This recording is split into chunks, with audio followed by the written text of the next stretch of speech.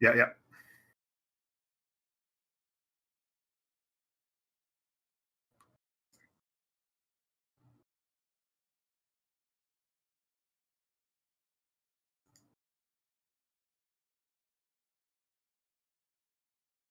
No, no, there's no way to do that.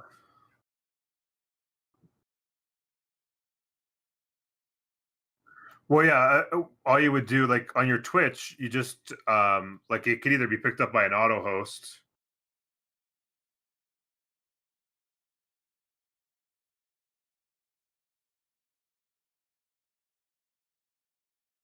Yeah, yeah. So you would just automatically pick me up anyway.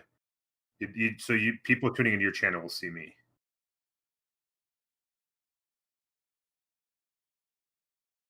13.6.2. They're saying I need 13.6.2. Are you kidding me?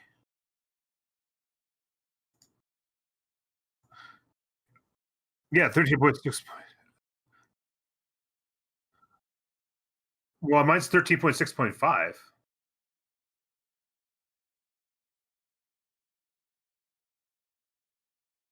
Okay, no, but it just that.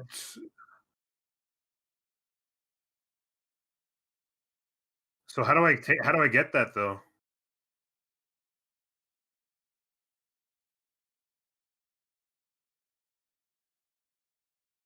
Yeah, I left my game. I'm going to workshop.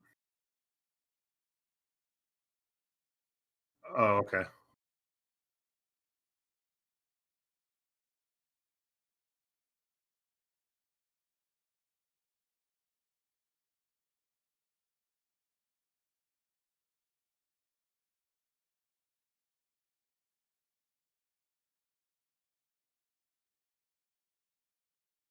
Okay.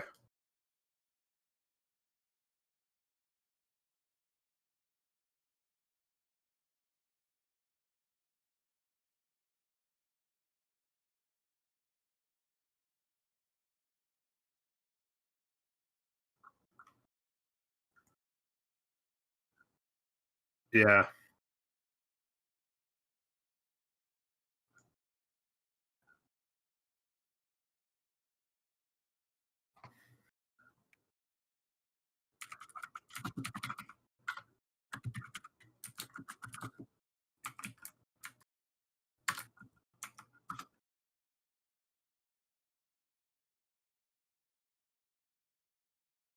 Subscribe. Perfect. Subscribed. Library. So it's just updating. There we go. Press play. Hopefully that is going to fix my problems. Hello, everybody in chat, by the way. Good to see you guys. Just trying to get coordinated. Hopefully, I'm not going to be like the one everyone's waiting on here.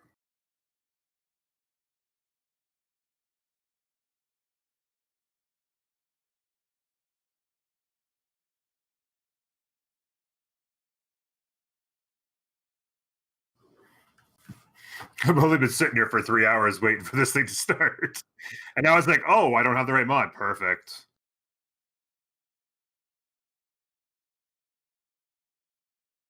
Error joining multiplayer session. Let me try again.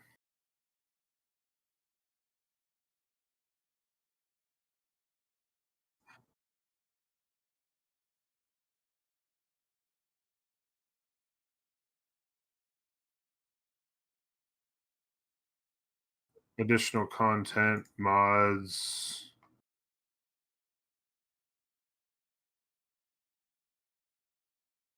Yeah.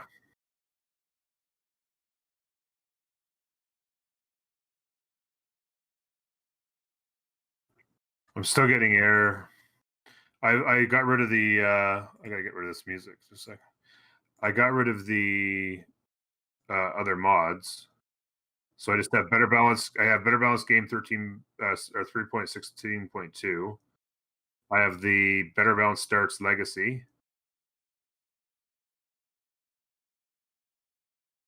Oh, okay. I thought that it said legacy in the thing. That's why I switched that. And better spectator mod. Okay, let me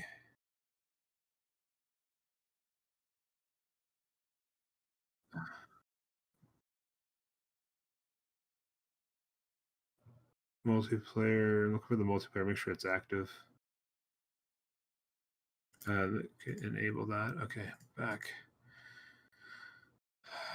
And then multiplayer like that. And yeah, I'm still getting error joining multiplayer session. I'm going to exit the desktop. It's just saying error. That's saying exactly what it's saying. It's just saying error joining multiplayer session.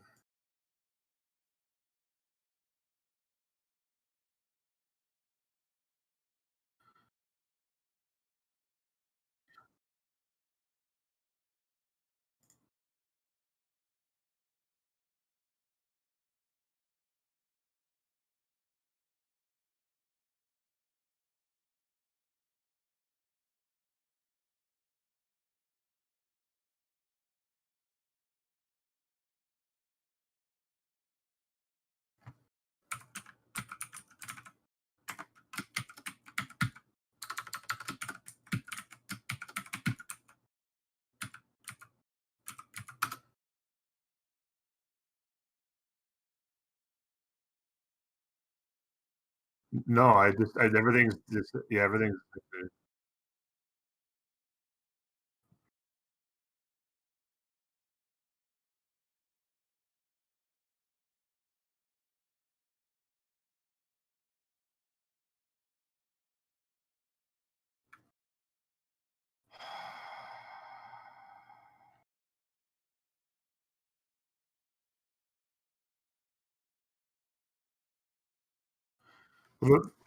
Yeah, because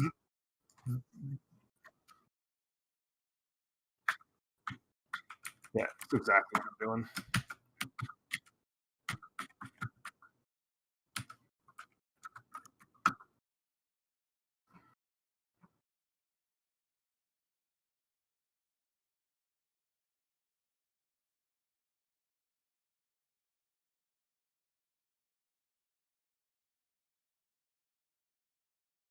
Okay.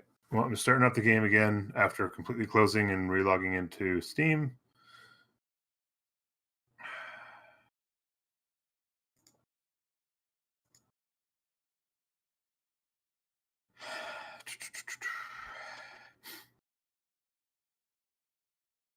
Hey, Borderline.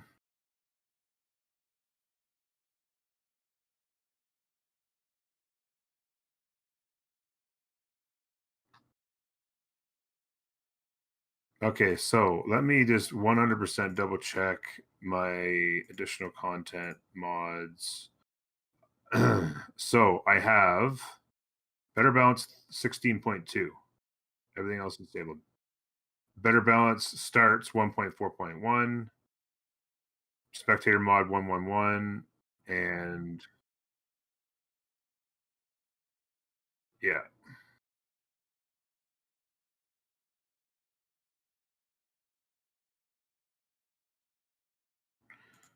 Okay.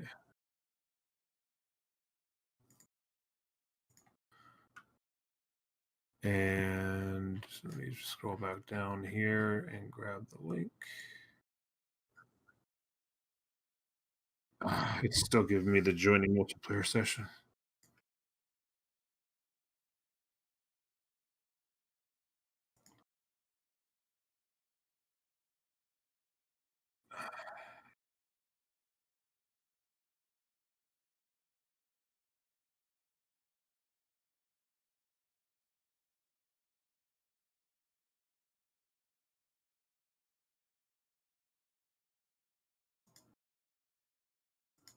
Logged out.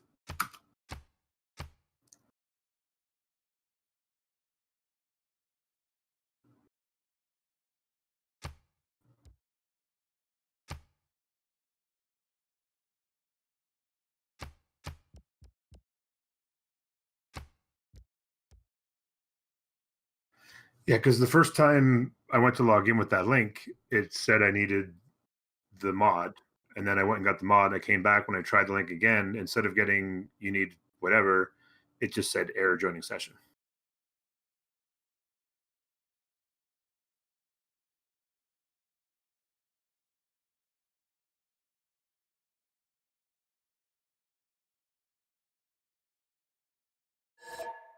That's what I did it too. Yeah.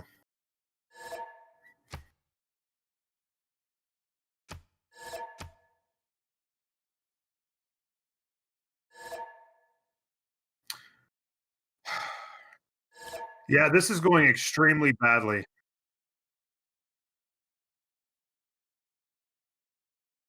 I mean,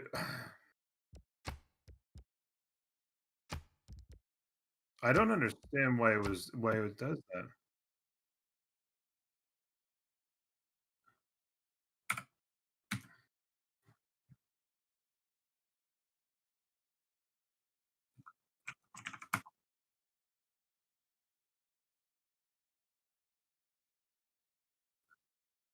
Okay.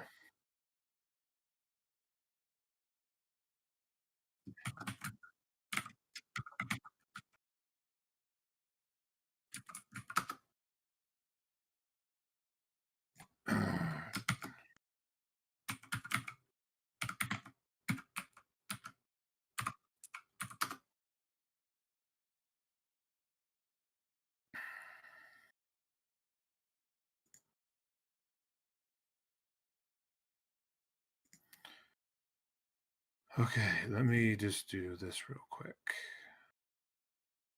And where is it? There it is.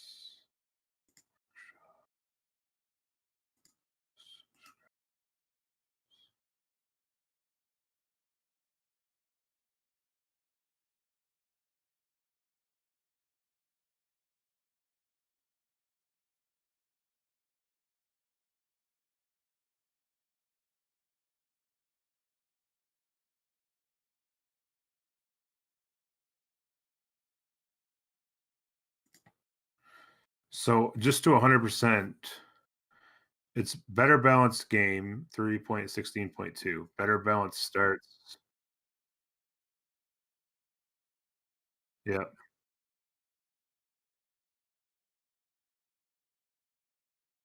Yeah.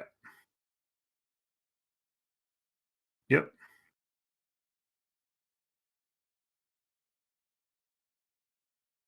Okay. That's all I've got. Okay. All right. Pressing.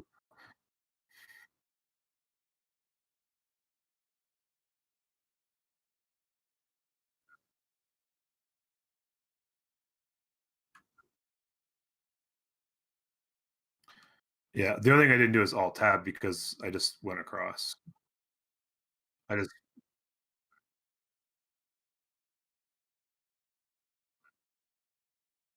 can you repost the link, the Steam join lobby link? Can't imagine that's the problem, but all right. So additional content mods 1.4.1, 1.1.1.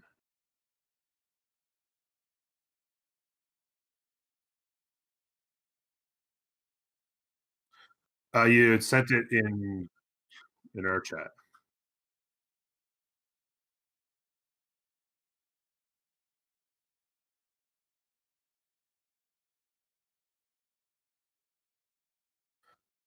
Okay. Okay. So there we go.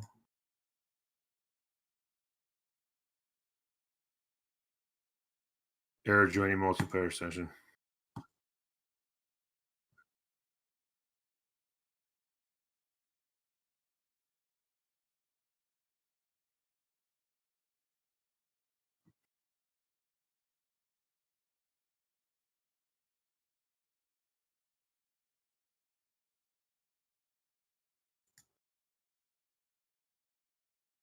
Okay. Now it's fine. Yep. Connecting to players. It's weird because I'm looking at the links. Oh no, they're not the same anymore. There's a couple digits different in the middle. The two links that you just sent at the end of the second group, it's 0052 and then it's 6637. Yeah,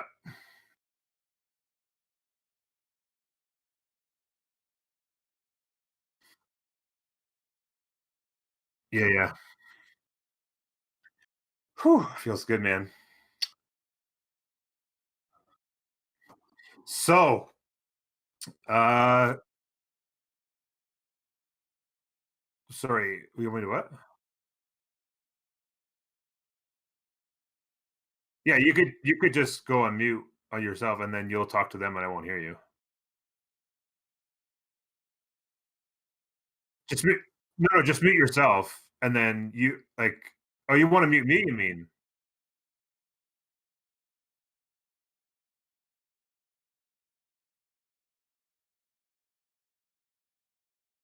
Yeah, yeah. So your guys will hear me through desktop. So if you don't want me to be heard, then you have to like you can mute me. Like you can right click on mute and just hit mute. Yeah, just right click on Normulator in Discord inside the stream chat and just hit mute, and then that way I won't come through on your desktop audio. Yeah,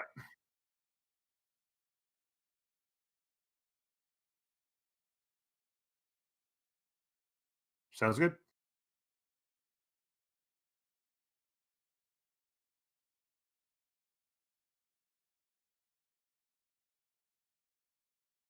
Self, I did. There we go. Okay. Thank you all for being here. Do you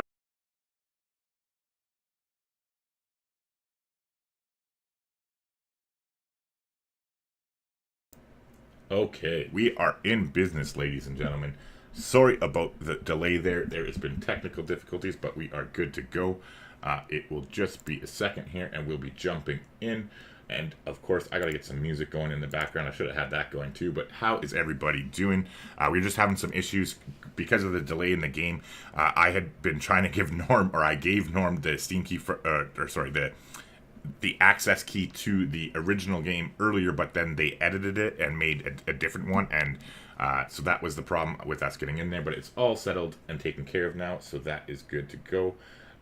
And we are just going to start rolling. So the way this is going to be going is that basically, let me turn that down a little bit. So me and Norm are going to be co-casting this game. However, he is going to be the captain steering the ship today, and I am just going to be watching his whatever he's talking about. Let me turn that down a little bit more. So I'm just going to be watching whatever he is talking about, and we are going to be co-casting together, but he's going to be controlling the screen and the action, and it'll just be me and him talking about the various things, and that's basically how it's going to go. So we'll be popping over there in just a second. I'm just making sure everything's set up on my end to get going here as far as the green screen and all that. I think we should be good to go. But yeah, thank you all for hanging out here. Let me just pull up chat here in a second, and then we'll get going. All right. So again, just as a friendly little warning here from my end, that this channel that you are currently watching this on right now is not going to be regularly featuring Civilization 6, so please do not subscribe to this channel. In fact, if you're from my community at Gamer Grampz and you do not have an interest in watching things that have to do with helping YouTube gamers get better faster and learning how to do collaborations and monetize and all sorts of fun stuff like that, please do me a favor and unsubscribe from the channel. The only reason I had gotten that or made that little push to get 100 subscribers was because I wanted to unlock a custom channel thing. But it's been so long since I started a brand new channel that I forgot when I first started Gamer Grampz way back once upon a time ago. I actually registered my channel in November of 2017, but didn't start until posting videos until February of 2018, and so there's actually a little asterisk involved where you not only do you need 100 subscribers to get the custom channel, but you need to have your channel has to have been in existence for at least 30 days. So literally, there's no reason for me to have anybody subscribe that isn't interested in watching that content. So please do me that favor. Other than that, though, we are going to get rid of this and we are going to jump into the game. So like I said, Norm is going to be hosting it live. There's links in the description down below. We are going to be watching his thing. I'm going to have it muted so there's no echoes and stuff, but we're going to be jumping in, and I'm actually going to be getting rid of my face so that I am not overshadowing him. So I should actually take that stuff off right now that I'm thinking about that. So or actually, you know what? Yeah, because I don't want to block the mini map for everybody, because otherwise I'd like shift myself over beside Norm. Actually, you know what? Yeah, fuck it. You can deal with. Oh wait, I'm not supposed to be swearing on this. Or wait, yeah, I am. I'm allowed to swear. Never mind, I forgot about that. So yeah, that's the other thing. For normally this channel will not have profanity on it for any of my videos and stuff like that, and the other like professional live streams, I'll always have this warning if at the beginning of my videos if I'm going to be unfiltered, which I am here, because this is meant to be like a brand friendly channel that is like there's no age restrictions on who watches and stuff, even though most of my content is geared towards older people. So yeah, this following stream will have profanity. I mean, I'm not going to be dropping F-bombs all over the place, but they will be sprinkled throughout. So watch at your own discretion. And now that that's taken care of, I'm going to figure this out here and just shift myself over. So give me 2 seconds, and we are going to be blocking the mini-map today. And actually, I'm going to have to readjust that size so I'm not completely cutting off Norm there.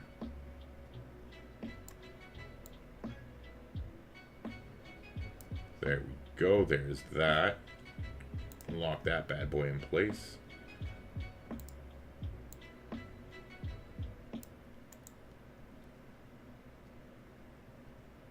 Boop, boop, boop, boop, boop.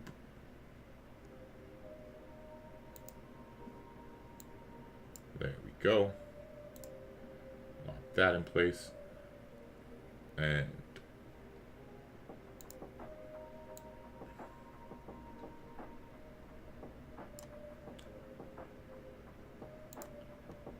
alright, I'm sorry, Norm. If you watch this after the fact, I'm gonna have to like cut off a little bit if you 1 second here.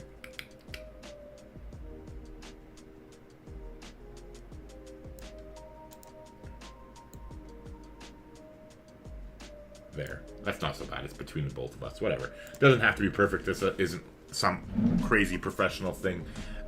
We're just having fun here for this, but it's a good way to talk about how to do collaborations with other people. So I figured I would do it here on this channel, not to mention racking up some watch hours to get myself to 4,000 watch hours so I can get monetized on this channel that much faster. Having said that, now, how is everybody doing? I'm going to be a lot more active in chat than I normally am because I'm not going to be controlling the ship, so I can basically talk however I want to. I can mute it so he doesn't hear me, and I can respond to my chat and don't interrupt his flow. He walked me through that because I'm not good at Discord, so he helped me. I got Ren says, wait, what do you need 100 subs for? You need 100 subs in order to unlock your unique channel name. Like, so your unique channel URL. So like how I'm like youtube.com/Gamer Grampz, or Normulator is youtube.com/Normulator. You need to have a minimum of 100 subscribers and also have had your channel be around for 30 days before you could get, like, so for you, you probably already have it by this point, but you would be like youtube.com/IGotBrenz. You unlock that after you have 100 subscribers, which I know you do. You have like, I think 300 or something, or maybe more than that, I don't know. But yeah, that's what I'm talking about, Brenz. Hey, Ferris is here too. How are you doing, Ferris? Good to see you here. We are going to just jump into this now, and I'm going to unmute myself, and we'll be jumping into Norm's stream. So, yeah, I can get rid of this crap, and we can pull him up full screen. And now, just give me 2 more seconds here, and I'll unmute myself.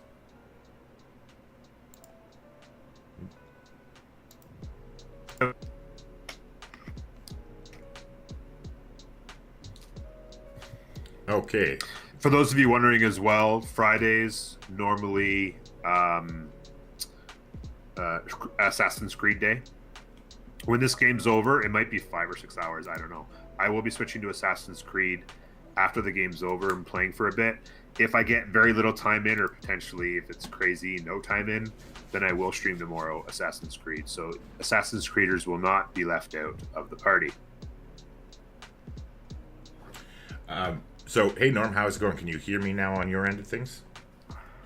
I've officially unmuted you on my end. Yes, these are all this is, I think, pretty sure it's supposed to be Scythia, but he didn't put it in time. These are the 10 teams that are banned. Now everybody's got the teams picked. So Poundmaker, Germany, very interesting. And Peter is also very interesting. Very good sim civs. The interesting Team 1 does not have a particularly strong military civ, other than in the water. Team 2, Montezuma is a very strong melee civ, and then a couple really good simmers in Trajan and China there. So Rome and China can sim. Harold will be a support and cover the waters, and then Montezuma is a strong military civ. So I like that mix.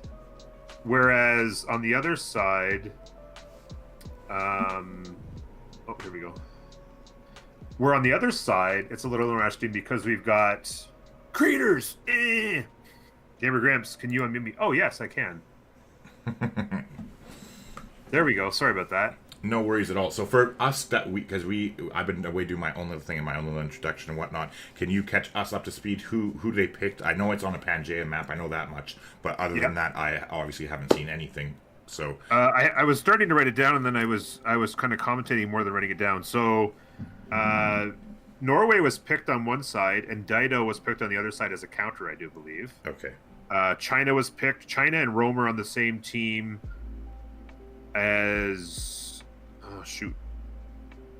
Okay, so I know that the Aztecs were picked as well. I'm trying to remember who was on which. I was about to write them all down, and then they switched it to start the game here. No worries. Like, we'll be able to see when it comes up. But my inclination, like, whatever team picked China, I'm pretty sure it is like that they actually have a very, very well thought out strategy, because I'm pretty sure, I don't remember the name of the team, but whichever one did, I can almost guarantee you it's the same team that came down to the wire against Team Ulysses. They literally were at 19 diplomatic favor points. So basically, he's going to go for a religion. He's going to go for Stonehenge right away. Like, if this is the same play, I'm expecting it to be.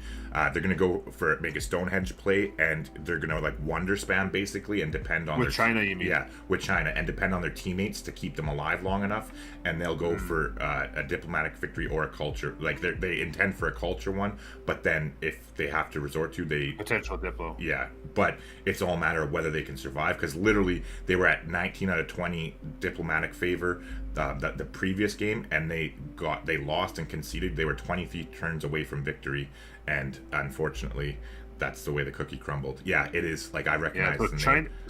So China is Vladimir. Actually, I'm wrong. No, it it's not this. It's not the same team. Yeah, like, because the way that picking works is that the team picks, and then they can switch who plays it. That's okay. I was gonna say, because they had it written down, because earlier it said Vladimir was next to China. Yeah. So Klen is actually China, and they have Norway on board, as well as Rome and Montezuma. So Montezuma is the one team I would say that's a true like military type offensive land civ out of all 8.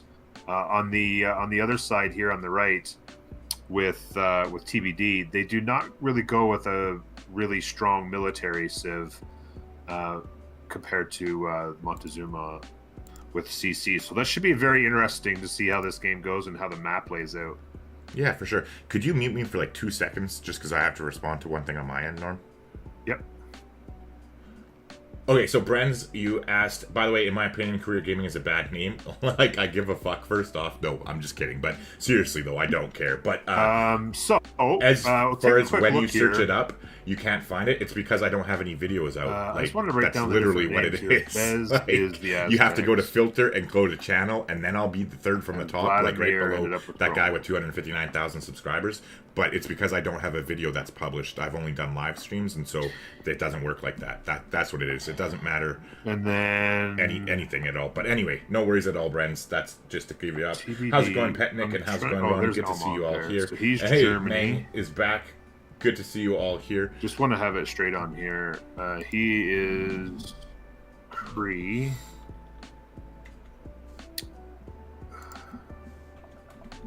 Tordred. I don't have Tordred here.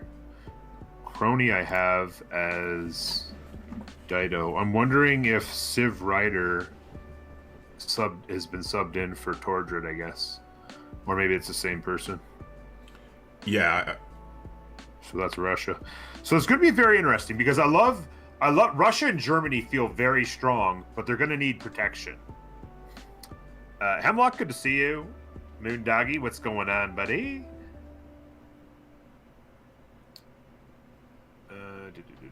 Why can't... There he is. There we go. Sorry about that. So I'm back in. You can hear me now? Yeah. Okay, perfect. Yeah, like, have you taken a look around to see where everybody spawned yet? Like, I was just about to get started on that, actually. Yeah, no worries at all. You do your thing. My first thought was, though, I was just kind of commentating on the overall selections, is that I really like the look of Germany-Russia. That feels very strong.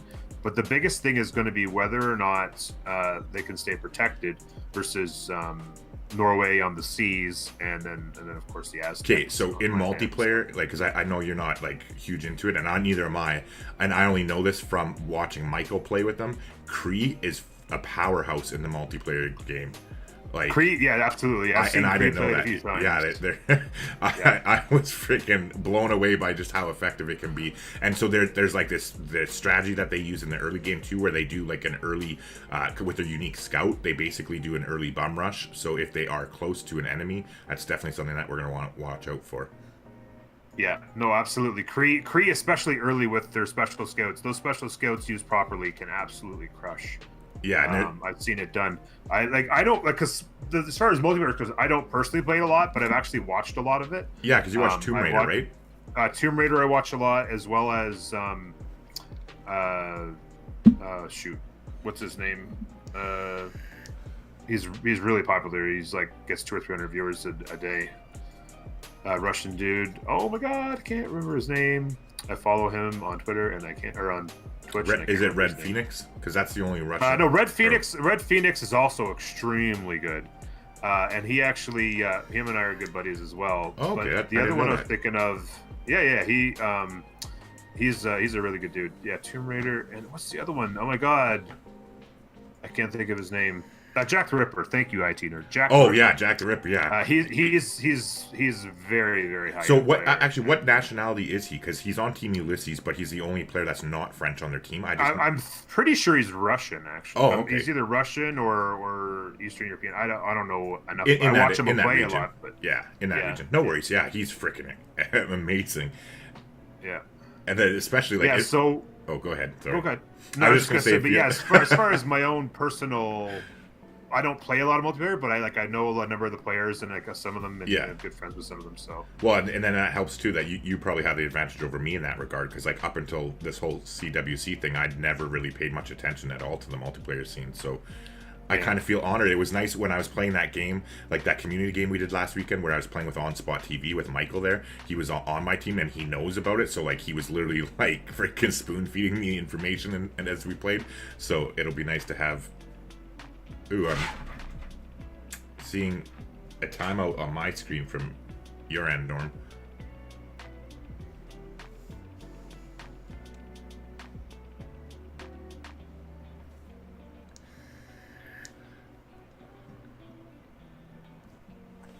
Ooh, I'm wondering if he disconnected. Maybe he had a game crash? Brent says it's Russian. So, okay, Jack the Ripper is Russian. Good to know. And the game crashed. My game just crashed. Yeah, no worries. It happens sometimes with the stuff. That's the one thing. Like, hey, with your inside access to Carl and Borderline there or whatever, maybe you want to pass along that maybe one of the game modes that they look to before the new Frontier Pass is a multiplayer game mode where like all these like spectator functions are built in, but like just like in the base game, like where you could turn it on. That would be so good for the Civilization community, I think, like to get the multiplayer experience going. If we didn't have to use all these different mods and there was just like a standard thing. I'm just trying to figure out what the heck's going on here. So you're back in the game now, like, cause right, like this is that I'm seeing on your Twitch. I'm seeing the game. It says Gamer Grampz is the new game host. Game is migrating a new host. The game is resumed shortly. So I don't know if it was me that disconnected or one second. I'll check that. I'm not seeing the game. It says everybody disconnected, but that doesn't make any sense. It must have been me that disconnected. But yeah, I'm still in the game. Don't worry. I'm asking. Did you disconnect the? Hold on 1 second. Just I'll wait for somebody because I asked. It looks like I disconnected, but the game didn't.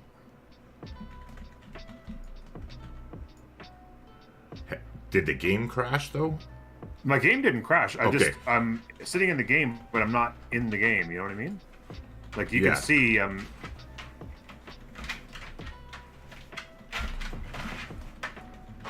Yeah, I'm asking, should I restart Civ and join again? Gamer Grampz, we have the wrong link for your stream. Can you send the correct one to me? Yeah.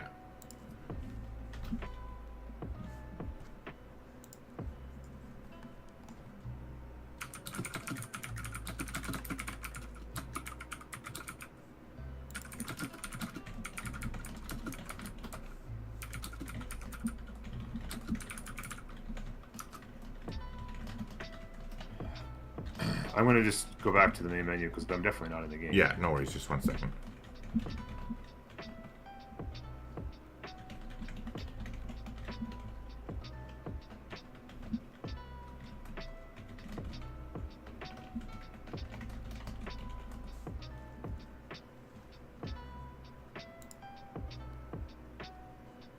I'm not sure if I can join back. If I can just join back in. You should be able to just click the updated lobby link that you had connected with, like the second one. That should pull you right back into the game. Connecting to players. Yeah, you should be good to go. All right, as long as my only concern was that they would have to start over. Like no, they continue going. Like that's the one thing. Like when spectators don't hold the game back, like it's on you. Like if a host drops, that's a different thing, or a player drops.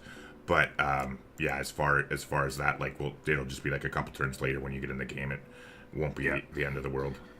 Oh God, I was having a bit of a heart attack there because for a second everyone dropped. I'm like, I thought it must have been on their end because I was still in the game. I'm like, I guess I must have missed a comment and somebody said let's relobby, or I didn't know what was going on. I just didn't understand what was happening, but thankfully.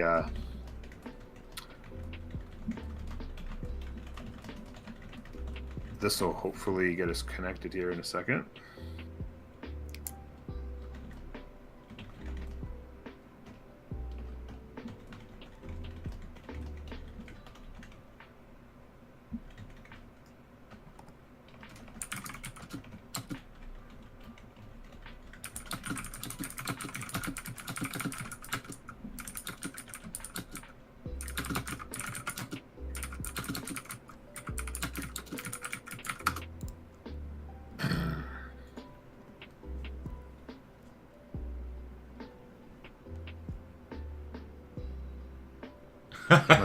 So my chat says Tim from my chat says, did you lend Norm your power bar? Yeah, it feels like that. This happens every once in a while. I get my hiccup will take a hiccup, or my internet. These are errors starting. We recommend disabling any mods training again. Oh, great. Did you click the wrong link? One or more mods failed to load content. I clicked the same link. Yeah. And it was like it got me into the game.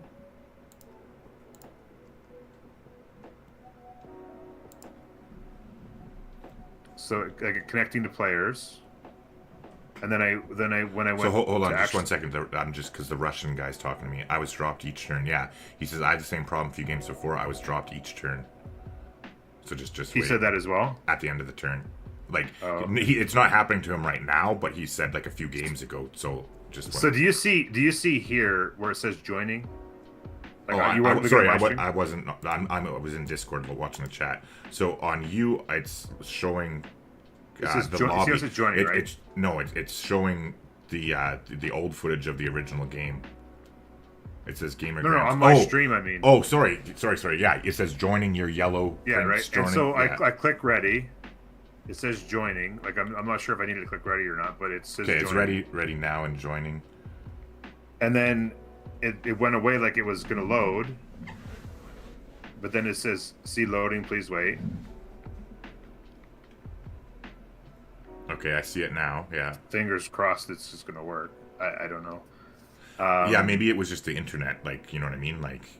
Yeah, so here you go. There was an error starting the game. We recommend disabling any mods and trying again. Doesn't make any sense. All right.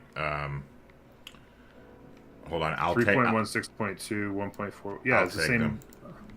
Okay, so the Russian says, I don't know how to fix it, but I deleted the game and deleted all zip files at Steam and my games folder.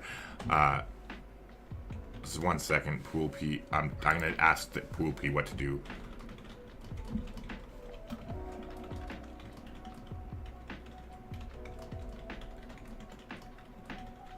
I mean, I got in already once. Yeah, So how could no, not I be right, you know? I know. Just wait, because again, that's why like it would be so like if they were to actually make an official game mode for like multiplayer spectating, it would be. I can't believe they haven't gone that route already. Like to try and make more of an esport of it, because this is the big drawback of multiplayer is this exact situation, the tech problems. Like this is what frustrates everybody. But yeah, so I tagged Pool P and said, what should we do here? And it said you can see the norms Air's getting from mods trying to rejoin.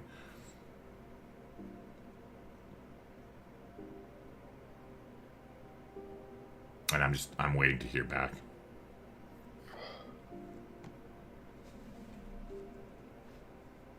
But yeah, you're good as good as my. And Tim says Michael has had similar issues as well. So yeah, it's not you, Norm. It's the fucking. It's just, no, I know. It's just yeah. it's such. I'm I know so it's so excited, frustrating. so No, hyped up, and then I got exactly. delayed for 2 hours. I know. I know exactly how like, you feel. Come on. Yeah, I get it, and that's my point, right? Like, think about how nice it would be if there was just like a smooth, flawless thing built into the game where you can spectate, have like however many players you're having, and it's all like you don't have to have better balanced game or this or that or no mods. It's just like, you know what I mean? Like, yeah, and I mean it'd be so good, but I'm not sure.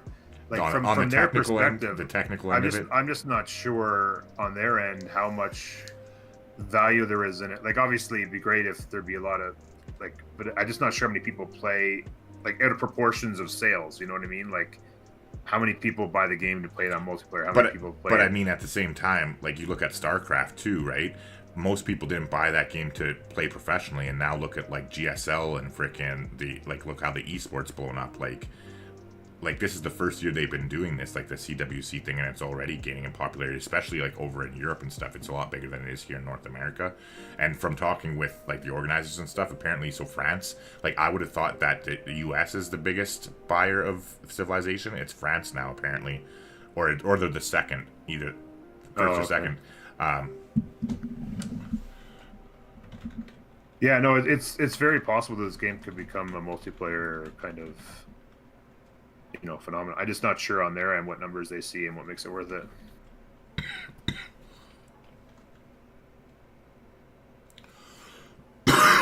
Excuse me, just 1 second here. So Poopy's responding here.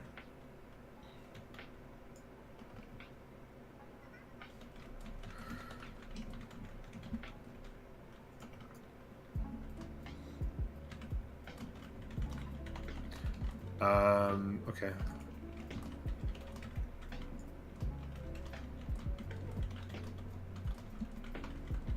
I'm just wondering when it connects. I'm wondering if it's because this is trying to connect to the game before all the other stuff was done. Maybe I need a new. I don't know how that works, because basically that link that I have. Okay, so hold on 1 second. He has to unsub and resub on the mod here, and go to hosting game. Okay, so 1 second. Oh, this is correct though. I'll give it another shot. No, like you have to 1 second. Okay, so you have to unsub and resub. Oh, never mind. Yeah, here, I'll give you the... So... It might be working. It might be working. Well, now I'm getting the spectator. It says if there's an error message of multiplayer helper, please unsub and resub the multiplayer helper mod before rejoining the game. It didn't say anything about multiplayer helper mod. It just said no. But that's what that's what he's saying. The issue is that it's a common thing, and that's why he linked me to it. So, like, unsub to the multiplayer helper and resub to it, and then join the game again.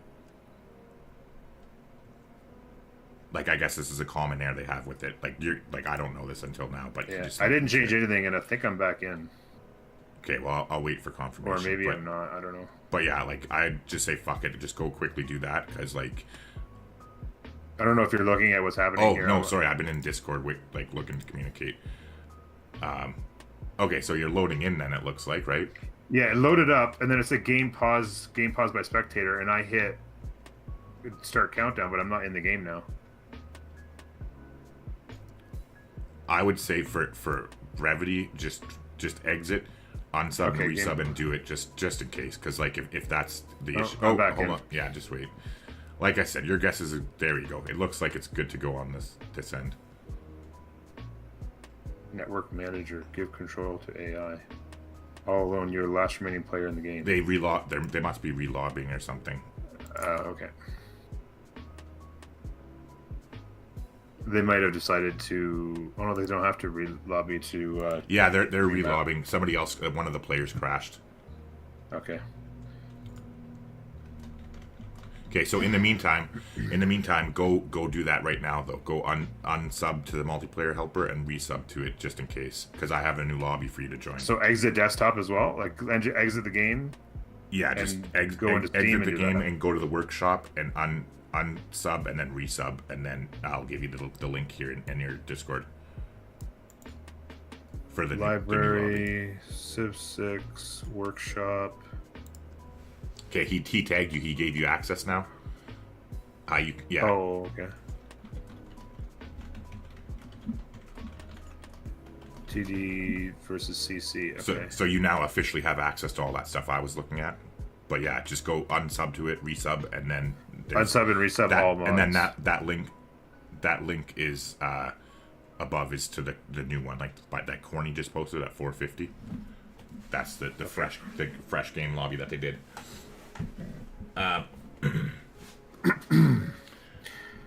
But yeah, at least you know you didn't miss out on much because they relobbied. So that's the good news in the silver lining of the dark shitty cloud, right?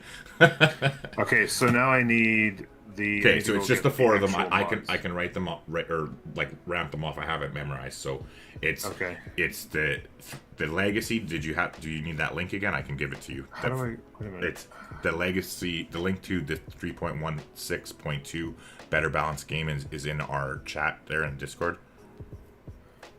I'm trying to get to workshop. There we go. Workshop. Okay, so what better balance game? It's it's the legacy one though. Make sure it should. If it's not there, that link is in our. Yeah, 13.6. Yeah, here it is. Here 13.16.2. Yep. Static version. Subscribed. Okay. Correcto. Next is multiplayer helper 1.0.8. Multiplayer helper.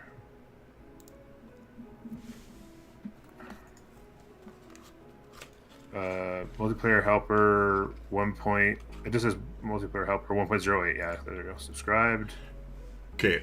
And then so another one of the organizers at CWC says to be extra sure. Yeah, I'm just looking at that now. Okay. I could go back and do it again. I want to. Yeah, I want to get going. Just try. I don't want to delay them. Like, because yeah, we'll do you know where your mods folder is, like, easily, right? Yeah, I could find it. Yeah, just because it's only going to take you like another minute of effort, and then at least we crossed everything off the list, right? And it obviously at that point is just a fucking in the hands of God or whatever higher power you want to believe in. Hey, David, how's it going? Yeah, no problem at all, David. Hey, just feel free to leave it open, eh? Hey, Yeah, David. my mods are empty. Boom, boom, Yeah. boom. My mods are empty.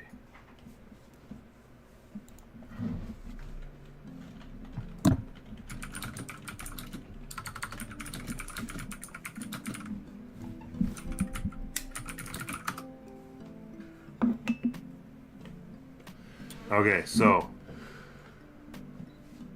multiplayer helper. Yeah, David. Even if you're going to be spending time with the wife, feel free to leave it open, muted, or something like that, so I can get those watch hours. After better balance. So it's better balance starts 1.4.1, not the legacy.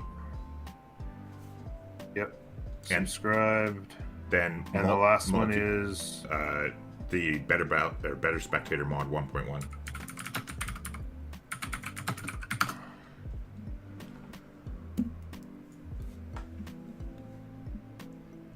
Better spectator mod. Subscribe. Okay, so there is workshop, subscribed items, the 4 subscribed items, back to library, starting up game. And you click the new link, or you're starting up the game.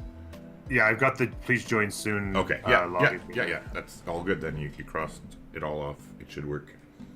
And then I'm just going into game, and then I'll click the link, and hopefully, I mean, I should have had the right mods because obviously I know. It's right? just some. So I guess really it's sure. it's some common. It's got to be some common glitch just in the programming somewhere, like something. Because if it's common enough that they had like literally a rule about it in that like that thing that he linked me to, that channel.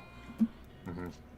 That it's got to be some issue then. And like I said, in my chat too, they were saying that Michael, like on Spot TV, had it, similar issues, and that, like I said, the Russian guy said he was having issues there, and yeah. Retrieving host information connecting to players.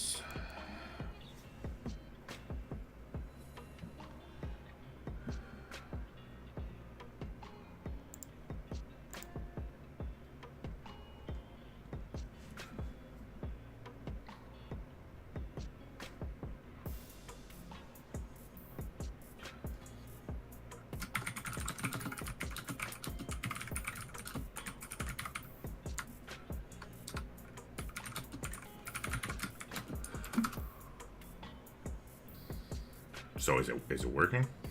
Yeah, I'm in. Oh, okay. Sorry, I because I'm in the Discord, right? Like not on your stream. Okay, good.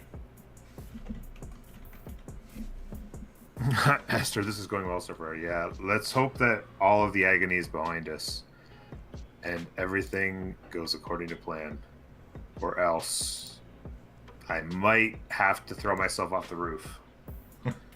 Probably only end up with broken legs, but it'll take away from the other agonies. Yeah.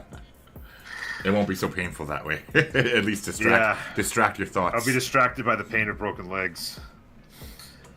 Oh my god. Please work. Please everything just go smooth.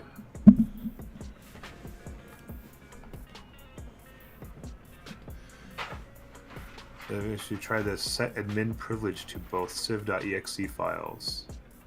Stream library, then clear a cache in Steam settings.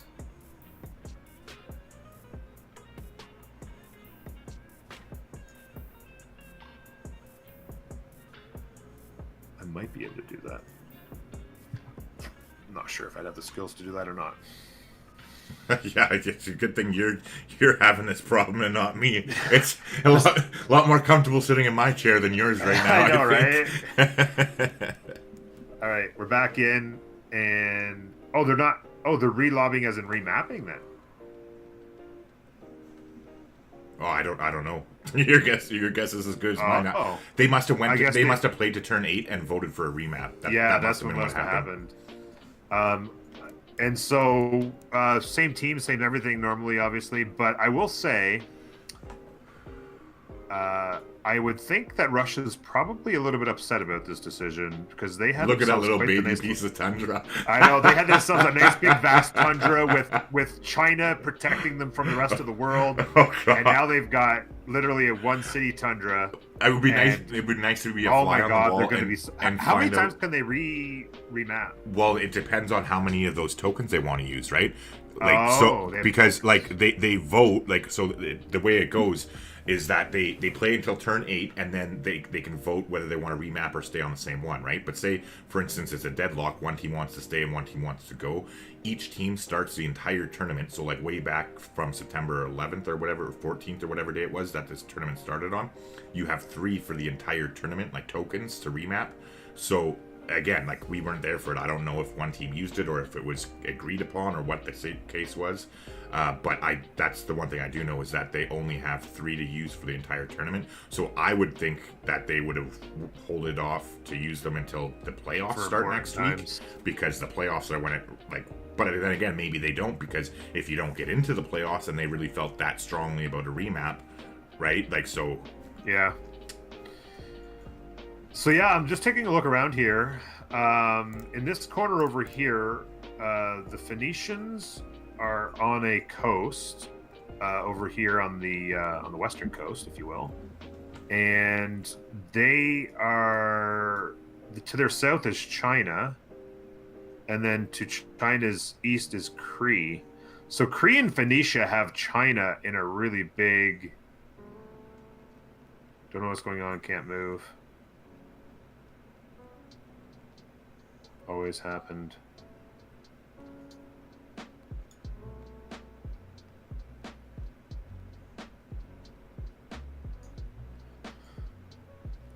Because yeah, Germany fixed it. Okay, they were just having some technical issues, it looks like. Yeah. So Germany, but yeah, China's in a bad spot there, especially if they were. China's in a really bad spot. Civ thing. Where is Norway? Have you found that out yet? I have to tell you, if okay, so Russia and China are on opposite teams. Let's say if China and Russia are on the same teams, they're definitely going to want to remap. Sorry, say that again. Norway. You want to know where Norway is? I'm guessing Norway's on the coast somewhere. Yeah. Oh, you crashed again. It looks like.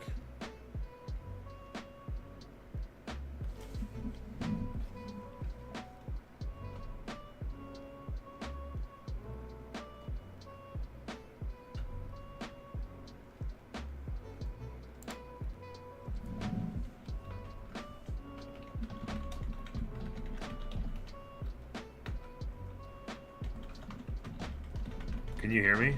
I can hear you now. I just got booted out again. Yeah, okay, so some players can't move. Can we re-lobby as always? It's late, let's do it faster instead of double loads. Yeah, so they're going to re-lobby, I'm assuming, because, like, you can see... Oh, is that... Oh, okay.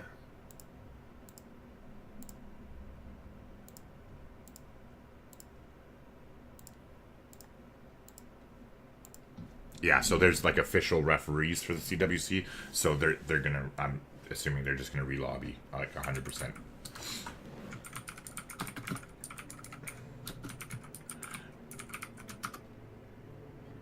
I feel so bad for the people in Russia right now. I know. Like the original start time was 11 or at night their time, right? So like now it's now midnight their time, and they haven't even fucking started the game yet, basically. Yeah.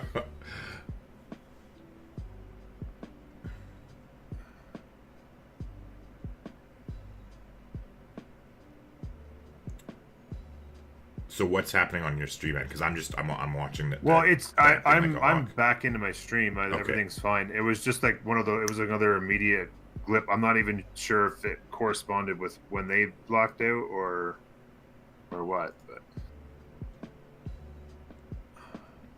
so everybody is still in the game at the moment, or it says some players can't move. Can we re-lobby as always? Yeah, that's what I've been. Oh, here we go. There you go. Yeah, that's what I've been waiting to see, but. That's why I wasn't watching your stream and was asking you about what was going on there, because I was waiting here to let you know as soon as I saw something. All right, fingers crossed that this goes smoother than it has been so far, because this is definitely not an enjoyable process. I know, and I'm just like, oh. And like I said, like I'm new to this too, right? Like this is only my second ever experience with it, but I can't imagine it goes this bad. This always it always goes. Yeah, because people would just otherwise they wouldn't do it. Like why would exactly. anybody want to be involved, right? So.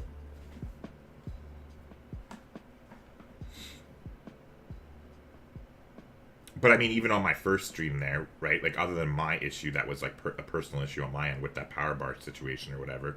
Or, well, now that we know it's not the power bar situation, it's my actual power supply. But anyway, even beside my thing there was a couple little hiccups throughout the game, but they were like quick fixes, like just like smooth relobbies, and then we were good to go again. Like a delay of like a minute here or 2 minutes there, kind of thing. Not like the cluster fuck that this seems to be right now. But hopefully, so you're I guess I can pop back over to your actual stream now, right? Because they're reloading. My stream's never actually been down. It just had a couple glitches. Okay. Yeah, it's hard because like I'm now a viewer of your stream, right? So technically I'm interacting in real time with you, but seeing what's happening 20 seconds before or however long the delay is. It only should be like 3 or 4 seconds. Oh, if you're on low latency, it shouldn't be too long. Like here, move your hand and let's see, just out of curiosity, because right now you're talking. Hand moved. You're okay. There you go. It moved. Yeah, so it's about 5 seconds, 4 or 5 seconds. All right. Yes. Well, Hendu, they remapped once, and then this I think was when we got in there. Nobody could move. Still waiting on one person to hit ready. There we go.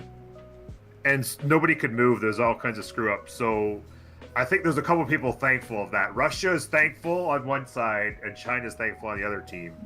Because what I saw briefly, they both were in really tough spots. China was going to be absolutely hosed. They were on a coast with sandwich between the Cree, enemy Phoenicia to the north, and Cree to the. Oh god, they would have been out of the game. They would have been toast. They'd have been toast. They don't even know it yet.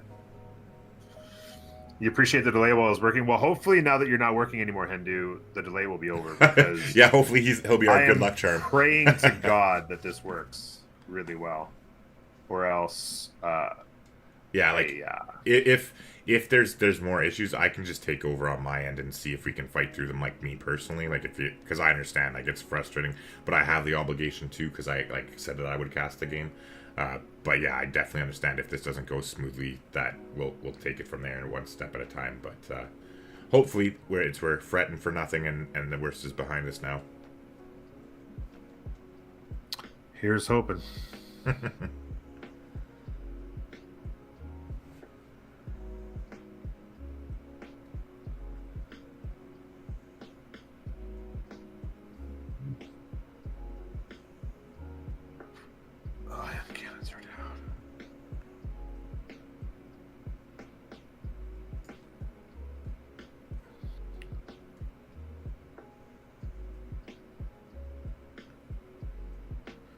Okay, so let's click on Montezuma. Let's click on one of the teams here first and see how this lines up. So you've got Montezuma here in the middle with some pretty good tiles, and their teammate not too far away in Rome down to their southeast with some pretty good land. And then up here, Norway on the coast. This is what they're seeing right now as we speak. And then all by their lonesome... over here is China.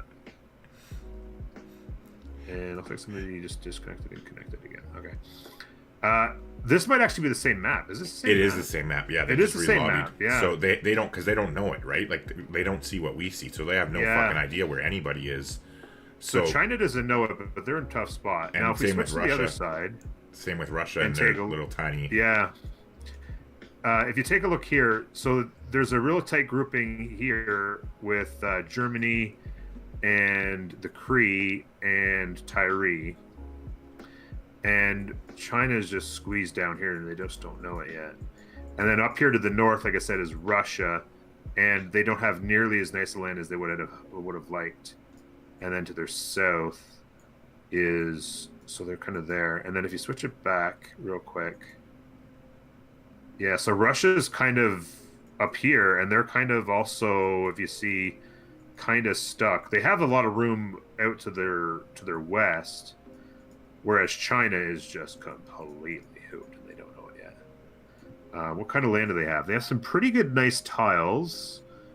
China's a nice, solid, strong civ, but they might have to try and stay isolated. They might need to borrow some money from their neighbors or their friends because they to put together a defense. They can definitely sit there and tank it, you know what I mean? And like if they distract the Kree and Phoenicia and allow their team to pursue other goals, like that can be worth a sacrifice too, right? Yeah, absolutely. Yeah. But yeah, like there's a bit of a mountain range here that could protect them a little bit from the Kree. It's going to depend on who can get their settlers out, who can have. There's some nice hills, a lot of chops. They can put together an army pretty quick here. But their problem is that some of their best land is on the coast, and the last thing they want to do is put anything near the coast. Anything on the coast with Phoenicia lurking to the north. City-state wise, Jerusalem, Bologna. Can you check the ice caps quickly and see if there's a way that Norway can get help, or is it blocked off? Let's see. To the south, you can get all the way through. You'd have to get either kill Singapore. Oh, I guess they probably definitely kill Singapore. Norway could just kill Singapore and get there. But it's a long ways around for them because they're actually in a bay here. So they got to go all the way around the outside here, over above Akkad. This is a ton of bonus land for somebody right here. Yeah, it's going to be a ton of bonus land for Norway. I'll tell you that right now. Yeah, like Norway's going to figure this out because they're going to get a boat in the water quick, and they're going to head around. They're going to find out that they have a lot of bonus land. Norway is sitting pretty. Yeah, now. Based on how this is going to go, I would put my money on whichever team has Norway. Like I don't know. Norway is the Russians, right? The Triple C, the CC guys. Yeah, they're Russian. So my money, like hunch, would be that CC actually wins this game, personally, because even if China, it would be hard. Yeah, it feels like it'd be a tough spot for them right now. Because Russia could have been a really big carry, and they don't have the land, at least not the Arctic land anyway. And then to their south is nothing but ugly floodplains. And then not to mention, too, that they have to avoid the coast like the plague because Norway's right there, too, right? So exactly. Russia's literally in the same boat that China is, basically, for the most part. They have that the mountain range to kind of give them that defensive angle, but then, like, at the same time, they have, like, the Aztecs. Or wait, I'm confusing the teams. No, they have Norway and then what is it, Germany who's close by there to their south? Or is it Rome? Or no, Rome is on Rome. Yeah, sorry, Rome, Russians. Rome has Rome, and like Russia has to worry about Rome, and then Norway being fairly. Well, Russia's biggest concern is the Aztecs are to their south. They're really kind of boxed in. They have a little bit of space. I didn't realize they were on a different team. So if you look at, just to give Russia's perspective for everybody, Russia's perspective here, they have very little land. This is a little bit more, but there's no fresh water, and the last thing you want to do is stick it on the coast with Norway. Well, they don't know where Norway is now, but but they'll find out soon. Yeah, they'll find out. Yeah, and so they have a little bit of a lot of floodplains. They have some nice land kind of here. If they could grab this land, it's pretty nice because Norway's going to stick to the coast most likely. So they could probably grab this land here, and then they have some space down in here, but it's not abundant. And you've got to figure the Aztecs are going to like what he's like. He's already exploring here. He's going to like what he sees to the north here, and probably start to explore. Particularly because they know Rome's down here, and Rome's going to be like, "Hey, I'm on a coast. I'm going to need some space." So Rome's going to be like, "Yo, Aztecs, I want this land here," and then Aztecs will be sweet. I'll take this land here, which is going to cut Russia off. So it's strategically. The map wise, it definitely feels like the CC's boys have it the favor. My only thought would be whether or not China, because I guess because China and Norway are the same team, so Norway looks great, Russia does not, but China doesn't either. Here's a meet, so these guys have now met. Be interesting to see what happens here. Which ones have met? Sorry. Right here, Kree and China. Okay, so they do. Okay. Yeah, so Kree is just noticed China's And they're going to have a good idea because they can see this coast here, right? So they see this, and they're just seeing China from here. So they're going to know they have them boxed in, most likely, right? Just off of what they kind of know here. Put it together, and yeah. So this is going to be interesting. This warrior is going to probably try and come get a hit on this, more than likely. And Kree is going to try. You can see here, Kree has already spammed out one Ochita. I can never say that. Okatisao, their special scout. Better you than me. Second one on the way. Yeah, exactly. And then they have so up here we've got a second settler coming out after scout. So it's gone scout settler there, and it's been scout settler there, and they've actually gone past one another. So China, they've kind of gone ships in the night, that kind of thing. They just let each other go. And Kree is coming south. Settler on the way. So this warrior is going to have to double back and try to give a little hand to the settlers there. So interesting stuff. Give me your thoughts on Germany. Let's take a look here. Like just their overall. Can you go back to the spectator there's Germany and just your thoughts on what their gameplay might be. Yeah, can you pop open to they've gone scout settler. Can you pop open to the observer mode though again? Yeah. Sorry, you can see everything. Yeah. Just I actually was making a post to advertise on my big channel that we're doing this, so that's why I was on a different screen. Then that's why I asked you about which ones saw which ones. But as far as their opening, so Germany is on the team with Kree, right? So they know that basically they have they have China sandboxed, and they know that Vladimir wants remap. Yeah, you don't say, right? Yeah, I saw it coming. Yeah, saw the writing on the wall, did you? Yeah. You're gonna have to start calling you Nostradamus over here, remap, right? Yeah, I'm assuming that it's going to be put to a vote on. Yeah, we're turn 8, right? I guess so. Yeah, this is the vote, and I'm assuming that it's bad enough that if they don't, yeah, they agreed. Okay.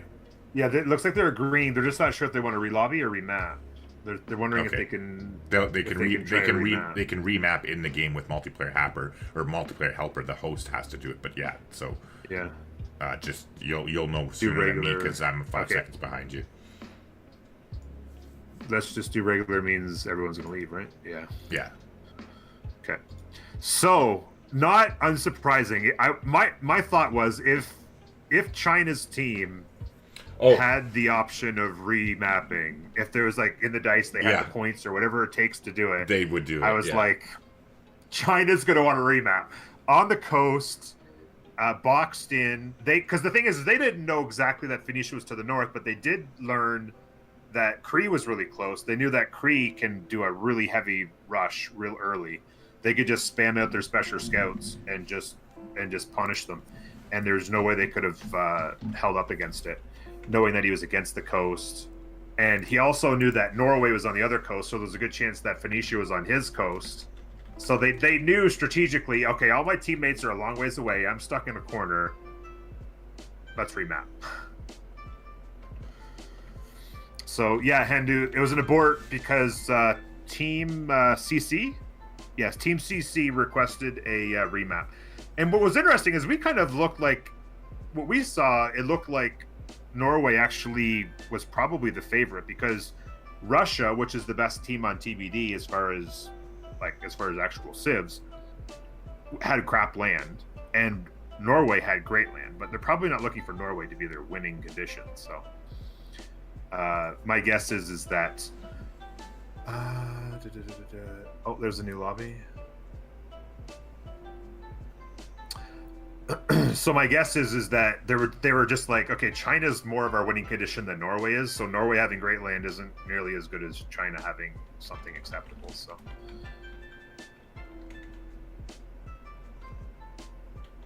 okay, this has got me as a player. How do I get switched to...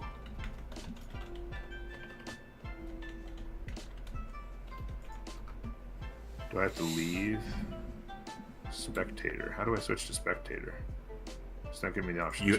You'll have to swap with M1 wall at the top. Oh, so he has to leave, right? He has to, or not leave. No. You click on him and click swap on his name on the left side. Oh, there we go.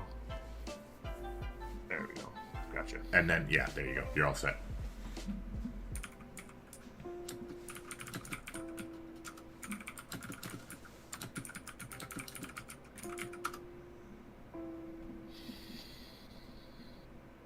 and I'm going to be right back. So I'm going to go get myself a pot of coffee. Please unselect team. You're on team 1. You got to put yourself. Oh, there we go.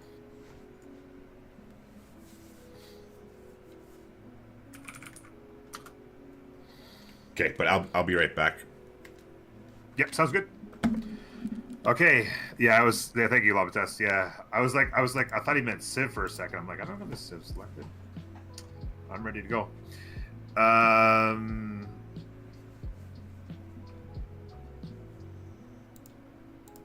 my Gamer Grampz. Oh, well, I'm using his Steam account because,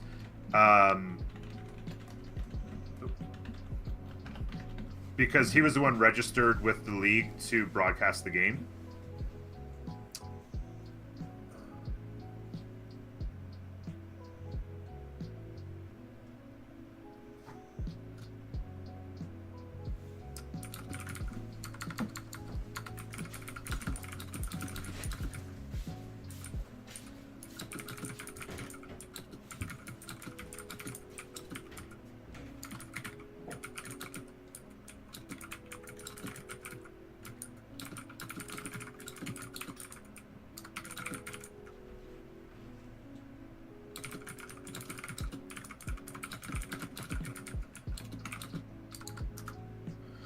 Okay, we're on our way out. No what?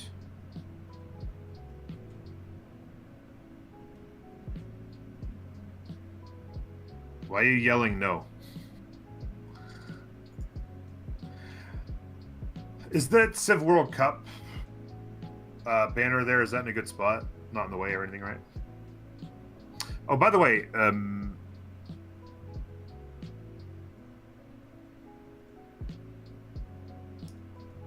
yes. Yes.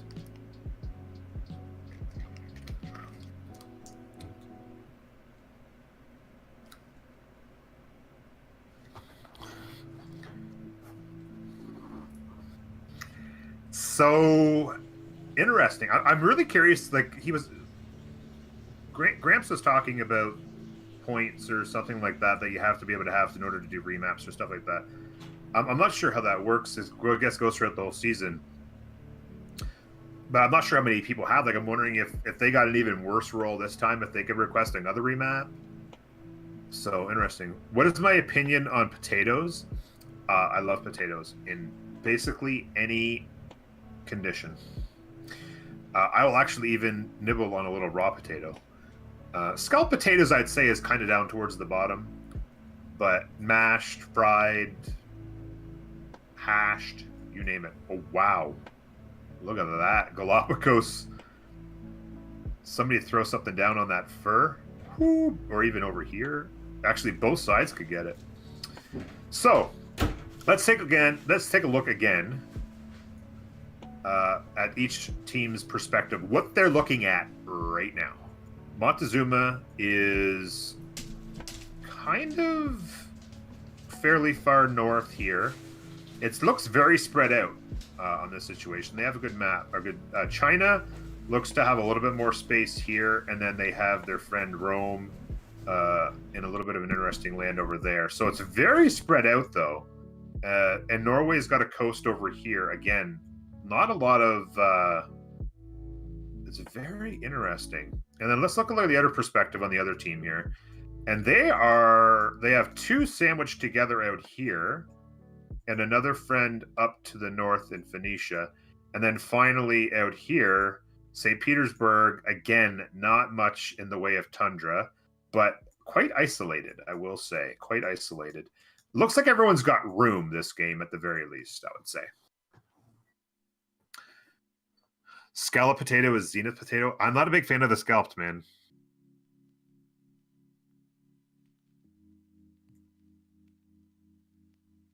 So, very interesting. Kumasi, interesting city-state, stuck in the middle.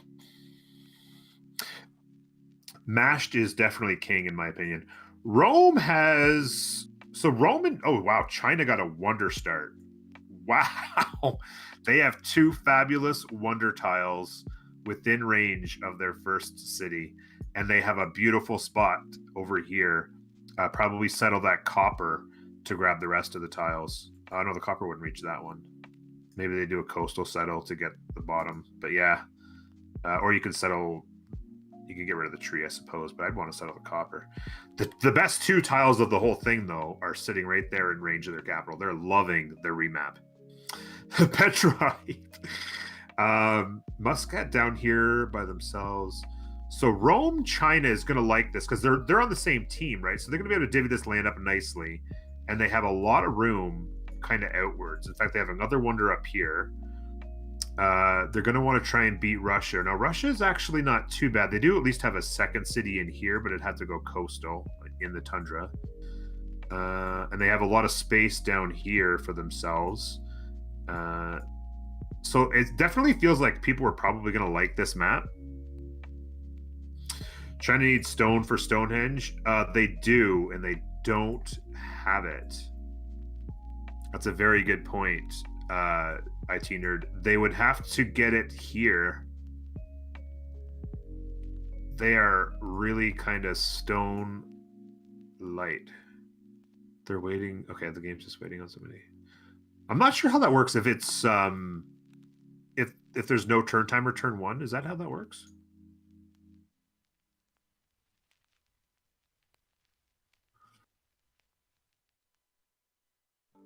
Just make Stonehenge out of wood.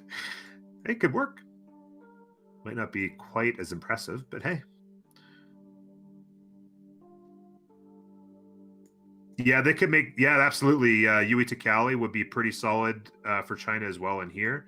And like I said, this is a lot of faith and culture on sitting on these toe tiles. They're going to want to be borrowing coal from their neighbors to grab this faith and culture early.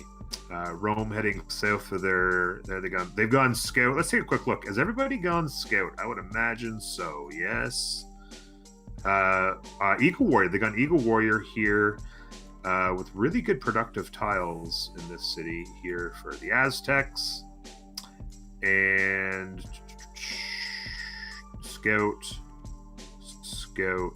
and of course I wish I could figure out how to say that. Okitsita.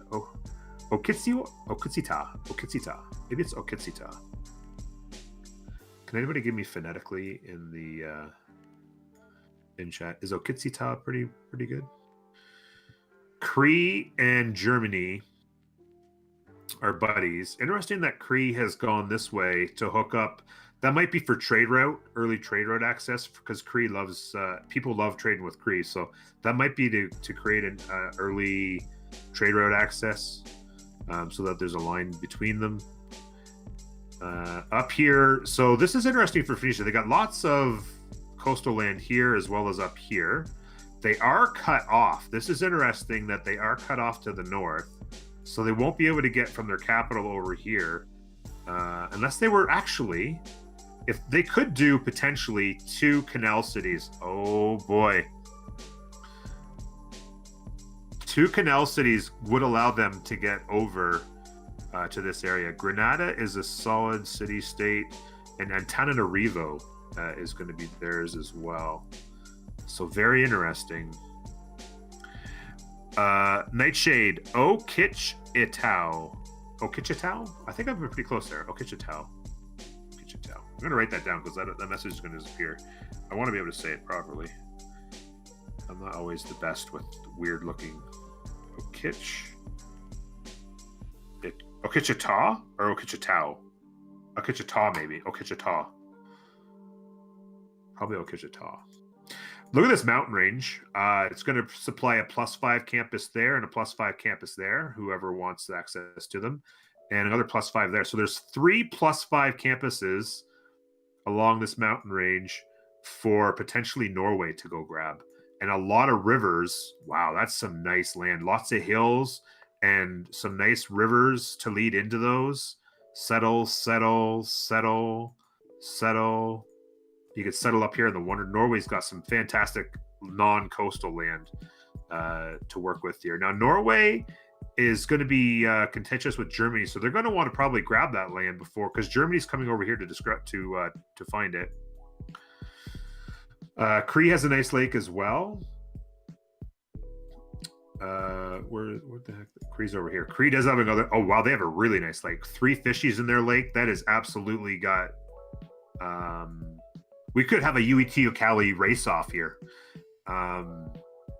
China v Kree. I like China's chances. Picking up another goodie hut there. They've popped out their Eagle Warrior here. Let's take a look at what everybody's doing now. So they've gone into their Settler as their second build, as has Rome. They're going to be 6 turns on theirs. Just noticed Halong Bay over here. And then we've gone Settler here in China as well. So a couple Settlers there. Has anybody not gone Settler? I don't think so.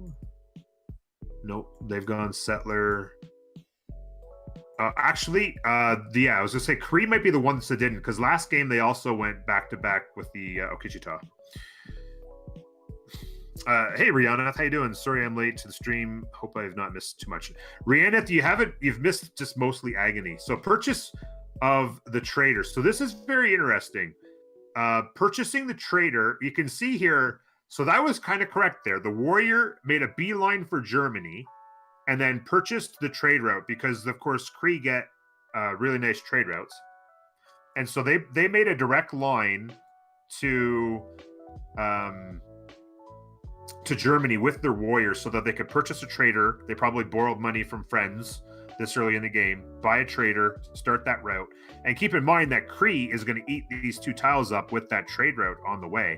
And so those 2 tiles will basically be for free, which will kind of pay for the trader in itself.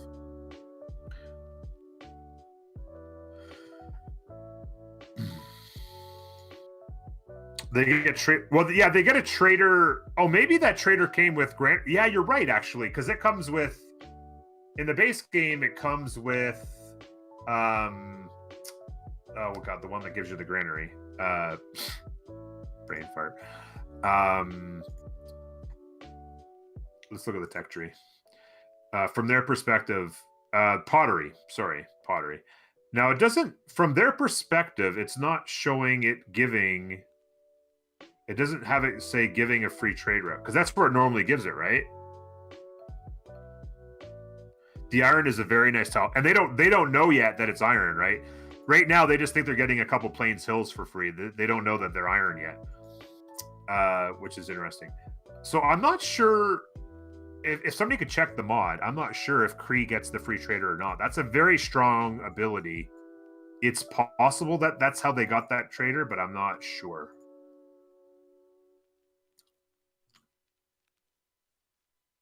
Llama, they do get a tusk? Okay. Wait, what? My game just crashed. Oh my god.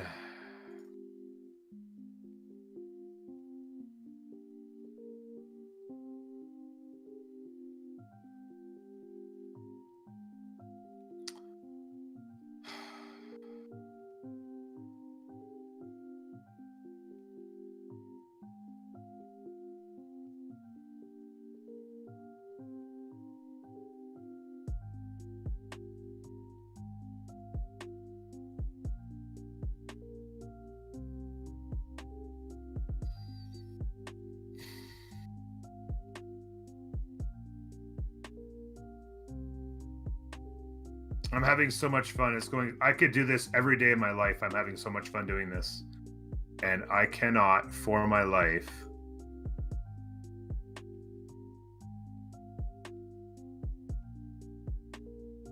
catch a break right now. Oh, God. I couldn't imagine having more fun doing anything.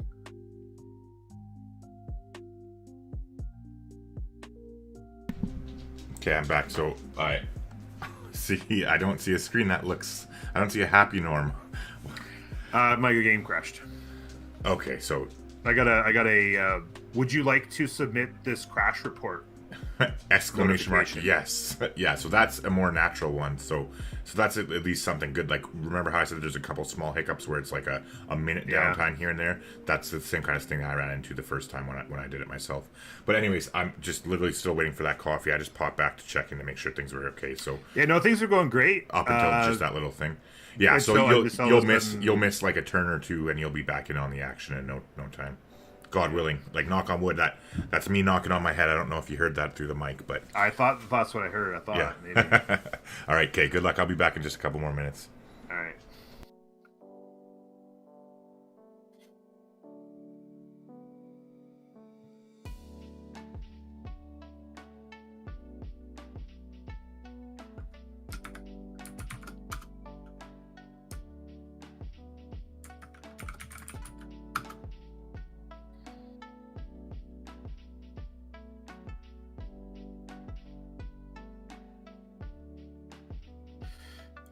Mega Douche, how you doing? It happens when you often pick a civ for personal analysis. Oh, really? When you're switching back and forth, so maybe do that less.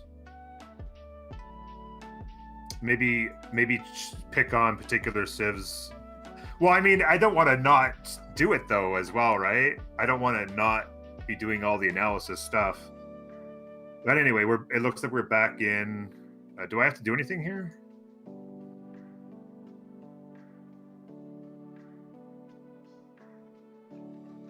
Looks like, okay, no, we're good. So settlers are popping. Looks like Tenochtitlan has popped out a scout. Oh, they probably bought the scout because they went Eagle Warrior Settler, so they probably bought the scout.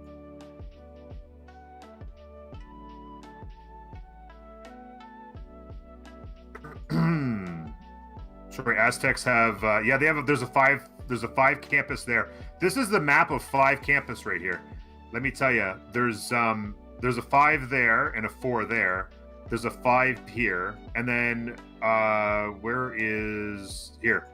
These guys have not 1, not 2, but 3 plus 5 campuses.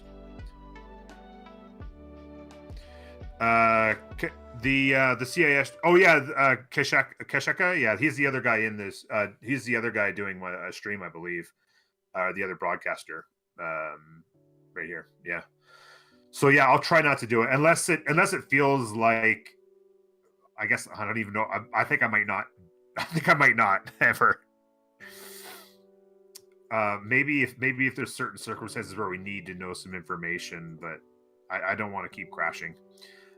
So Settler heading up north, another nice campus here. My guess is maybe they settle the copper, or they could settle here. You hate to lose a tree chop, but that's going to give them 3 really good tiles. Gets them closer to the amber. That might be a second settle. They've just met Russia. I do believe they're on opposite teams, right? Rome and Russia. Yep.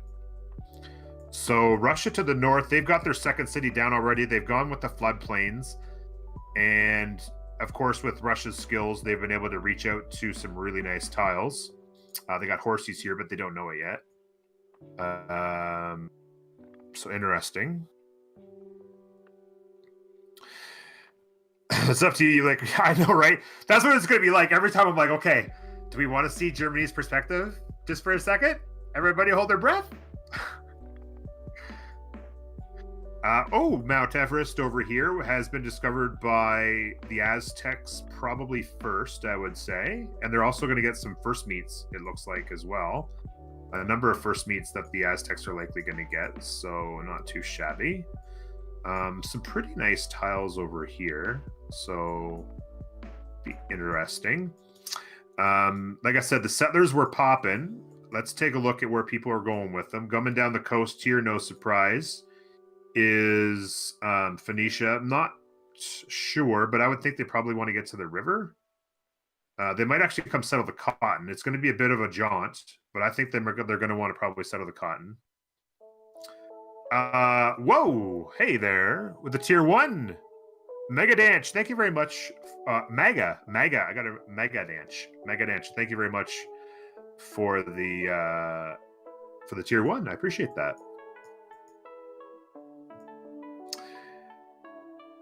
very much appreciated. So yeah, coming down, I would probably settle the cotton. A lot of my perspective comes from single player. I would definitely settle the cotton. Sometimes you want to squeeze your cities to get a little bit more. Maybe in multiplayer, maybe he settles the fur. But we'll see. Maybe he goes to the cotton. He's got some space over here he doesn't probably know about yet. Like I was saying earlier, double canal cities could get him to the open sea. Otherwise, his capital won't have access. A couple of the Okichitas are heading in the direction of Antananarivo. Might not be long for this world. Another one popped. Settler. So a second settler on the way. You can see this road has grabbed one of these two tiles. And he's probably coming to settle, I would guess, one of these two tiles. If he wanted this tile, he would have come this way. There's not a ton of hills, so he probably doesn't want to settle the hill. I guess he's probably looking to grab one of this tile right here, if I had to guess. Germany has settled in the mountains, and they may or may not discover this +5 campus. They'd have to maybe do a gamble bet, or they could come down here and serve. But there's a +5 campus. They might grab the +3 before they realize it. No surprise, Norway's gone with the second city on the coast, although they did not bother. Would they settle on a cow? Oh, honey. Okay. Oh, yeah, for food. Yeah, for food. So they settled on honey and not bothered with the fresh water, which is not necessarily a bad idea. They've gone holy site.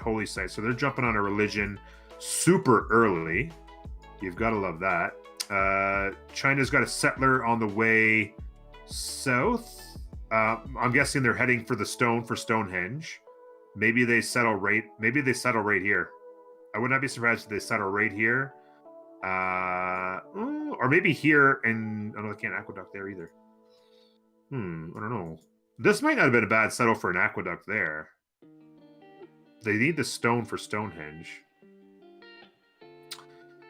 For sure. Vlad's come down here. He's got a couple goody huts coming Rome's way here shortly. Their first city, they did indeed come up here and settle exactly where I thought they would on that copper, which is going to give him some nice quick gold. He's probably he has, I'm sure, bought that tile for the faith. So he's got a nice 2-2-1 because he didn't have a 2-2 tile, so he had to buy one of these two. He goes with the faith over the food. +4 campus over here on this banana. He's probably going to chop that. Oh, he's got a +3. I don't know what he's going to do. He's going to be curious to see what the strategies are on the Holy Vikings. Yeah, be curious to see what the strategies are on religion. We're going with another settler here in the capital. Builder up here getting the horses online. I see holy sites in both, or especially Lavras, the best district in the game. The Lavras coming online in both cities. So if we take a look up here, can we see? Oh no, we can't. You have to click on individuals to see in that information. We'll try to do that sparingly.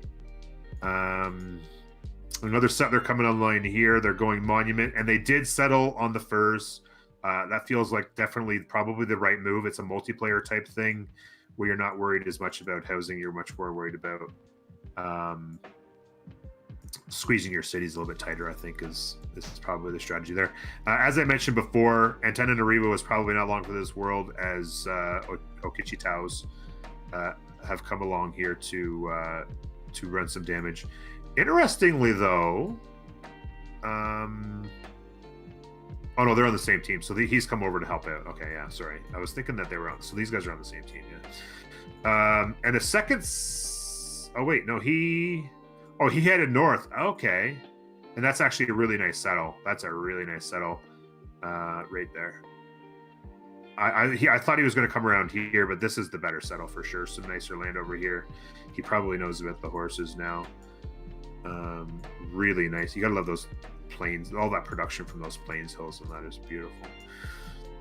Be interesting to see what Germany does after the monument as far as campus is concerned. They're working on a campus over here. They've actually put it, so they haven't discovered iron yet, obviously. They'll be happy to learn that the iron will be online immediately because that campus is coming online. I was gonna say +2, but it'll be +3 because of the jungles, so not too shabby. Nidaros and Oslo Holy Site Prayer, Holy Site. So looks like, let's see what China did. They did settle on the Wonder, and they're going to work the stone. Not a surprise here. They'll just worry about housing down the road some way. And they've actually got it started right here, Stonehenge. So they have the Stonehenge started right there. Some really nice land. And actually, so interesting, Rome grabbed the one goody hut and did not bother checking the edges, and they've cost themselves a goody hut over here, but they are going to end up discovering this one not too far from China, which is interesting. Rome's going to probably complete this connection to Chinese land as China is explored more north, I believe. Yeah. Rome coming with a third settler, or second settler, going to be looking for a third city. Be curious to see where Peter, the Russians, end up going with this second settler. He might continue down the coast. He probably knows he doesn't have much else help here. Actually, this is a +5 campus right here. Speaking of a map of +5 campuses, boom, look at that. Viking Strav Church always seemed incredibly weak to me. Yeah, it's not the greatest. Norway always felt like a civ that never quite had enough synergy to it, for my own personal opinion. And so you can see here, the Aztec Eagle Warrior is looking to maybe vulture some builders off of Kumasi. They've gone to work there. They've also got some guys heading north, so Bandar Brunei, probably not long for this world. City-states, I'm telling you, man, they do not make it well in multiplayer games. So Chalco looks really good here. They've grabbed this diamond tile. They got some food tiles. They'll have some nice production, some good chops. That's a good solid second city. They do not have. Oh no, they have. Okay, I was going to say they do not. They do have a settler on the way for the third city. I was going to say that'll put them behind if they don't have a third city coming soon. This settler, they're probably sending up to this coast. Maybe the. Oh, look at these. This is some really nice tiles here in the water there. They're probably, if I had to guess, heading to that city right there. If I was going to guess.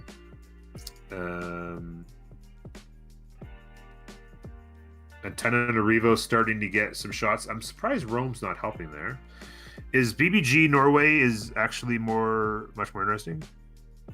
Oh, in BBG Norway is actually much more interesting. Yeah, no, absolutely Nightshade. I was referring to Norway, or to Doomed World's thought on single player, because that's where I generally have my expertise. But you're absolutely right. Norway is actually much more intriguing. They've got their profit online. They're much more intriguing when it comes to for the BBG. So they've got their profit. They still haven't even got the second hoist site online. But they are about to get their religion. I'm guessing these guys are going to get close. They're building their shrines. So they're not far off, I would imagine. The Lavras, of course, give 2. Oh, actually, maybe they don't. That's the thing, is I don't know BBG that well. Does the Lavra still give 2 great profit points? Anybody in chat know that? I'm popping in here too. Norm, you can actually pull up if you pull up Russia in your Civilopedia, it will show you. Oh, that's a good point. Not a bad idea. But to let you know, okay, so I'm thinking about it. I've actually been back for like 5 minutes, just sitting here and enjoying my coffee. To give you the heads up, I've just been enjoying you doing your thing. I know we didn't discuss this earlier or whatever, but by the way, from Canada, my Tim Hortons cup, I'm doing my part to salute you. But I'm going to actually sit back here. I'm going to keep streaming because I'm going to be basically taking the footage here and I'm going to be making a highlight reel. So I'm going to sit back and take notes and just let you do your thing. I'll be here if there's issues, but other than that, I'm going to be a fly on the wall essentially and let you take the ship and steer it today. And so have fun, do your thing, and like I said, I am here. And if you need me, and feel free to pop in with any thoughts as well. But I'm not even gonna bother. We'll know you're there. This is your show. You take it from here. You're doing good. Have fun, and all right, buddy. Like I said, if shit happens, I'm here. Okay. So as you can see here, the Lavra only 1 great profit point per turn. So they've nerfed that. Which, I mean, the Lavra is ridiculous. The fact that it still gets the writer, artist, and musician points as well. Like the Lavra is the best district in the game, single player. The fact that they've nerfed that is not surprising, just to keep them on a little bit more level playing field as far as religions are concerned. I think that makes sense. So yes, here we go. We've got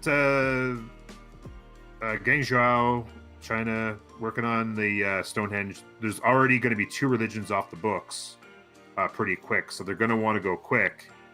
if they want the third. I don't think anybody's actually working. This is a campus, I'm guessing. Yeah, so they've gone with the +3 campus here and not worried about the +4. Settlers coming up through Ravenna. This settler's actually heading south. Maybe they're going to, I don't know where they're going to go. Heading to the lake or maybe coming down this way. Let's see what else we got going on. Builder in the Aztec. So keep in mind, I'm curious about too. You know what? I'm curious about the Aztecs. Do they have the same basic ability? Spend builder charges, complete 20% of the original district. Yeah. And plus 50% production towards land mainly. That's crazy. But yes, so the 20%. So they're getting builders out so they can speed up some districts. Essentially, is what they're doing right there.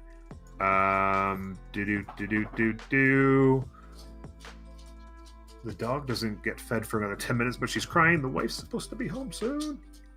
What's up, babe? Come here. Oh, what you doing? Oh, what you doing? We've got a couple monuments coming up. Oh, they actually, interestingly, so they're really squeezing their cities together. Really squeezing their cities together. A lot of nice tiles in here, so not a surprise that they've wanted to squeeze cities in. That is going to cut off any potential... anybody dreaming of the double... So just quickly here, for those of you on my side of the coin, I am still here. If you want to ask me anything, just ping me at Career Gaming. But essentially, I'm going to sit back and let Norm do his thing. And I'm taking notes here because I'm going to be taking like all of the footage from this game. And I'm going to put it into like a highlight reel of the game. Like tell the story and like kind of like tell it however long it takes, like 3, 4, 5 hours. And condense that down into like 10, 15, 20, maybe half an hour at the most. And so I'm going to be busy doing my own thing, so make sure to ping at Career Gaming if you want to get my attention. But other than that, I'm just going to be sitting back and letting Norm do his thing, and I'll be taking notes on the game so I can make that video easier afterwards. All right? So again, feel free to ask me as much as you want, and I'll respond in chat, but I won't be responding in voice from here on out, okay?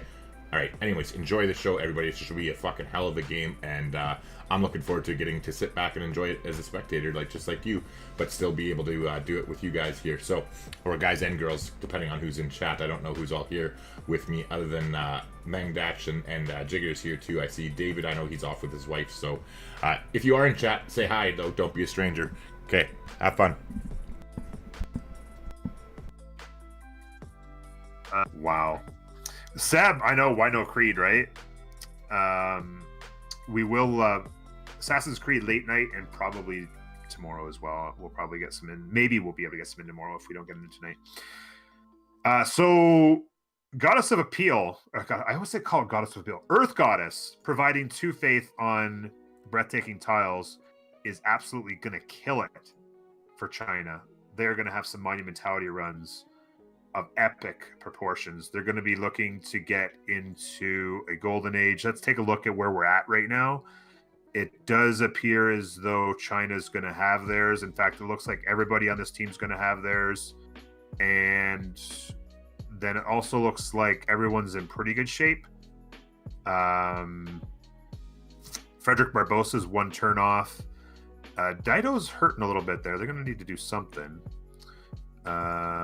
Tech wise, what's everybody doing? I gotta try and get used to using this mod a little bit. Early Empire for most people over here. State workforce, everyone's just about getting to their governments. A little bit of work left to do. Craftsmanship's a little bit behind there for Norway and Russia when it comes to that. Army wise, not a whole lot to do. Era wise, monumentality run coming out of China is going to be epic. Indeed. They do have a second settler on the go. Looks like they're going to settle the volcano, or are they going to keep going? I would say probably settle the volcano. And then cross their fingers all game. Horses online over here in Rome. They don't know it yet, but there's Niter here. They've got their extra settler heading north. They're going to need to protect it. It's got a little bit of... Oh, this is protected, I guess, here, because this mountain's in the way. That's actually pretty strategic. Look at that. Wow. So all the way up this coast, it's mountains into lakes, into mountains, into a lake, into mountains, and then into their land. So that this whole extra area over here is kind of its own separate entity, if you will, to get to. Looks like they obviously have the iron discovered because they've purchased all the way out to this tile specifically to go get it, because they want to get iron online, of course, as Rome, doing Rome things. Be interesting to see. They, of course, looks like they've got knowledge of where they're at. They'll get their third city down, and then maybe they'll make a play on their unique unit. Cow campus, yes, absolutely, very good point. The cow campus, the +5 cow campus is online, and the +3, so that's going to be a ton of science coming online. Let's take a look at our yields right now. It had just finished, so you can see their science just spiked because they have this one online, and now this one is just finished, and so their science is absolutely spiked right there. And of course, they have good culture because pre-monuments. So their culture's online. So they're going to be doing really nice on the tech trees when it comes to CCs. The CC team. It's so weird. I don't know how to say that. The CC team. I don't know. Interesting. Oh, okay. I was going to say, this is just not, I didn't think this was on this river. It was ending. I'm like, why would you set on the mountain and not on the river? This is actually a nice 2-2 city center. They got a nice tile there. So that's three pretty solid cities. The monuments are just coming online now. Hey, so Norm, they've got their culture up and running. Yeah. Quickly, just popping in here. If you Google the TSE fly, that's the way you pronounce it. Somebody in chat told me that earlier today.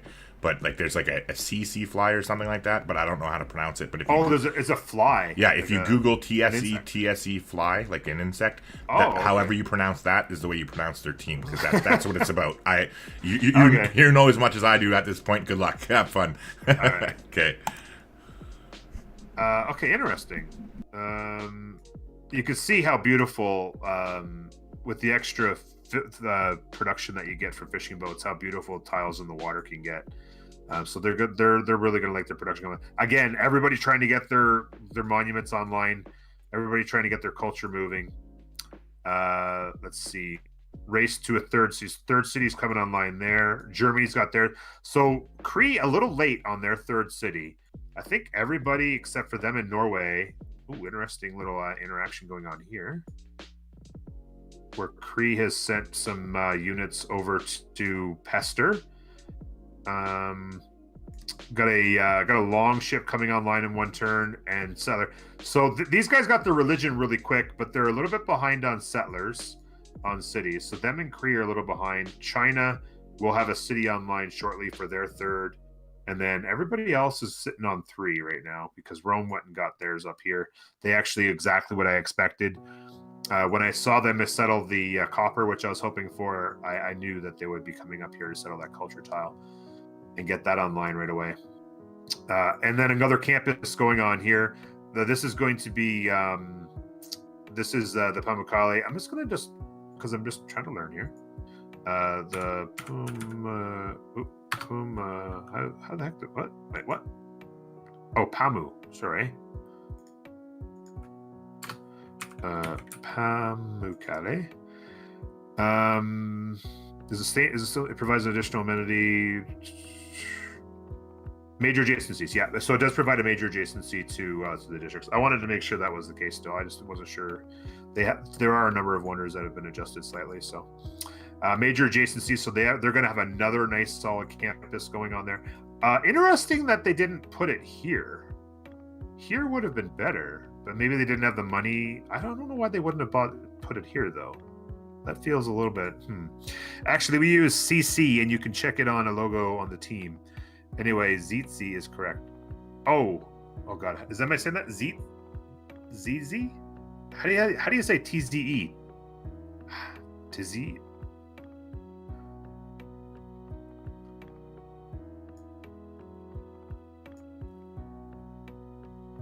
Oh, Tetsi fly? Tetsi. I know there's tzatziki. Tzatziki is Greek dip, right? Tzatziki something? I don't know. Monuments again coming online. Everybody trying to get their culture going. Settler, longship, archers coming online to defend. A couple archers there. I know Hemlock. The education double C, like double D's, only smaller. Interesting campus research grant going on. So that's going to be in competition. There it is. Yeah. Everybody's trying to get well, not everybody, but people are going to be trying to get Hypatia. Germany's making a play for it with a research grant right there. So we'll have to see who wins that battle. The Kothons are coming online. 2 turns on Kothons here, and then there's also this one here, which they have placed but not built. They're going Monument, and then they'll get it going. That's going to be a pretty nice one there as well. So Kothons come online, and then Settlers will spam that much faster. Still very interesting battle over here. Just trying to rank up. They're basically leveling their Okititaos. I'm getting learned. Yeah, waiter. There's a fly in my dip. Exactly. No, switching to double. It's 25%, not 50% with the mod, which is 25% is. Oh yeah, the Settlers. Yeah, no, I am aware of that. That's why I said a little bit quicker. There'll be 25% bonus instead of 50% bonus towards Settler production with the Kothon. Yeah, but you pronounce it as CC. Hola amigo. CC. Oh, okay, but it's CC in a letter C in a word center. Oh, okay, so CC. Just basically like, yeah, okay. Cool. Mr. Q, how you doing? I love that you were looking into BBG and even casting CWC. Thank you, Mr. Q. I am absolutely loving doing this. This is like right up my alley, something I'm loving having the opportunity to do. Being able to cast and commentate on what's happening. So it does appear as though Stonehenge is online, so they'll have their profit come over here. That'll be 3 profits gone for sure. And you're welcome. Just kidding. What? Oh, I was joking about the casting. I'm just thinking around. Oh, no, absolutely. Absolutely. I've said it a couple times. No, I'm just razzing you completely. Gamer Grampz and nobody else to thank for it. Don't worry, I'm just joking around, man. Have fun. Sorry. No, I couldn't help myself. So, yes, the third laver coming on. So, there's 3 religions gone. Unfortunately, I clicked on the wrong one. We can take a look through here. Okay, perfect. So, we don't have to go. Oh, so interesting as well that there's 5, yeah, because 8 people, 5 a lot, yeah. So there's 2 religions, and there'll become a third, so there'll be 2 more left. Be interesting to see who makes a play.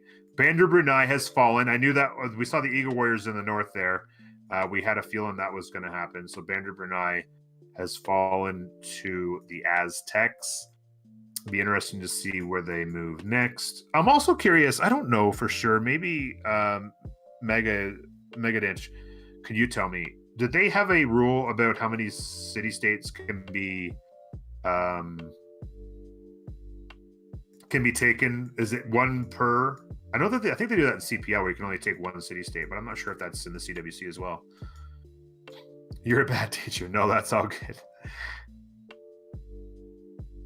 And again, more faith coming online with that appeal. Like, look at how could you not with all of these trees?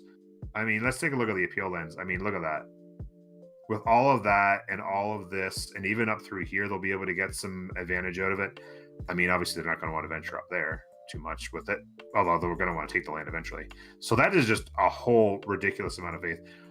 These guys are going to just explode when it comes to the new era. Which is there a way for me to see how long until it? Oh, up here, probably the same way. Yeah, 4 turns.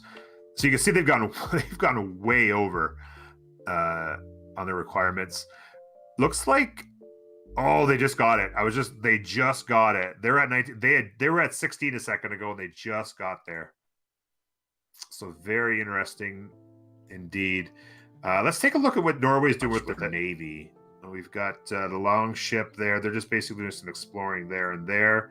Shrine coming online. The archers are repelling the bad men. Currently, Germany getting a couple more, 3 more settlers. They got settlers for days coming online. They do. They are aware that they have land to their south here, and some nice settles up here as well. They're probably going to want to cut off some of these settles from Norway, so they have a warrior positioning there potentially. I would imagine this has been discovered. Somebody's going to want to get the science off of that. It is one city state per player in the CWC. Thank you, Mr. Q. It's good to know. I was assuming that was probably the case because it's such a big advantage if somebody happened to be spawned in a corner with 4 of them and they could just go take them all out versus somebody who can't find one. So at least it keeps it a little bit more neutral that way. So Banderbernay is in the house. It's not the greatest city, really. Quite flat. There's going to be a little bit of production down here. But generally speaking, not the greatest city. I might have preferred, although Cahokia is a decent one to keep around, I might have preferred Cahokia's land, to be honest with you. But, hey, that's just me.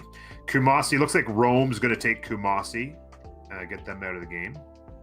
And they're getting some help from their friend.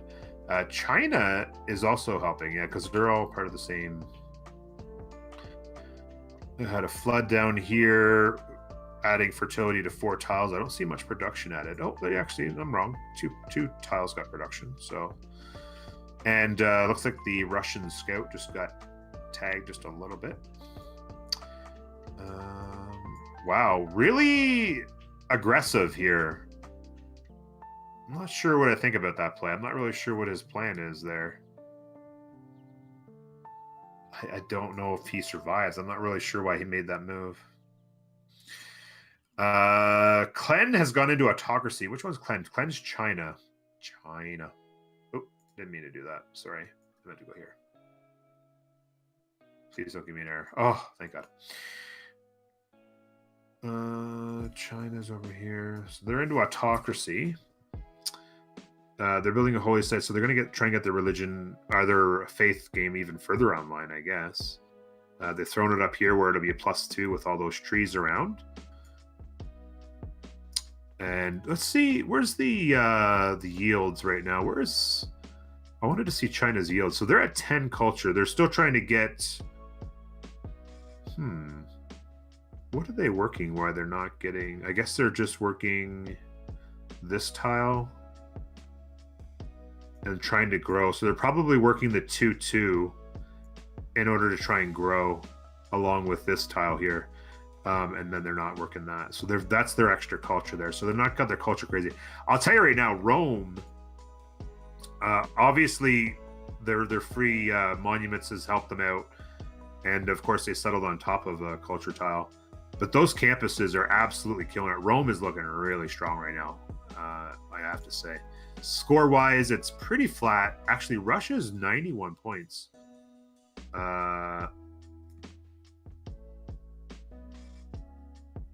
Good solid population. 3 cities. I'm not really sure why they have such a high score. They haven't built any wonders that I'm seeing. Oh, another city-state died. Oh, Antananarivo is finally gone. Okay. Oh, Vladimir got Hypatia. Now Vladimir is Rome. So over here, Germany was running a what do you call it? A project to try and get Hypatia, and they failed because it does appear as though, where is he? There he is. There's Hypatia right there.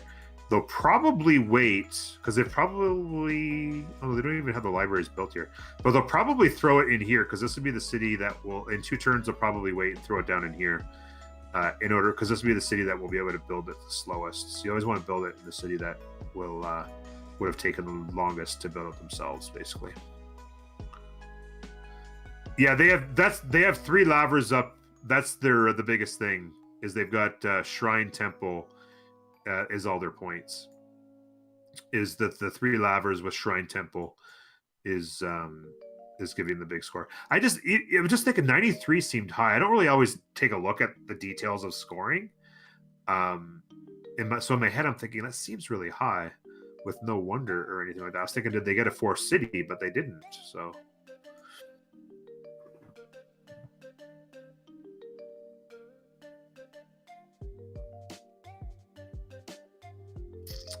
yeah, but the Shrines Online is huge. Sorry, next to another fact, the name of a player of CC Bezdomni translates as a homeless. Bezdomni. Hope he's not playing from the streets.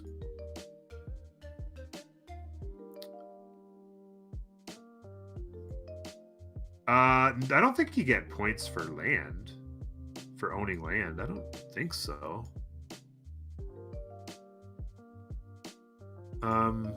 Oops, sorry. Sorry. I don't really look at this stuff that much. Score. Let's take a look at how they've got the points.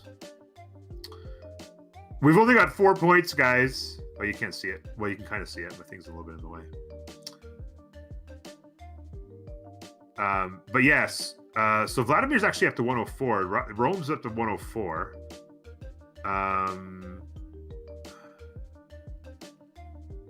Show details. There we go. So civics, empire, great people, technology. And then these guys, 10 for having a religion, 18 for tech. Everyone's fairly similar on tech. These guys are a little bit hurting on tech down here. Empire. Civics and tech. It's really just a combination. They have a religion and they have good tech.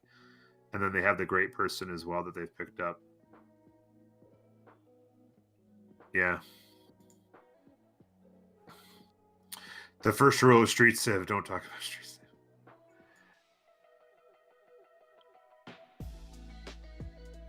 Civ. Oh, Empire. So you do calculate, Empire score is calculated by, Empire score is calculated by that? Okay. You do get for tiles. I didn't know that.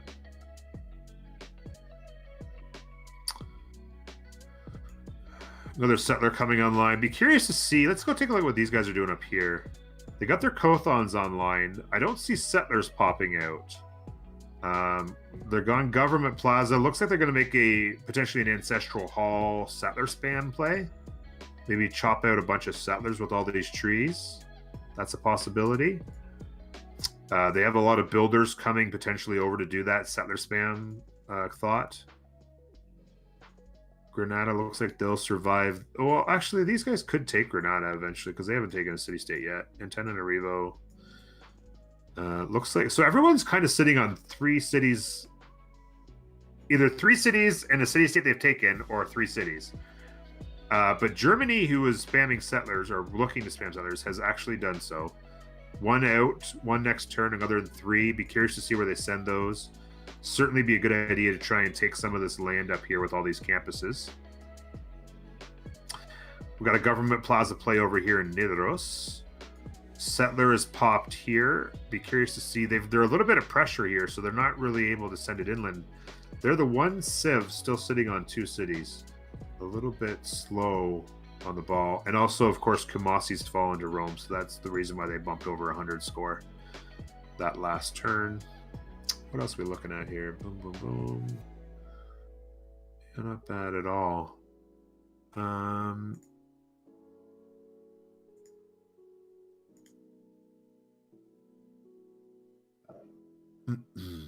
Okay. Techs, currency and horseback riding through here. On this side, they're going a little bit more on bottom tree there. And then irrigation, so a little late to irrigation there. And super late on animal husbandry. They've gone top tree with Kothon there, I guess, right? So very interesting to be still looking to go animal husbandry so late there. What are their yields? Yeah, they got pretty low yield then. This is insane. So these guys have clearly gone pen brush. Yeah. So they've gone pen brush, which gives you 2 culture and a gold for every specialty district, and they've got 3 specialty districts online. And they've just gotten actually 4 now because they got their Government Plaza out, which is buffing their campus again. So this campus has gone from a 3 to a 5 because they have 2 adjacent plus the Government Plaza. So that's 10 and excuse me, another 2 up here, or sorry, another. Oh yeah, because another 4 up here. I still don't know why they didn't put it up here for a 5. So that's a 4 and 2 5s. That they're going to be making a really big play. They're going to want to get to double campus adjacency as quick as they can. I promise you that. They're going audience chamber. I want to take a look at this, actually. Audience chamber. In this. So, plus amenity, plus free food, plus free housing in cities with a governor. -2 loyalty in cities without a governor. Awards 2 governor titles. So, food and housing. So, basically, audience chamber is a growth play early. And also an amenity as well. Couple more settlers coming out here. So these guys, let's take a look at what everybody's gone here for for their golden ages. So monumentality, no surprise here from the Russians, because they of course have the faith on the tiles in the tundra, plus three lavras up and running. So they have a high faith pop, and you can see they've already spat out a couple settlers here and another one up here.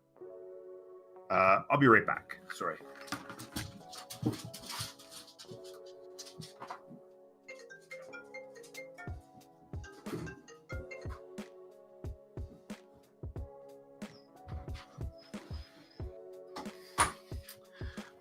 The wife didn't have a key. The wife did not have a key to the house, and I had the door locked. So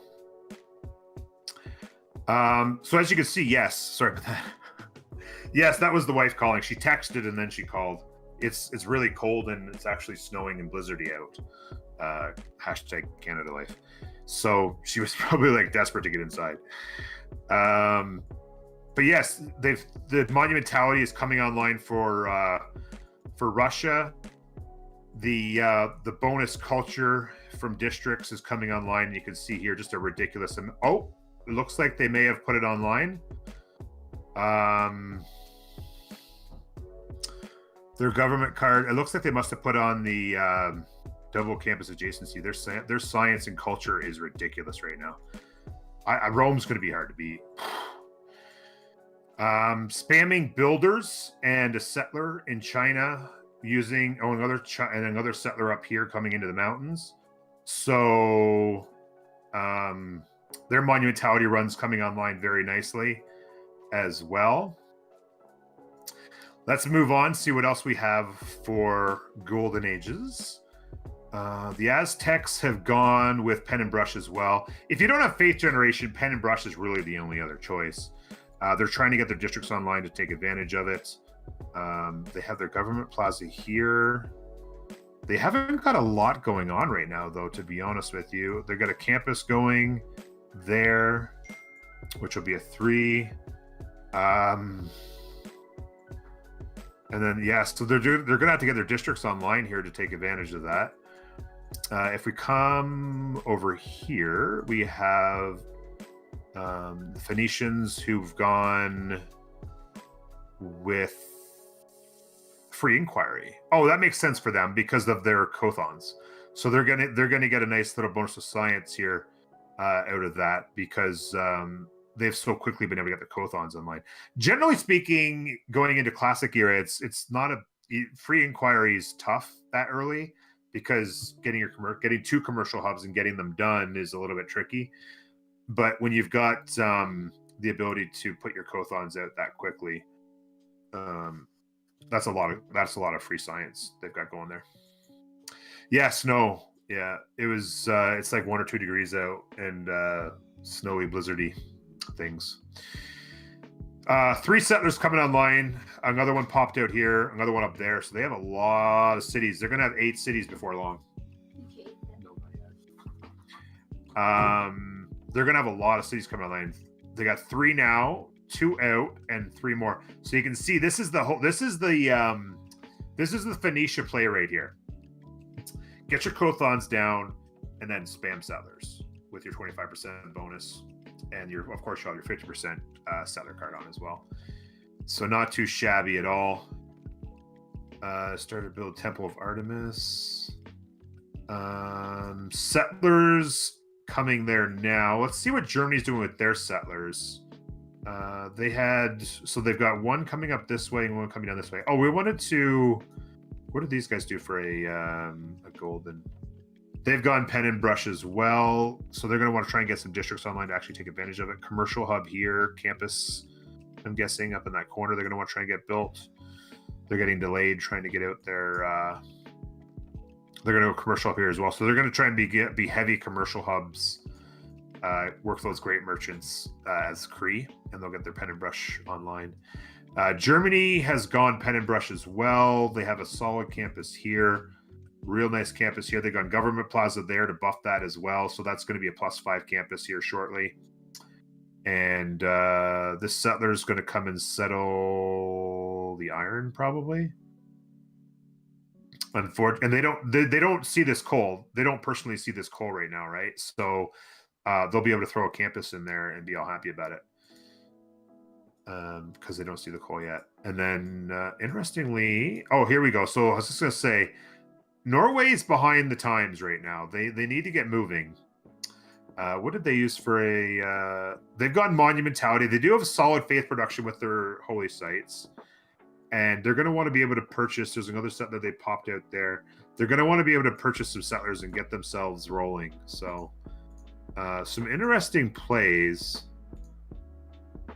Naval Tradition have a card that double adjacency and science will boom. Yes, exactly. I was going to actually mention that, NC. Is what they're going to want to do is double those adjacencies. I mentioned that is because it takes a while to get to the double commercial hub adjacency, right? But with Naval Tradition, which is a little bit quicker in the tree, if I just... do I have to click on somebody to actually see the science tree? No, I don't have to. Okay. So you can see here, you can get to... Oh, sorry. If you can get to Naval Tradition here, and then, but then you have to go to here to get the commercial hub adjacency. So you can get to Naval Tradition a little bit quicker and double off those harbor adjacencies. It's still a little bit of a ways, but they'll try and push towards that, I'm guessing, because you're looking at, well, this is a +2, right? But over here you have a +3. Wait. Oh, no, the government plaza. I was going to say, how did they do that? So yeah, it's 3 and then 4 for 2 districts and 5 for that. They still don't have iron. They actually were just doing animal husbandry recently, so they still haven't even done iron yet. So they were able to put that down before they didn't realize that. And then here, another one here is 3, and it's when this district goes up, which is their campus, which is going to be a nice one, working off of the reef, will become a 4. So you double those, and that science will be a nice little boom indeed. But when it comes to booming, I mean, Rome has to absolutely be giddy right now. I don't know these guys personally, but I'm guessing Vladimir is really happy with his life at the moment, playing Rome. Maybe Mega can put a little bit more information into that one. So here comes the play, getting pretty aggressive. Of course, the legions popped another one there. That warrior can, of course, do the same kind of thing. They have iron online here. Looks like that's the only iron they have online, but they'll get some from their friends as well. You can see the settler spam from Monumentality is working really well up here in Russia. They sent another one up here. Okay, I was going to say they must have sent another one up there. They'll have to just hope to not run into... Actually, interestingly enough, they're going to be well protected from... oh, no, so Phoenicia's on their team. Sorry, I'm trying to get that straight still. They're actually pretty safe up there because Norway is a long ways away. They're going to be perfectly safe being on the coast up there. We're China. I was gonna say China put their ship. They went and they made another play. What was that, commercial hub? Yeah, they made another play for a high appeal city in order to work more faith while they're in their monumentality. They will want to pop a campus probably in there. Let's see. Campus out here working off that. Okay. The cities gonna have to work. Oh, Pyramids is coming online, 1 turn away from Pyramids. They've got Great Bath on the move up here in a new city. So they're doing an Oracle. I was just gonna say, China's doing China things, and I see they're also working on the Oracle. The builder's on the way out to work on that as well with them. This builder's heading up there, so that kind of corresponds, right? You settler spam with your monumentality, but you can also builder spam with your monumentality, and then the builders basically go and build you wonders. So just kind of the early monumentality run is a big. Oh, he's got to be careful here. Is that? Yeah, Kree. China's got to be careful with this Kree guy here. If he pops out here, might be in trouble. So yes, the early monumentality run really synergizes well with what China can get done. Babylon has been taken down via longship, so that gives Norway a bit more flexibility. They've got their holy site coming online very quickly, and they're probably, I would imagine, going to want to... surprised they didn't... I guess they just didn't have the money. I would have maybe tried to put the holy site here, and then you could have got a commercial holy site campus, maybe. Would have been a play. Would have made the holy site better, and of course gotten you to a useful +5 campus. Oh, Mega. Yeah, I was just asking a question. I was just saying I don't know the guys personally, but I'm not sure how well if you know Vladimir at all, Mega, or whatever. But I was just saying how Rome must be absolutely loving their life with these stats. Like they just rolled a beautiful start, and things are just rolling along good. I'm sure he's also a very good player, and that's part of the reason why he's doing so well. But he's absolutely crushing this game with just some gorgeous. I mean, you couldn't do these campuses. This isn't skill. This is just thank you for the mountains. And his science has come online, and then of course getting those campuses built is giving his pen and brush a lot of help as well. But certainly the beginnings of our first major confrontations coming online, as we knew it would. We've even got some catapults coming online, so this is going to get serious between Rome and Russia in a really big hit and a really big hurry. And certainly Vladimir is going to have the tech advantage. He's getting some swords online, which isn't bad, but I would be pretty nervous about the legions descending upon my archers if I were them. He's currently champion in the CIS duel tournament, so more than a little skilled. Yeah, no, I was just saying, I don't know these guys very well, but I'm guessing Vladimir's tickled pink by the way his game has started, and he is absolutely destroying it with Rome. And if I was Russia, I would race to walls right now. I would race to limes, get my walls up. Here comes another catapult. It's going to get really contentious over there. Let's not get too distracted though. Let's take a look and make sure everybody else is having fun. Really solid start here. Got 6 cities and a couple more coming. We want to make sure we're taking a look over here because the settlers are getting spent. I called it. So I'm assuming they made an Ancestral Hall play. Yeah. So Ancestral Hall giving you another 50% bonus towards production of your settlers, and of course the Kothon's giving you 25%. And if you recall, all of these tiles right here had trees on them. These 4 and that one, and I think that's it. I don't think this one did. And so that's 5 tree tiles that got beaten down pretty quick with the builders that were on their way, and they've spammed out settlers. And so they have 1 down here. They've got another one here. They've got 2 more over here. They're going to come and spam the coastline. They're of course not worried about these. Look at this. That's literally what they're doing with their Okichitaos, is they're literally leveling them off of the city-state units. Hey, Norm, they're just getting into wars. Yeah. Quickly, could you, when you have a sec, you don't have to do this immediate instant, but can you take a look at the religions again? Because just from my notes, I didn't get I got choral music and Defender of the Faith, but I didn't get the other ones. Yeah, no worries. So yeah, the choral music and Defender of the Faith is Norway's direction. So they're, I'd imagine, going to try and make sure they have that spread. They're going to be defense really well. Hinduism, the Russians went with Feed the World, so they're going to be nicely growing. And lay ministry, so they're going to get bonus faith and culture in their respective holy site and theater square districts. And Judaism of China, they've gone, no surprise, +6 faith from wonders, and they're currently wonder spamming. And sacred places, 2 science, +2 science, culture, and gold, and faith for each city following this religion that has a wonder. Thanks, so boss. Again, more wonder things. Yeah, that's what China. That's what the China. That was the exact religion that they did in that other game I was talking about. Like exact religion, carbon copy. I feel like that's the China meta. And then really. last thing too. Like you can keep going just to get to this whenever you can. Can you also quickly touch upon the pantheons just at some point? Not now. Don't worry. Yeah, for sure. Yeah, Thanks. I'll do that in a second here. Yeah. So Temple of Artemis going up. So that's going to be all cities with wonders. Except for Cheyenne, I suppose. They're probably thinking about one right now. They've gone government plaza into audience chamber. But yeah, they've gone right underneath the volcano, which has exploded on them.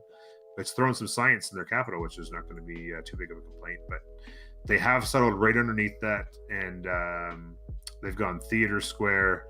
They're going to get a theater square next to the Oracle here. But if they can get the Oracle built, they can get Great Bath built, and they can get that's going to be so much extra science, culture, and all that. So China's going to spike here shortly when you consider their religion and everything like that.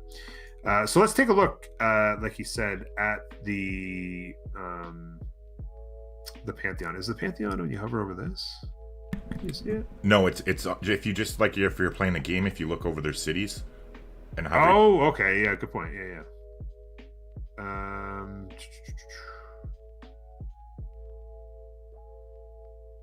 Wait a minute.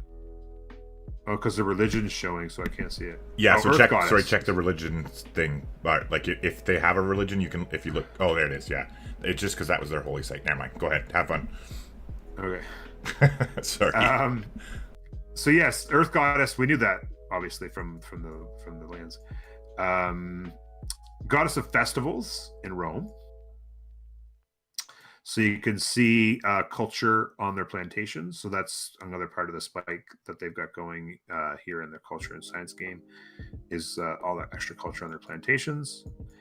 Up here, River Goddess. So holy sites along rivers, which is basically all of their holy sites right now. So that's helping them out directly.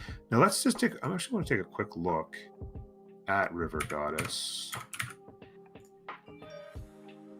River gives +2 faith adjacency to holy sites. Oh, okay, there you go. And then amenity and housing, right? So that it just makes their holy sites that much better. So this one is a 3 instead of just a 1. That's a 3, and this is a 6, 5. Oh, it's only 2 mountains. Sorry. But wouldn't this just? Oh, is this district? Wait, 1, 2, 3, 4, 5. Oh, I said 6. It's 5. Okay, yeah, there we go. So that's a 5. So that was a strategic play to give them adjacencies next to rivers on their holy sites. That was a smart play. Another one down here is also going to give them the same thing. That's a +5 as well because of the 2 trees. So they can get a district over here. Now they'll probably go commercial hub and get rid of that tree, to be honest with you. So there you go. Pantheons over here. Let's take a look at God of War and Plunder. I do want to take a search on that because I'm familiar, but it's not part of the base game. Great person points for encampments, harbors, and commercial hubs. Okay, so you're basically a perfect for a warring type civ. The Aztecs are going to want to get busy on the battlefield, and being able to work the great generals and work the money with the great merchants is going to be key to making their game useful. Yes, the mod. So the River Goddess gives +2 adjacency to holy sites on rivers. Rarely scary. Does BBG change China's ability in any way? I don't. Nothing major. They still get their 50% instead of 40% on their boosts, I believe. And they still get builders doing 20% of the original cost of wonders. We could take a double check to make sure, but give me 1 sec. God of the Sea, not a problem. Not a surprise getting the extra production on their water tiles, their fish tiles there. So you can see how valuable that is to them. Over here with Goddess of the Hunt. So that's an extra food and production on their camps. And of course, they have 3 camps in the city alone, which is making these incredibly valuable tiles here. They have deer tiles online, extra food and production. So that's really synergizing well for them. Where else do they have camps? They have another one here, which is actually on this city. They have honey there. So this is Goddess of the Hunt is really come online really well for the Cree. Feels like everyone's gotten a pantheon that's been really useful for them. God of Craftsmen. Is that districting? What is that? Oh no. Oh, production and faith on strategic resources. Okay. Never seen that one before. So there you go. Production and faith on the. Oh, that makes sense too. Look at all this iron. So that's production and faith on all this iron. They don't know it yet, but they're going to be liking it there as well. Plus iron here. They're also going to like it there eventually someday. It makes me sad to see all of these +5 campuses still going untaken advantage of. Irish, it's good to see you, buddy. So yes, there's your Pantheon rundown. We've got one more to check out here, and fertility rights has been taken by the Norwegians. So yes, we'll take a quick look. I'm pretty sure China is relatively unchanged. What I should have done is put a link in a command. No, I'm sorry about to this. The changes. I only have 7. I got Earth Goddess, Goddess of the Festivals, River Goddess, God of the War and Plunder, Goddess of the Hunt, God of Craftsmen, and Fertility Rights, but I'm missing one of them. So I got God of the Sea, and that was by Phoenicia. Okay, perfect. Thank you. Yeah.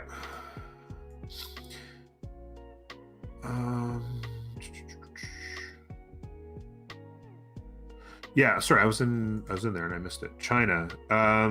So yes, the Eureka's and Inspirations are 50% instead of 40%. Constructed Wonders provide.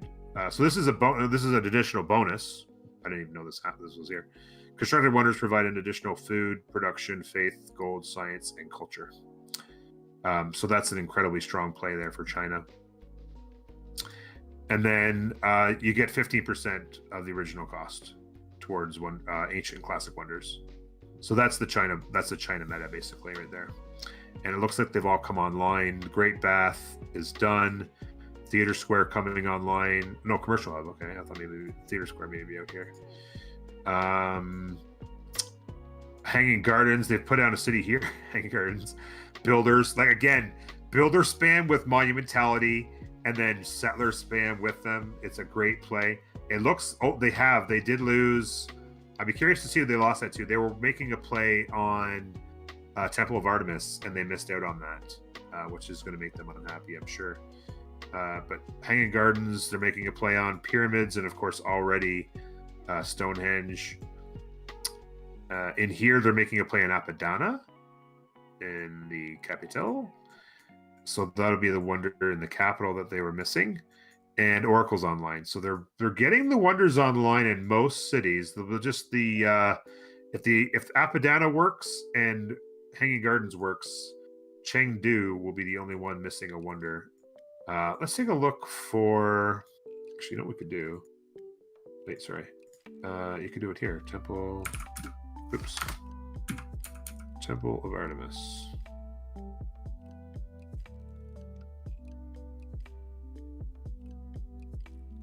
No, I'm nervous.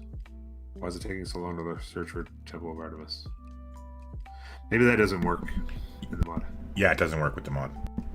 Oh, okay. There you go. I was nervous because it was like searching. Yeah, you're like, did it crash? Did it crash? Crash the game. Like, just, I'll go look for it myself. Yeah. Just don't do anything. Did Germany get it? God, chat with the eyes. Chat with the eyes. There it is, right there. Temple of Artemis. How good was it, by the way? You must have saw it when I was searching the iron, didn't you, Llama? So right beside the furs, and it doesn't look like a particularly strong one. It'll pick up this cotton. It almost feels like they made it to deny. Or what else?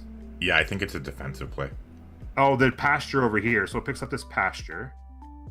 It's like a +3. Oh wait, no, pick up this pasture as well when they build it. So it's a +4. I mean, it's not horrible, but it definitely feels like a defensive play. A bunch of districts coming online here, or getting locked in anyway. Doing Germany things, of course, with the extra district ability. One other thing about Germany, just because you're talking about it, action. When does their Hansa come, or their ability, because it's not at where it normally is, when does their ability come online to get the extra district? It's like somewhere later in the game. Yeah, I don't think it's super late. It's I think it's like somewhere around with mercantilism or guilds or something. I think it's in that area, but I'm not 100% sure. It would be if you click on Frederick. I just wasted another try in your Civ 6 revolver. I know, right? Oh, never mind. There you go. Guilds. Yeah, it's perfect. guilds. There you go. Thank you. Yeah, I knew it wasn't super early, but it wasn't crazy late either. I don't think they're at guilds yet, but they're getting close. Sorry, let me just check chat here. Speaking of that, can you pop over to the text tab on your observation? Oh, menu? text. Yep. There you go. There's text. Irish, is this a multi-day event? And who are we rooting for? Well, you can root for however you want. You can learn a lot more about the CWC and all the things they do. I've got some commands there. You actually just did the command. This is actually a season. This is season 3. You should be able to see it up there in the corner, in that corner up there. It's the Civ World Cup season 3. The regular season's over. This is part of a tiebreaker system happening this weekend. 3 teams competing for 2 spots to get into the playoffs. The playoffs start next week. And there's 8 total teams in the game. Doomed World, you're rooting for me. Thank you, buddy. I think I got a shot. I got good knowledge of the map. I don't know. I'm a little behind right now, but we're going to make a comeback. It's going to be good. Speaking of settler spamming and city spamming, while we were away, Cree, they've done things, and they've done some stuff. They've thrown down some serious cities. They had, I think they had 4 cities the last time we looked, didn't they? They had taken Antananarivo, and then they had these 3 or these 3. Yeah, these 3. They like spammed some settlers while we were away. Germany did their thing with the 3 settlers that they got out, so they're up to their 6 cities, and they have another one coming online there.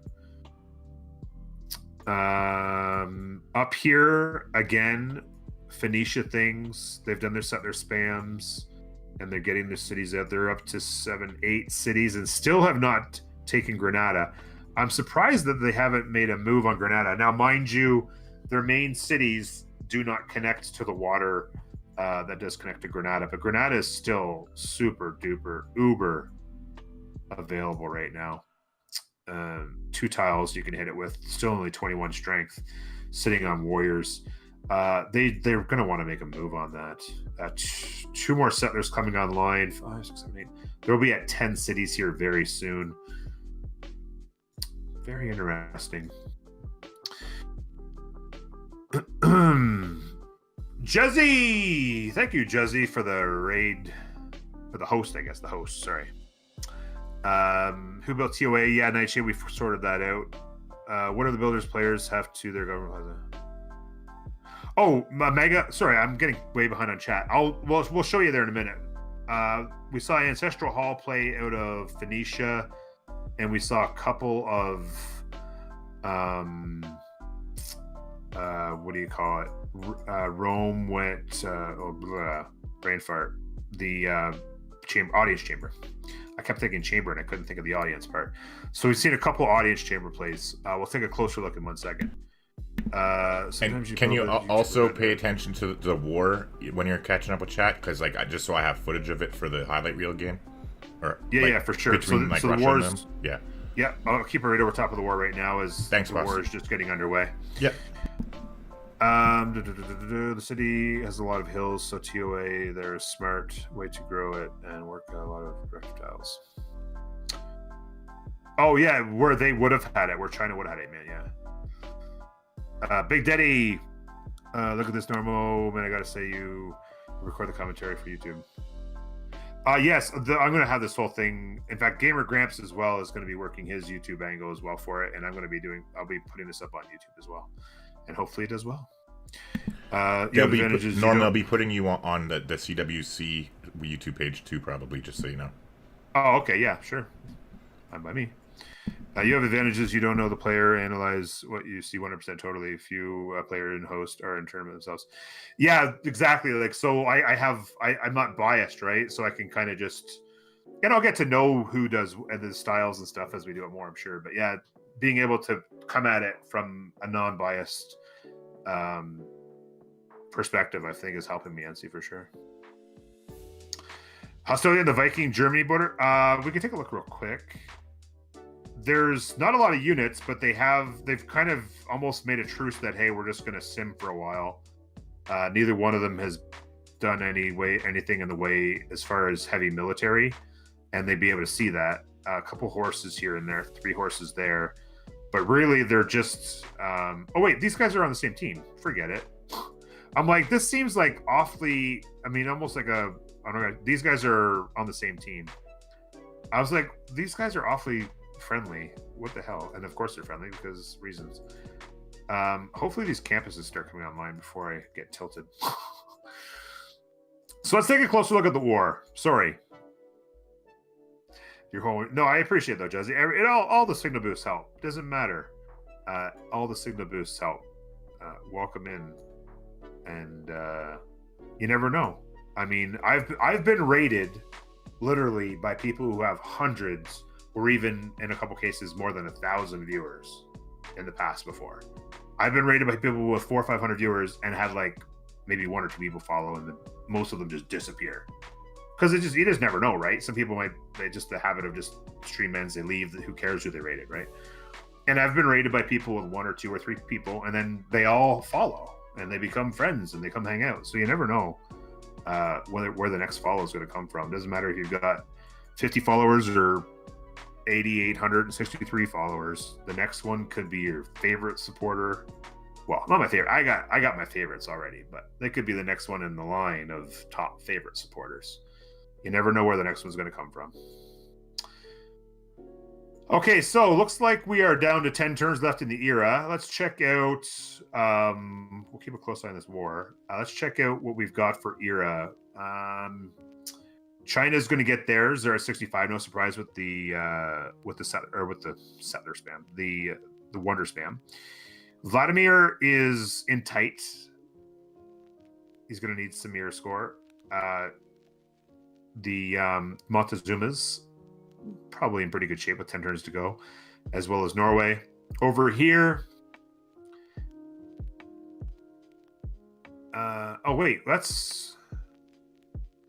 That's just to not be in a dark. Okay, yeah. Sorry, I was going to say those numbers are awfully low. Okay. So these guys are still struggling. These guys might actually try to force a dark. That could be a possibility that they force a dark to go heroic final. And then over here, everyone's still working on whether or not they're going to go dark. Could we have like a 4-way dark into a heroic or what? Pengu, like this guy right here. How you doing, Pengu? Good to see you. I heard you were streaming from the road the other day, and you hit every pothole on purpose. And apparently that's an Australian inside joke. I don't know. Moondoggy told me. You gotta watch. So looks like the legions are. It's so funny. This looks just like a real battlefield, right? You've got your frontline melee units, and then you've got your back crossbows. That's not going to be fun. Russia saw this coming, and they raced to crossbows. Turn 46. That's not going to be fun. It probably a little late for the legions. Those crossbows were, and a lot of them are leveled up, level 2s.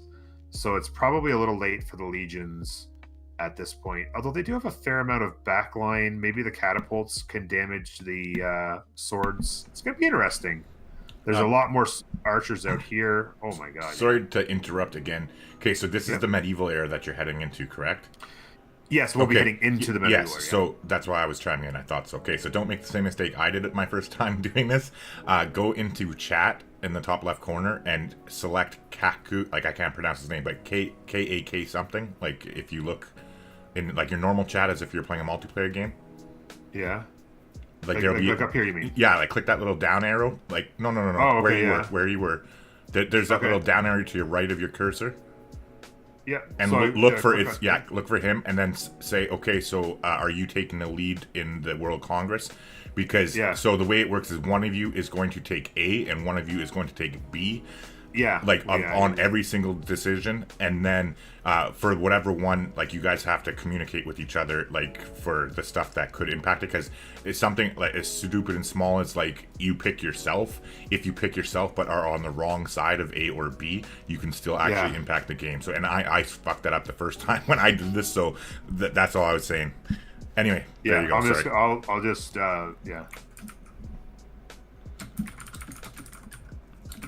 just so you have a plan going into it, you know what I mean?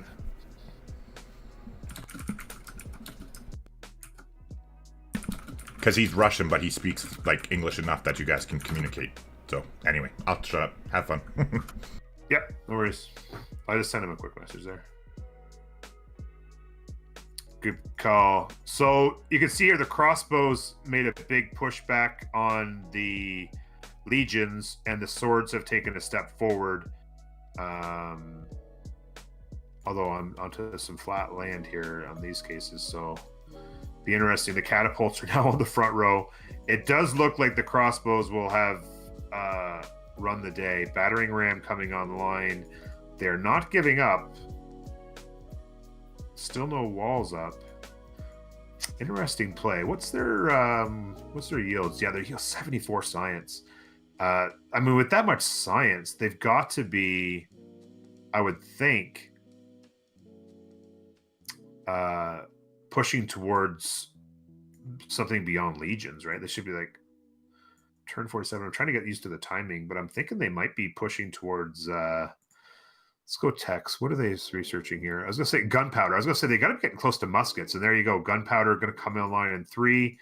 They got gunpowder here and here. This city's gonna, they don't know it yet, but this city's gonna settle somewhere close to, probably gonna settle here and get right on that gunpowder. So they're 3 turns from gunpowder. They'll be able to get muskets going, and those crossbows will not be nearly as tricky. The one thing he's going to want to not do, though, is lose a whole bunch of these legions. He's going to want to get this guy out of the way and move this guy back, and basically just use this. Oh, there he goes. He's toast. This will basically be a leveling experience. He's running. He did not predict the crossbows. I don't think. I think Vladimir is loving the game right now, but he did not predict running into a crossbow trouble, and he's going to have to reset with muskets, I think. Yeah, wait for muskets. He doesn't have anything horse-wise coming online, so yeah, maybe he'll transition to some cuirassiers as well. But yeah, muskets is definitely the play, and he is, as we saw, 2 turns now on gunpowder. So yeah, mathematics coming online. Anybody got a solid Petra option?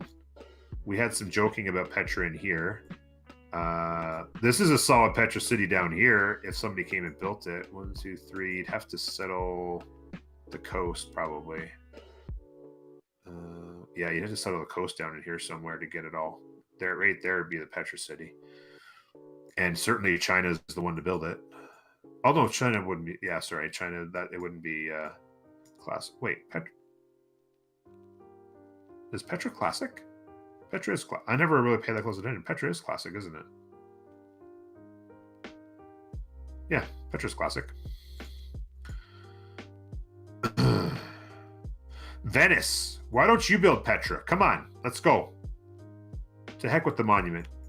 Let's go. Bit of a dust storm here.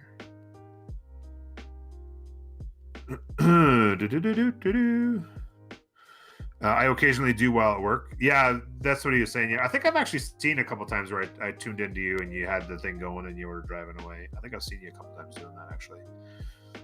Ping you. How did you get around to casting the tournament? I haven't heard you in the last 4 years of Civ 6. So I have played a lot of Civ 6, about 3,600 hours, a lot of it on stream. And I have a YouTube channel, which is fairly flourishing in the YouTube world as far as Civ 6. And Gamer Grampz, a good friend of mine, is Aw, I feel say hello. so blessed. And fellow Us Canadians. Canadians. So I was gonna say, us Canadians got to stick together. Yeah, also amazing dude because he's Canadian.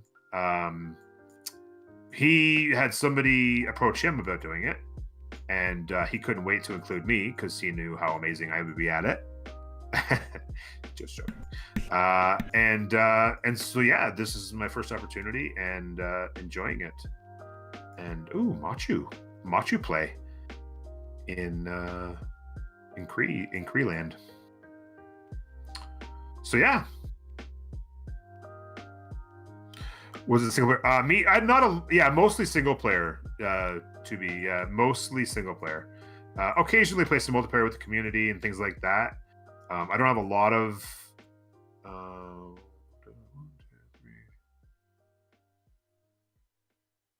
Where's he taking that guy? Oh, right up to the point. There you go. Right up to the point. Squeezing in as many cities as he can. Making a great lighthouse play here. Cool. More people getting interested in our competitive multiplayer matches. Played in CPL since 2016. Great game, but I'm slowly burning out after 8,000 hours. Yeah, I've had a couple burnout sessions on my own, to be honest with you. Like I said, I think 3,700 hours. After about 2,000, I burnt out a little bit, and then at about 3,000 or 2,800 or something, I had a hard burnout and left it for about a year. And then I came back. So I might do a little bit of multiplayer action down the road, just to kind of learn the mod better and get a little bit better at it in order to do this. I love the broadcasting end of it. I love the talking part of it. And so getting better at doing the broadcasting would be a goal. Still no settle here. How many cities does Rome have? Still only 6 cities. So they're kind of getting a little bit left behind in the city numbers. And Norm, I'll be happy to be your John Madden to your Al Michaels any day of the week, buddy. There you go. Thank you, buddy. I appreciate it. And you're doing great, by the way. You really are, honestly. You. I'm sitting back here watching this and taking notes, and you're carrying it great. And other than this asshole who just keeps interrupting you, like you had a good flow going there for a while. Yeah. Okay, anyway. So Machu Picchu is about to get, I don't know why Cree thought that they could build it. China going to do China things, and they are 2 turns on it. It's going to be a ball game for them. Chengdu still has not gotten themselves. I'm surprised they didn't try and build it in Chengdu, to be honest with you, because this city still doesn't have a wonder. And of course, each city with a wonder gets that bonus. With a China. Nice little theater square right here, +4. Oracle doing their thing. The stats. Oh, yeah, sorry about that. Yeah, I was looking at the 10th and I forgot. You want score? What do you guys think? Yeah, score up there or yields? Been watching for a bit now, learning a lot. I'm glad to hear it, Pengu. So China coming up here. Nice +5 campus there. That they'll be able to grab. I'm assuming they're going to settle in place. Maybe they'll just grab the +4 because it'll cost less money. So many +5 campuses on this map. It's insane. Let's check in with Norway. Still just 5 cities plus the city-state that they've taken. They have been running their... what is their... Where is he? There he is. Faith. What is his yield? He's got 58 faith a turn. He's been running a lot of builders to improve the land, but he hasn't gotten a ton of settlers out with his monumentality run. Germany still just settled in on their 6 cities. Surprised that they haven't tried to make a play for further south here. They have 3 settlers coming out, so they are going to make a play on expansion here now. I would love to see Germany go aggressive and come and try and grab this corner. Pretty defensible land around this corner as well. It'd be interesting to see them try and grab that. Not sure if they'll make a play on it or not. 2 cities here and another city on that corner. Be interesting. What's up? Lita Compera. How you doing? Game paused by Corny. Fully disconnected from the game. What? Oh, he needs to rejoin. Okay. Understood.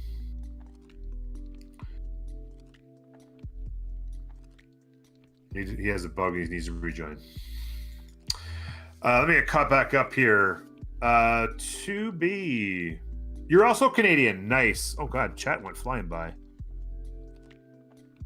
VOD viewer. Yeah, playing other games is generally what I end up doing. Is just I try to play a couple of different games here and there. In fact, normally Friday nights I'd be playing Assassin's Creed right now. I might play super late night Assassin's Creed as well. And I mix it up quite a bit actually. I was playing Civ 6 every single day, 8-10 hours a day on stream for a lot of months in a row, and that was what was starting to burn me out. So now that I brought it back into the fold, I put up YouTube video every single day, minimum 1, sometimes 2 every single day on my YouTube. But it's like 1 or 2 days, maybe 3 days sometimes on stream. And then that way I can kind of keep myself sane. It's not as good for the numbers because a lot of my viewer base is on the Civ 6 side. And so it's kind of like, it's like if I play Civ 6, I might have 50 or 100 people watching. And if I play Among Us or Pro Cycling Manager or Assassin's Creed, it might be more like 20 or 30. Who knows? So hey Norm, quick question for you on that, just like on point there. So like, because like for me and you, we both play the same way. We both like to analyze and min max and all that kind of stuff. For your YouTube, do you have any, like I saw you did those beginner tutorials a while ago or whatever, but do you have any plans to do like more advanced stuff at all, like short? Yeah, like, I do have plans for them for sure. Just haven't had time, sort of thing, or? Yeah, I haven't taken the time. My biggest thing is I'm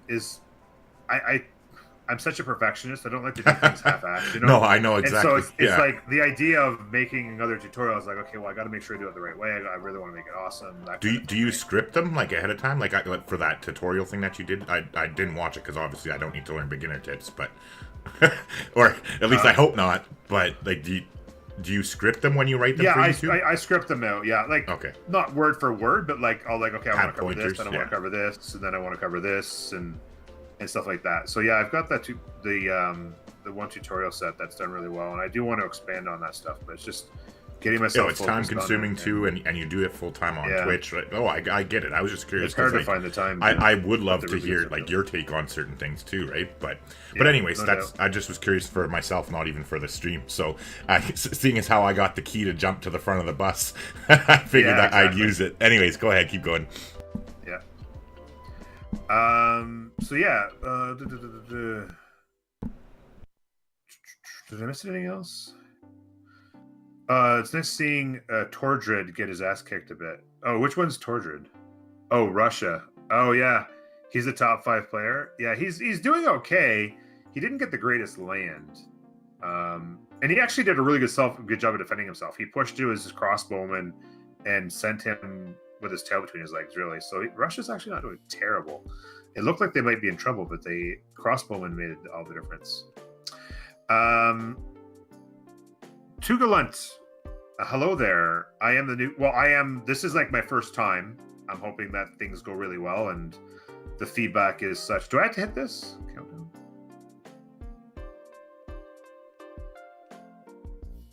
I don't know.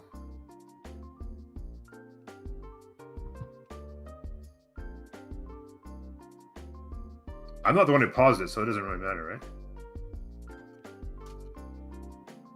Oh. How come?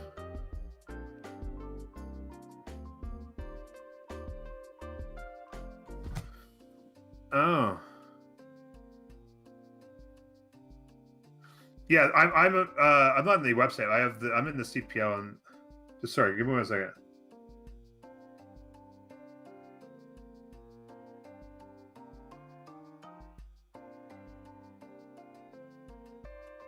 I don't know.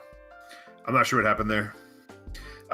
So the other guy talking, who's really just letting me take the reins, he's just kind of taking some notes, and he's just kind of getting prepared to be able to make his extra footage on his end.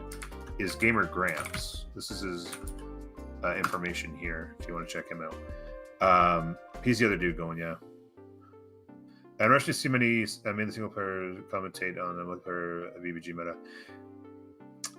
Yes, I'm gonna have to get used to a lot more. I've watched a fair amount of multiplayer. I watch Tomb Raider in particular. I watch a fair amount, and a few other guys from time to time. So I know some of the ideas of the meta, but certainly have to get more used to it as time go on.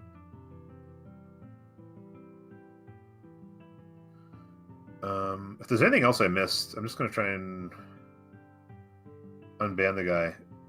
The guy, who was it? It was just a 10-second.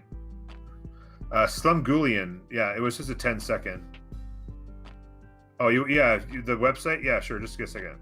Yeah, you were just 10 seconds for spanning website.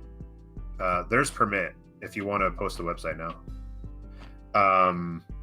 But yeah, it's just because like you get a lot of bots coming in and like trying to post links to random stuff. So people just have to get permission basically. Yeah, that's CPL website. Yeah, I'm gonna try to get more into this side of things. See, the crossbows are even pushing down here now. Oh, there you go. Musket. Continuing to pound out the catapult. He lost a number of catapults. He had 3 or 4, and I only see 1 now. So the crossbow counter was very effective. Religion still sitting on 3. Yeah, so nobody else made a religion play. Industrial zone coming in here. 2 turns on Machu.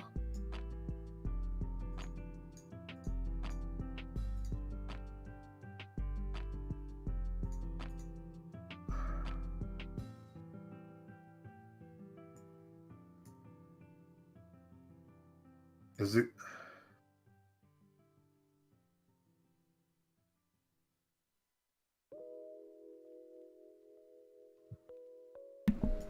You can also check the Discord, that TBD versus CC in the Discord. There might be more information there. Oh, never mind. No, it's still the same. It's still okay. All good. It's just the one guy was rejoining. I just wasn't sure when somebody rejoins what the process was or whatever. Yeah, they take care of it. You're not hosting, so whoever's hosting controls everything. That would be that Corny or whatever that kept posting the links. So, yeah, your job is to just wait patiently and keep people entertained while they figure their shit out. Oh yeah, no, for sure. I just wasn't sure if maybe I was doing something wrong. No, it's not you, man. I understand. I was in the same boat when I casted my first thing, right? So like I'm just telling you from the other side of the stream. Yeah, you're okay. You're doing good so far. If there's something that you're doing, I'll pipe in to let you know. So don't worry about anything on your end. I'll say something because like I said, I'm watching it and enjoying it. Just I'm doing my own thing and letting you take the show. But can you quickly, while I'm in here, so I don't have to interrupt again, can you take a look at everybody's era score heading into the because yeah, I can take it. I was actually I just went through that not long ago, but I can do that. Oh, okay, never mind. Sorry, I didn't no catch worries. it. No, it's fine. I'll do it in a second. Yeah, no worries. Okay, see ya. So Trajan's at 20 techs. So 20. Team 1. Oh, so it only shows. Oh, there we go. There it is there. So yeah, Trajan's at least 2 or 3 techs ahead of everybody. In some cases, they're 5 techs ahead of Peter. You mentioned you thought that it looked like Rome was in a bad position. Rome's leading the game in both science and culture. Not only current yields, but they're also leading in the trees as far as techs researched. So in a bad position, they could probably deal with a couple more cities. They have 6 cities. I wouldn't mind seeing them do a little bit more expansion to go beyond 6, but certainly not in a bad position at all. In fact, they were making a push on Russia, but the crossbows turned it away. But now here come the muskets. And in fact, I do believe I see 6 of them now. Those muskets will run over top of the crossbows pretty quickly. Ereld? Sorry, is who Ereld? No one's Ereld right now. He was in God 1 stats, but kind of Ereld.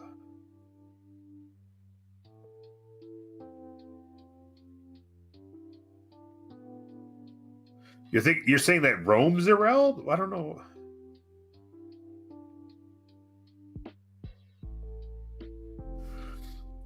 You think Rome's team has no goal per turn and Russia will faith buy shit? No, absolutely, they would be able to faith buy, no doubt.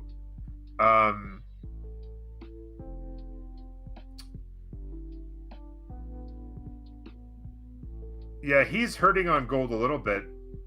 They're not doing too bad, though. I mean, they're both hurting on gold per turn because of the massive armies. Certainly, there's better gold per turn on this side, but I don't know if I would say... I don't know. I certainly wouldn't say Rome's a rel, considering they're leading in both science and culture. But there's certainly a long way to go as well.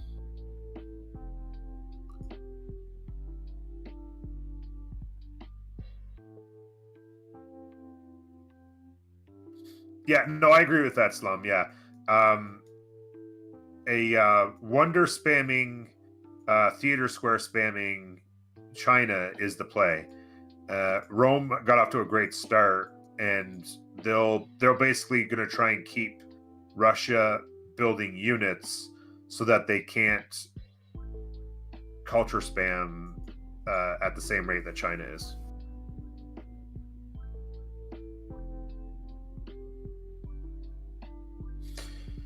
You're betting on a science victory after Rome conquers Russia? See, my thought is definitely Rome is in the better spot over Russia, personally. Some people are saying that maybe that's not the case. I don't know. You like Russia's position better? I just feel like, I don't know. He's got really good cities. He's got really good science. And... like it's just gonna keep getting better, right? His position scientifically is just gonna continue to get better. I will say that scientifically, double harbor adjacencies on those Kothons is coming in handy with the free inquiry pantheon. As you can see here, they've got them up and running in every city, and have gotten a serious science boom, as we talked about previously. So taking a quick look, 4 turns. Let's take another look at the era score. Everybody, okay, so looks like we're going to look at a golden age coming out of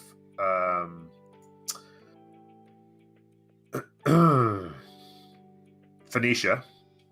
Sorry, Russia's going to need some work. 4 to go with 4 to go. 6 to go for the Cree and 6 to go for Germany. It looks like Norway and Montezuma are both making a dark to heroic play.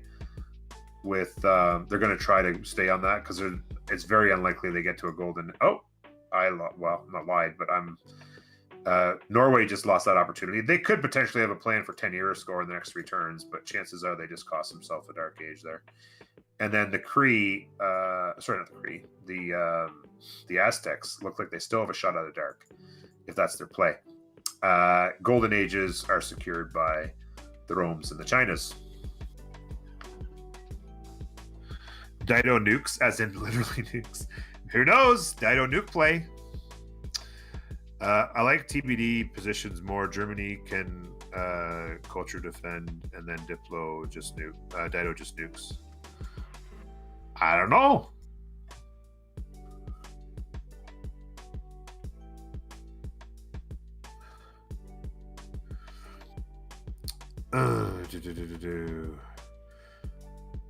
Yeah, you're thinking like as long as Tordred holds off, his team can do their thing. Like certainly Germany can do Germany things. I would like to see Germany make play on these campuses. They didn't get one here. I'm not sure if it would be a decent play or not to come in here and try to grab that campus. It just makes me sad that all these +5 campuses are just sitting here doing nothing. Everybody talks about nukes, 3 CWCs and no nukes so far. There you go, VOD viewer. I didn't know that because I haven't paid that close attention, but not a single nuke so far in the CWC. Will this be the first? Will Phoenicia, the Phoenicians, drop the nukes?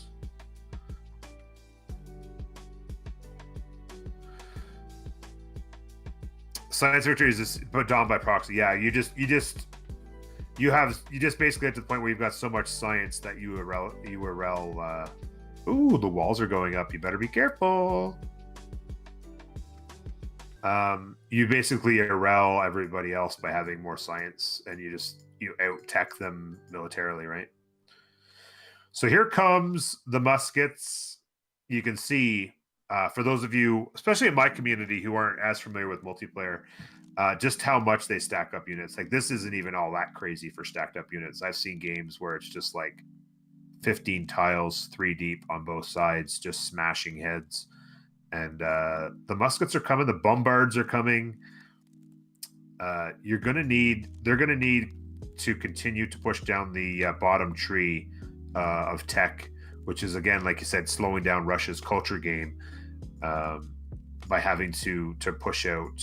I mean, they're working on some libraries, looking to try and get a general up here. So anytime Russia's doing something other than culture game, Rome is winning. I kind of feel.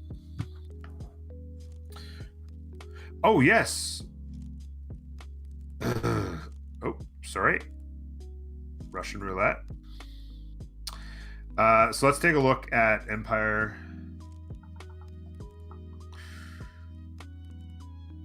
It doesn't. So it's not showing the actual adjacencies. So there's a 9 Hansa there. There's an 8 with some solid commercial hubs. They've got an aqueduct going there.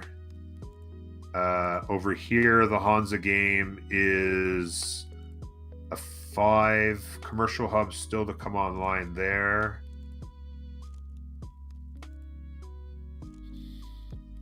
Hey, Tomb Raider, Nordstrom, seriously.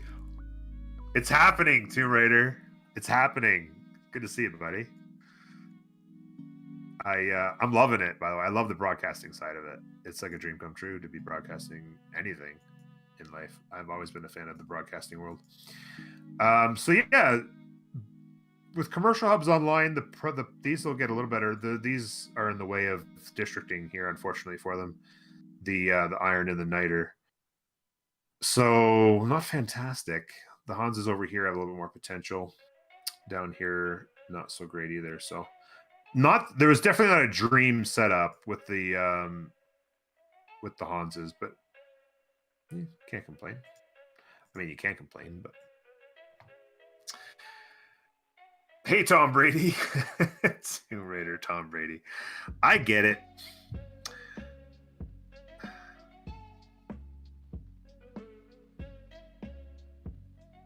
So, yeah, I don't know why the Empire is not showing. I guess it's just part of the mods in that only certain things work as much as you'd like them to. Let's take a look at our score. Go back up in here.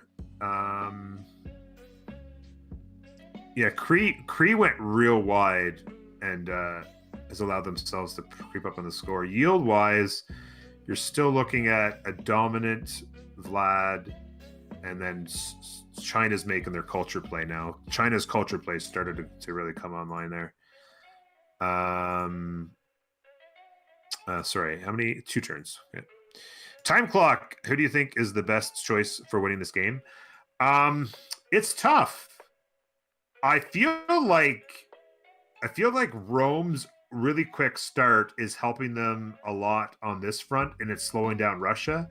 And I feel like Russia was probably one of the victory conditions for TBD.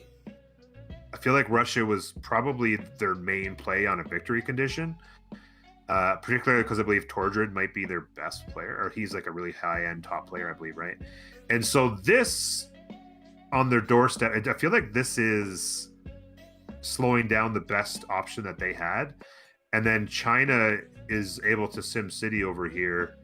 In fact, they still have some room for more sim citying if they get more settlers out. They're still at the end of what's their current faith? They're still at the end of their monumentality run. If they could ever get another settler out. They've been spamming builders to do their wonder spamming, but yeah, we'll have to see. Is there a specific way you can win? It's just like normal Civ. You can, well, I think a lot of the games just end in a CC because it's inevitable. Like, if one team is inevitably going to win a science victory and there's no way they feel like they can stop it, or if one team has gotten so far ahead on tech that they're like, they've wiped out one civ and they're going to wipe out another and it just feels like there's no way to stop it, then a team can choose to concede victory. So that's it. Generally speaking, I don't think tend to see the victory screen very often.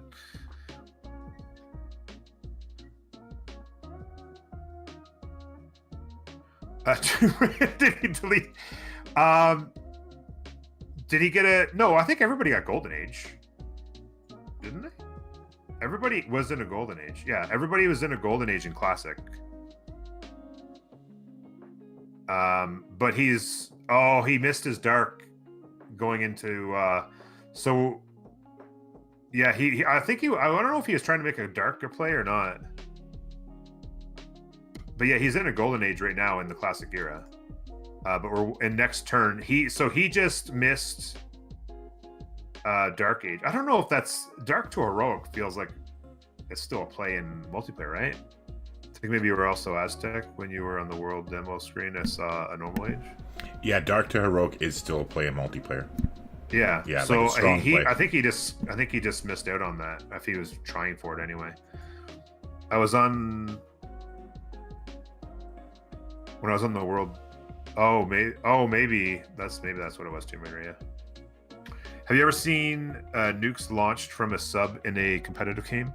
I haven't seen more. I wouldn't have as much. I mean, Tomb Raider would be the best guy to ask, as far as I know, because he's played how many thousands of hours of competitive multiplayer Tomb Raider. Hey, Norm, to pipe in here quickly again, too, could, like, not this second, but just when you get a chance to do it naturally, can you take a look at the different players who are, like, leading their teams respectively, like Rome and whatever, the significant ones? Can you actually go into their individual tech trees and just do a quick, like, a slower motion breeze through, like, say, 5 seconds through their tech path, so I can talk about, like, the path that they took when I'm doing my end of things? Sure, I could try. Like, it doesn't have to be now or anything, but like we'll spin the roulette and try not to. Yeah, for sure. Just work it in when you can. Thanks, bud. Yeah, I will for sure. Do they have a natural break time that they ever do, or they just keep going? I'm not positive on that. I don't know. Maybe I'm good. Probably. What's your guy there? You just were talking about him a second ago. Tomb Raider. He would know, yeah. I'm sure. Yeah. No, I was just curious if they were, because me personally, I could sit on my computer and stream for 10 hours straight.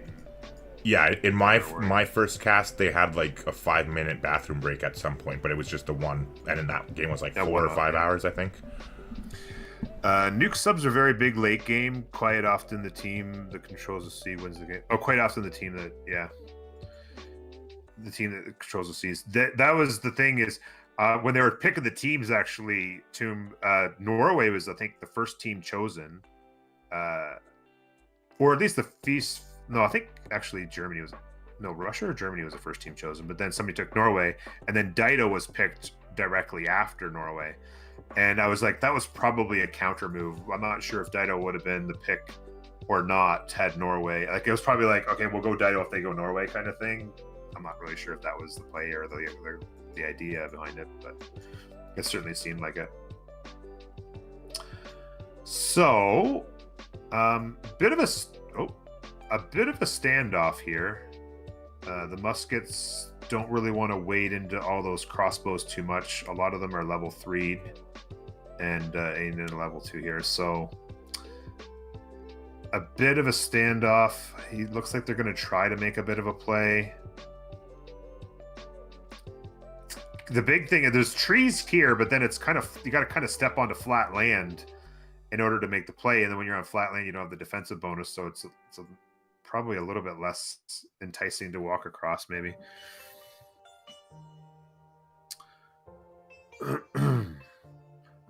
When you draft a culture civ, you have to pray to not be next to a war civ. But yeah, it's open doors. Oh, Lita asked a question. Hopefully Lita that answers your question. I don't want to see your question now. Oh, begin voting. Okay, so I need to know which to vote.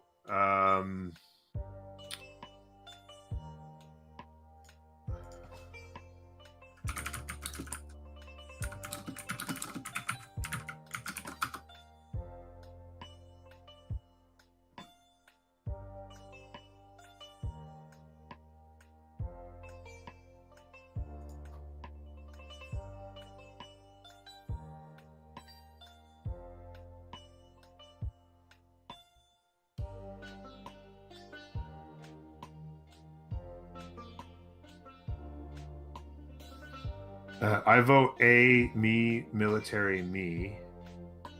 So I'll go.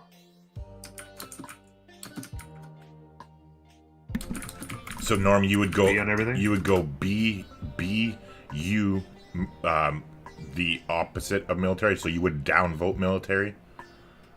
Okay, so like you go B on everything, and then you downvote he voted on a militaristic city state.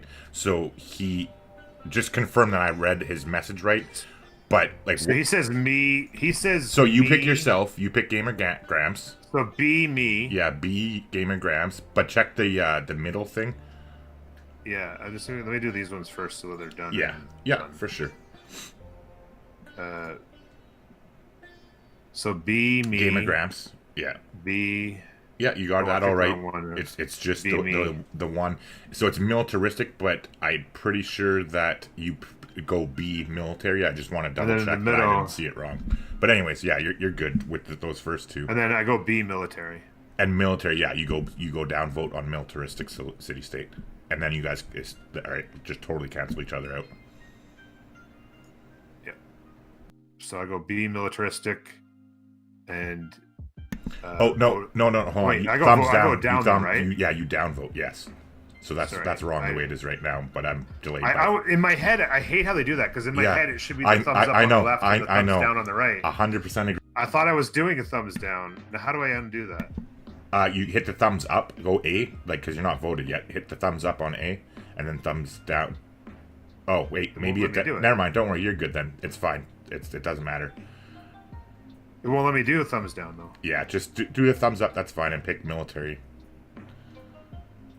Like on B, and then that if it won't let you do it, then fuck it. Who cares? You tried your best. Yeah, because it won't let me do. Yeah, that should be fine, Norm. Don't worry about it. Oh, I don't think you can do. You have to. There is no thumbs down option. It's okay. It's probably either one or the other. Yeah, that's probably what it is. There you go. There's no down. It's just you're voting for one or the other. This doesn't matter. There's never a thumbs down on either. That makes sense. In my brain, that makes sense, but I'm like trying to do what I'm supposed to do, and it's like. Well, hey, you know how special I am with the short bus and everything. You don't have to fucking tell me that. Gamer Grampz, B. Yeah, you're good. Be militaristic. Next. Submit. There we go. Yeah, freaking I was so worried that when I casted my first thing like a couple weeks ago before the break. Yeah. Holy shit, because I was so nervous and excited, like you were talking about earlier, right? Like, oh my god, I'm so looking forward to it, but then at the same time I'm nervous, like I want to do well. I was exactly in the same way, and then so I was talking with the other observer in that game at the time, and he's like, okay, so you're gonna follow my league? I'm like, yep. And so then I read his message, right? And he told me, like, okay, whatever he did. And I just looked at the city state and I voted against it. But I picked myself for the first two, but I didn't go A. I just was like, okay, pick myself, and countered his middle thing. Oh, yeah. And so, like, it didn't do anything, but, like, I was like, oh, because there was a good, like, 5 minutes that we were, like, waiting on pins and needles to see if I completely fucked something up. But, anywho, have fun. You're doing good, bud. I'm C-Grat.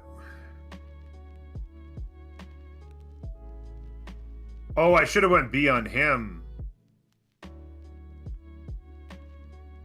Oh, okay. Well, it doesn't really matter either way. It didn't make a difference, but yeah, I see what you're saying. I should have been B on him, not on Gamer Grampz. That's my bad.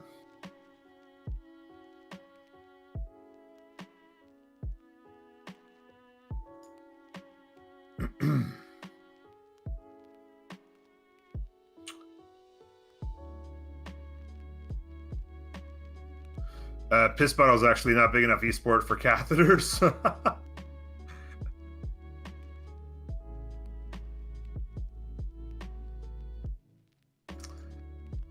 So certainly the most interesting aspect. Oh, wow. Now this is another wrench in the play, is the Aztecs have gone to muskets as well. And they also have a couple knights and have pivoted. Ooh, Russia's in trouble. Because they've got all their crossbows over here. Now they're going to need money to upgrade these to crossbows. They're going to need to get to muskets as soon as possible. Because there's 3 muskets and 3 knights on the way now. Could you go back to the tech thing just so we have a better idea of how long they're going to take to get there? Because you're on score still. Yeah. So on the tech side, Russia is working on gunpowder on 4 turns. Russia needs a blizzard. You were wrong when you said Russia. Well, I was kind of like, you really like Russia's position? Like, they're behind on tech. They're squeezed up against the coast. They got no more room to expand, and they've got muskets on their doorstep. And now the Aztecs have come to make a play as well. Score-wise, yeah, like look at, oh wow. So let's take a look here at what things are happening. But you can see here, 146 culture. China's doing China things. They've gone with a pen brush again on their golden age, as well as Trajan. So big time plays there. Montezuma's in a normal age, and I think, yeah, I was gonna say, I'm pretty sure Harold went in a normal age as well. So China and Rome carrying the water for CC, and TBD is not doing too bad. Kree's actually got a bit of a culture play going. Pen and brush, and continuing their science play in here with the free inquiry. So all golden ages across the board for TBD, and all pen and brush except for free inquiry coming out of sorry, where are they? Further over. Coming out of here to continue their science push. And they've come up this coast. They continue to settler spam. They're up to 3, 6, 9, 10. This is 11 cities. 8, 4, 5, 6, 7, 8, 9, 10, 11. Yeah, this would be 12. This settler here will equal 12, which is certainly a nice number. And probably the last. Oh, maybe they're coming here, I guess, right? Because there's no room here, I don't think. Oh, there is room for a city there. Oh, yeah. There is room for a city right there.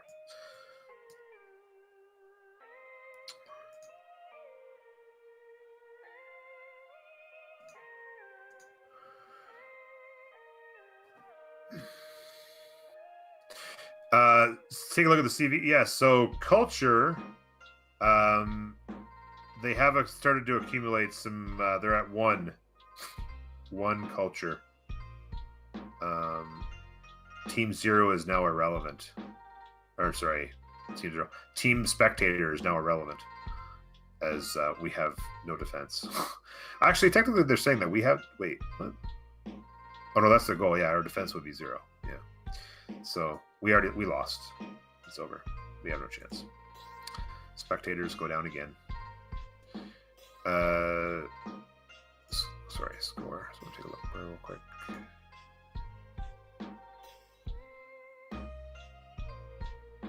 Yeah, Kree's making a nice play here. They've gone super wide. Germany stayed really. I'm really surprised. Now, this I'm not surprised. I was wishing this had happened earlier. Nobody had made a play on this or on this, and I was hoping Germany would make a play on it, because Norway and Germany both kind of restricted their growth quite a bit. Looks like Germany's going to get one more city down in here, but not crazy wide. I do like just how wide the Kree have gone here. They're what, 12 cities now? No, 4, 8, 10, 11 cities. 11 cities now. And I'm surprised China has not gotten a little wider. Like, this is sad for me. I mean, they're getting Coliseum here now. They're making their plays culture-wise. I don't know. There's a lot of really good land there. To me, my eye gets pulled towards that beautiful land, and I think, what? Hey, what's China getting the apostles for? Are they just evangelizing their beliefs? Because it's just an internal religion they have, right? Like choral music, or not choral music, but Yeah, I would imagine they're evangelizing beliefs. so I can't imagine any can you other keep reason. an eye on that when it happens? Just Yeah, again for for my sure. notes. Thanks.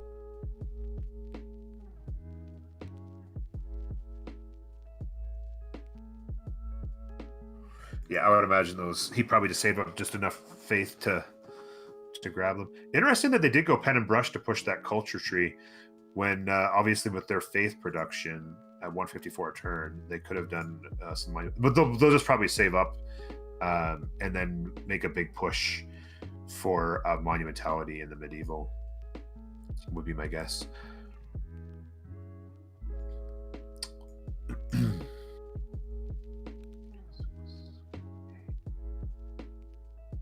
Yeah, I'm just, and again, like I said, I'm a little bit like Rome. They made this military push, and they've got the bombard coming in here. This is going to be an interesting play. 3 bombards. They've got their generals, muskets. This is going to get very interesting. Things are getting mighty. Oh, so muskets online for Russia over here, but they are in trouble. Crossbowmen here, crossbowmen there will be able to come in and flank. They're going to need to get another musket on here. They have a musket on the flank there, another musket here. I can only imagine that they're getting fed resources and money like crazy. Walls have gone up just in time over here to give them a shot. In fact, I would say 50 strength, another crossbow coming online. That city's probably okay without bombard. Oh, there you go. They got a siege tower on play, but it's 10 turns out. I would imagine this builder's coming over to chop it out. Get that siege tower up there. But that'll be a stalemate there until they have that. Knights coming online in 3 cities here. So again, they're defending pretty well. It's going to be an interesting play, but the fact that you're making Russia build knights and crossbowmen instead of doing culture things is a victory, really. Well, you have China down here just chilling in their little cocoon. China, well, China's religion's more of an internal religion, right? So they have, they've grabbed missionary zeal. Religious units ignore movement cost on terrain. That's interesting. That was an interesting choice. But yeah, they're spamming wonders and then getting +6 faith for all the wonders, right? And then they also have sacred places. So each city that has that is following this religion and has a wonder gets +2 science, culture, golden faith. So that's like every city if you have a wonder in each city, right? So this is much more of an internal thing. They founded the one belief, and I'm assuming they're going to found the other one with this apostle. They might have it go around and spread a little bit if they took the promotion on that apostle and it was like +2 spreads or +3 spreads, then it would allow them to go around and spread with the apostle. He's actually heading up north to maybe spread it to his neighbor here, I guess, to Rome. He's going to want to give it to Rome, I guess, too, because it'll help him up there. So he might have gotten like a +2 charges promotion. So he's like, I'll just go spend the promotions up north here and then evangelize the belief, potentially. Sacred places, yes. Sacred places. It's kind of like Uluru, a sacred place. It's part of the mod.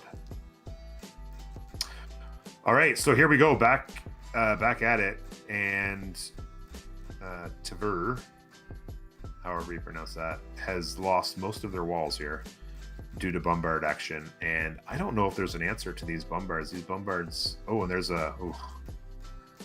this. Yeah, who said that they liked Russia's position in chat? Who was that again?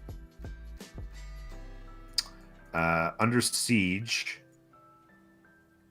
The musket's dead. Here comes another musket. Josh with the biddies. Thank you, buddy. Norme indeed. Thank you for the biddies, Josh. No foreign cities with wonder help him or no? No, it'll just help it'll only help, like, it'll help Rome out. It won't give a bonus to China. but it'll help his teammate Rome out. Game's going great, Josh. It's going really good.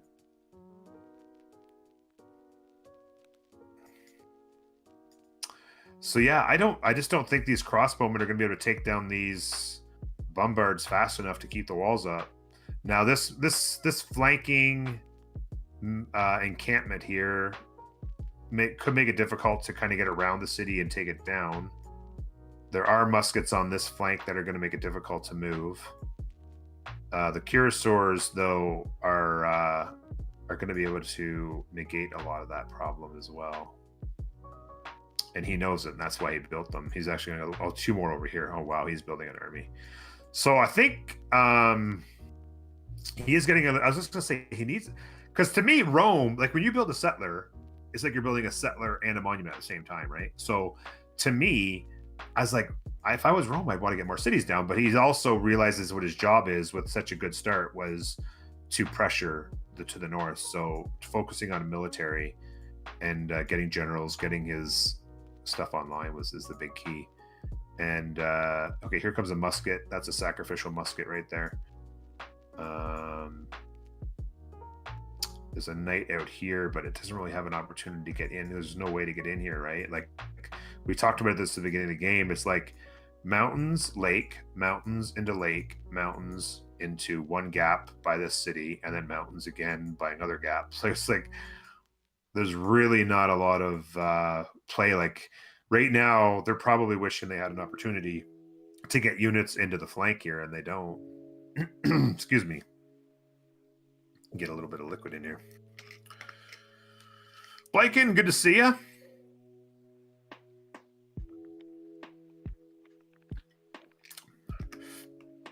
Doomed. Machu Picchu on Rome would have been nice. Yeah. Machu Picchu was the play in China, though. In fact, they actually took it. Cree had been making a play on it in here somewhere. Where was Cree doing it? Was it here? Or... Yeah, I think it was here. They were making a play on it and trying to beat him by a few turns, actually. Another crossbow coming. So they did chop it out. There was a tree here. They chopped this out, got that siege tower going. It's going to head up in here. These muskets are just hanging out. The knights will be able to flank and destroy the crossbowmen from helping out, and they should have that city. They're in a lot of trouble right now. I don't know what the answer is when it comes to TBD, if they're really going to be able to make a play to stop this. Because if you Irel, well, I mean, Russia's getting pretty close to Irel right now as this war goes along. If you take these guys down, I think that's ball game, right? Like I don't think that they can come back. Machu Picchu. You two, Norm, been watching Lurkin for a while. Thank you very much, Mike, and I appreciate that support, buddy.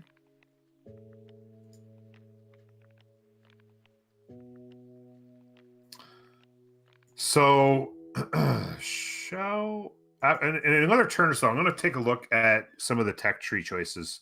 Certainly, Rome's gone bottom tree in the science, and Russia's kind of been forced there as well to get to muskets. But we'll take a closer look at that after this next turn. Yeah. Norm, can you take a look at the encampment placement and why Victor isn't in tier with double strike? With his double strike promotion, yeah. So like the encampment placement. Yeah, he's got Victor going. He's got Victor going in here on Yaroslav. He's one turn from being in place, so he obviously didn't just spreading it out, or yeah. Well, he went Pingala, Moksha, and Liang with his early. Well, I think he was going to need him. Probably, I think what it was is like the question is why he doesn't move it to tier where that's probably where the majority of the threat's coming from, since Rome's army is a lot bigger with the bombards and stuff. Yeah, but I think the reason why he's brought it over here is that I think Yaroslav's in worse trouble, to be honest with you. Because as soon as that siege tower shows up, it's ballgame. Yeah, true enough. For that city. Yeah. Whereas he still has a fair amount here. Like these crossbows are going to be hard to get through. How far away is he from here. Field cannons? That's a good question. Let's go tech. and Russia. He is working on printing at the moment. We're gonna roll the dice and go into his tech tree. So he's been forced down in the bottom tree. He is quite a ways from field cannons because he's just finished printing. He's gonna have to get into metal casting before he can get to ballistics, and it's a lot of turns because his science is not spectacular at the moment. I'm assuming that one of his teammates is probably going to be pushing ballistics to help him with the boost. Now the bombards, one bombard is dead. They had 3 in here, and one of them is taken out, and these 2 are fairly damaged. So yeah, it does feel like the play was to bring. I still feel like he's probably going to use Laroslav. I don't think he can keep Laroslav, to be honest with you.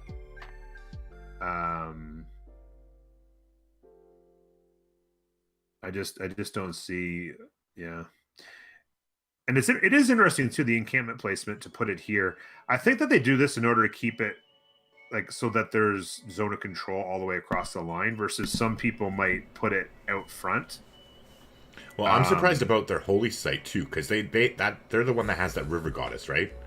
Yeah. So to me, I don't know why their holy site, say in Novgorod, right, is not placed beside the encampment when it would be +6 if it was shifted over one time. Well, the holy site was down first, and he was probably making a holy site campus play on the mountain over here, and then the encampment went down later. So the holy sites have been in since like turn 15, right? No. Okay, so his holy site was placed before his pantheon, though. Yeah. The holy these were his first 3 cities, and these 3 cities had the Lavra built by like turn 20. Turn so he didn't know he was going to get it. Those were the first 3 districts, yeah. Yeah, that makes sense. And then he realized he needed to go encampment later because Rome was so close to his south.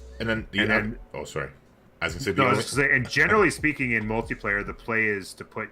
I know Tomb Raider. I've seen do this a lot, where you basically place your encampments in between your cities so that there's no way to get through with melee units and stuff. You have to. It's just to kind of like make have it harder a solid to get around, line, right? Basically, right? That they can. Because a lot of people, especially like if you're playing single player, where it's not as challenging against the AI. Not at all. You're only placing them for adjacency bonuses, basically in most situations. Yeah, and then or you'll also place them on the front lines.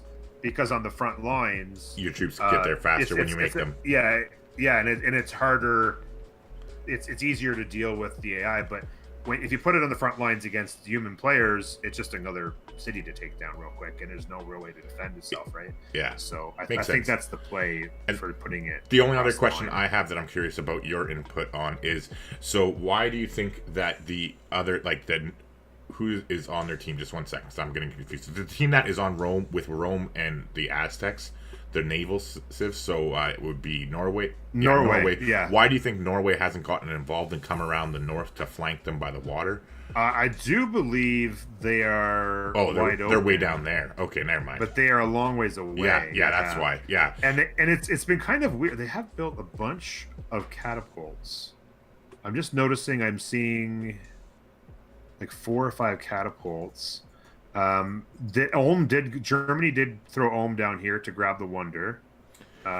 So 8 count, by the way, too. Remember 8 count from the game that you were with me on, like at the community thing there. He says, to me, the encampment should have gone 1 tile southeast, and Victor should have been installed a long time ago. Definitely not south of Tivir, or however you pronounce that.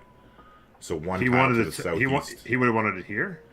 No, I believe he's talking about to the southeast, where that mine is and that crossbow is. That's where he says it should have been for the same effect that you were talking about. Yeah, that's probably the thing. Yeah, he may have put it here for the adjacency and probably would have been more advised to put it here. You're right, because it still would have provided the same effect, and it would have blocked the double river crossing. It would have been maybe a little bit more valuable. No worries. Because if it was here, it'd be hit. No, he's right, though. I think that'd probably be the better spot. He probably should have given up the adjacency and put it here if I had my say as well. But hey guys, it's easier to sit here and sit in the chair, right? Yeah. Right on. Anyways, keep going. Yeah, sorry, I'll try to interrupt. The pushes being made here. The bombards have fallen back to heal. Some units have been lost for sure. The knights have come around to do some flanking, but they're going to be in tough against these cuirassiers who are coming in from the back lines to do some flanking. As far as Victor is concerned, I do believe the reason for Victor here is because this. I think the city's in more jeopardy. I honestly do. This city is in serious trouble as soon as this siege tower comes here. The muskets aren't really being challenged, although there's 2 muskets here now, so we'll have to see. I don't know. I do know that Tordred, the guy running this guy, is, from what I've been told in chat by some people who know, one of the top 5 players in the world. So I'm not going to question his. I'm not going to question him too much. We did see a little flank here from Akira Sur and a big punch on Novgorod, and they got taken down to about 60% health. It's probably going to be a failed attempt. The musket jumped in time. Or did not jump in time, but it's in there now to negate the second hit. It was a last move, first move attempt, and the crossbows are going to waste that guy right now, I think. Although maybe they've all hit now, but yeah, he's not going to be much longer for the world. The walls are going up now. Muskets are taking damage. He's got knights on the front line now. Crossbows, the really strong crossbows, continue to take position. Again, Rome doing a pretty good job defending here, but they're stuck doing un-Russian type things, right? They don't really want to be doing this war, and it's kind of irrelling them while 214 culture gets pumped out of China. Although I will say Cree is making a play on the culture side as well. If you take a look over here with Cree, we take a quick look where they are in the culture tree. They're about to have museums, and they're heading towards the industrial era on the culture side of things here. They are definitely making a play for themselves as well. Little bit, Germany to me is just, they didn't get wide enough quick enough. I feel like they sat on 6 cities forever, and I just don't feel like a tall play is ever the call when it comes to got a plus 20 Hansa there and then a plus 10 here. So he has the one really, really good Hansa anyway, but he doesn't have crazy production. There's a 16 and an 18 there. I don't know. He was focusing on a tall play, and his science is coming around some, but it's not crazy, you know? Yeah, I totally agree with that too. Like with the room he has to go out to the west a little bit more, and then up to the north as well, right? Like there's no reason. It just felt like I feel like he could have gone wider earlier, but well, especially too because then he could be putting pressure on China right now. You know what I mean? Like because Norway's not really doing that hot in the grand scheme. Yeah, of things. Exactly. They felt like they could have. Yeah, I agree with that. Yeah. And right now, like with the 3 of them over there, like with Phoenicia, Germany, and the Cree, like Cree's doing well, and Phoenicia's expanding too, doing their thing. But realistically, they're like literally not doing a whole lot of nothing as far as the game goes. Yeah, and like it's kind of slipping away from them. Wise, yeah, like right? wind condition wise, it seems like it's just totally slipping away. He would lose just too much science to trade the place of a governor. Oh yeah, that I was going to say that, Vod. I was going to mention that too, as well as the placement of Pingala and Amoxia is important as far as internal trade routes and stuff are concerned. So the science play for removing Pingala would have been really difficult. Now I will say it looks with Victor. But couldn't he have shifted it to St. Petersburg for 10? Pop? Well, no, but it's also the internal trade routes. Oh, okay. He might have his internal trade routes coming to the city. I don't know exactly. Yeah, no worries. I don't actually see roads coming this way. So maybe he's not doing Pingala internals. Not sure if I can see that or not. We'll roll the dice here one more time. No, he doesn't have internals. He just has the pop. So he would have lost. Yeah, he's got. Yeah, he could have done that. He's not doing internal trade routes with Pingala. That was kind of the thought there. I like I said though, I do not disagree with the play on Yaroslav getting Victor simply because he was in a lot of trouble over here. Now he's been able to rotate some defenses over really quite well. And one question too, because you know how pronunciation's my kryptonite. How do you pronounce the city that's TVER? Do you know? I don't know. Okay. Is there anybody in chat who knows how to say? Thanks. Is one like of those I would letters guess silent? the T would be silent Hey, and it Wood. would be verb, but I don't know. Yeah. Wood, I don't know if it's morning. Is it? Is it morning in California right now? Just kidding.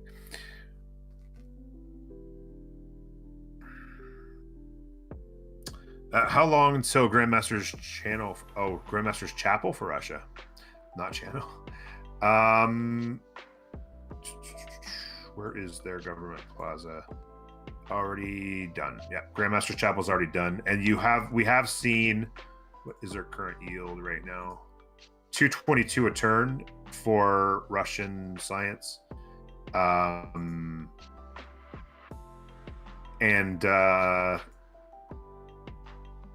yeah, we've seen some units pop out pretty quick.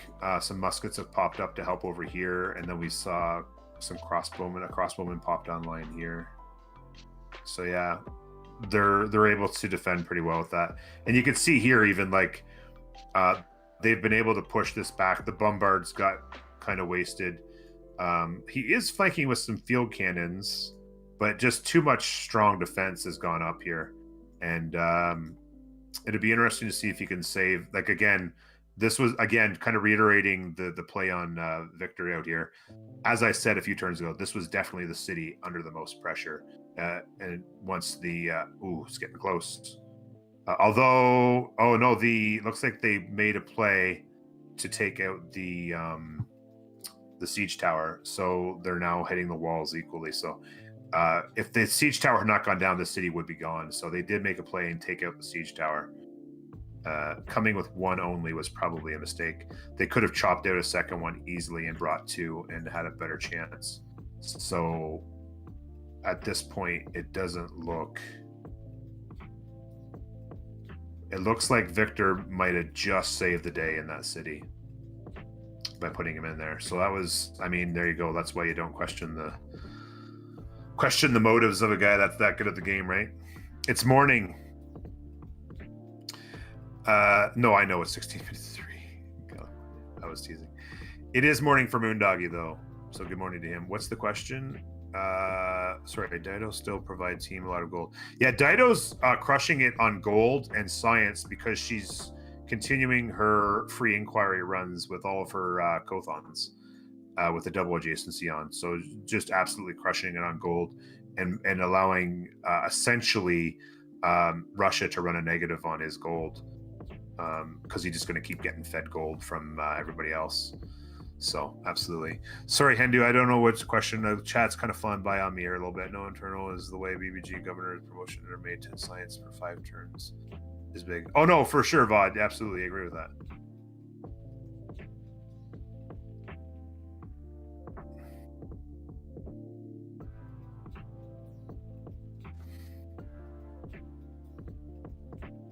Click on the speaker next to the name. Dictionary. Oh, here we go. Taver is how you say it. So you say both. Taver. Thank you, Josh. I appreciate it. Yeah, thank you, Josh. I appreciate it too. And for anyone, Josh is Robert 4999. Oh, okay. Yeah, sorry, I'm definitely not known to the people who love him as Josh. All right, well, Slumgullion Clutch Tordrid to Stronk. Yeah, that's the thing is has been mentioned. And hey, Norm, you mind doing a quick exclamation mark, whatever you have my Gamer Grampz stuff set up for, just to talk about the career gaming thing? Oh, absolutely, yeah. In fact, I'll do the command, and then you can go ahead and talk at your leisure, and I'll just roam around. Sure, and I'll keep it real quick so that we don't distract from the gameplay here. But anyways, so for those of you who don't know me, I am Gamer Grampz, and I have a Civ 6 channel that is just past 7,000 subscribers. That's where basically all my time and effort has gone over the last year and a half, and it's helped me get to the point where now I'm just like Norm, where I'm surviving full-time off of the income I generate between YouTube and Twitch and all that kind of fun stuff, plus whatever else. And so it came as a surprise recently to all my followers and all that when I decided to dump my channel that has 7,000 subscribers and start fresh with a new channel that's focused on Cyberpunk 2077, and then a second new channel at the same time that is actually called Career Gaming. It's where I'm hosting my version of this stream, and that's how I can keep popping in on Norman and pissing him off and interrupting him here. But anyway, so the whole concept of that channel, and that's the more important one, more relevant to this, is that I'm basically teaching people everything that I've done, all the mistakes that I've made. Like, I've literally spent over $1,000 on coaching and like video sessions and stuff. So I'm literally teaching you everything that I've paid for and the mistakes that I've made on how to grow specifically on YouTube. It's not Twitch related. I mean, some of it I suppose could apply, but it's basically all on YouTube. But anywho, that is it. So if you are interested, Norm had the links there, and I'm going to shut the hell up here and let him do his thing. Yeah. So there you go.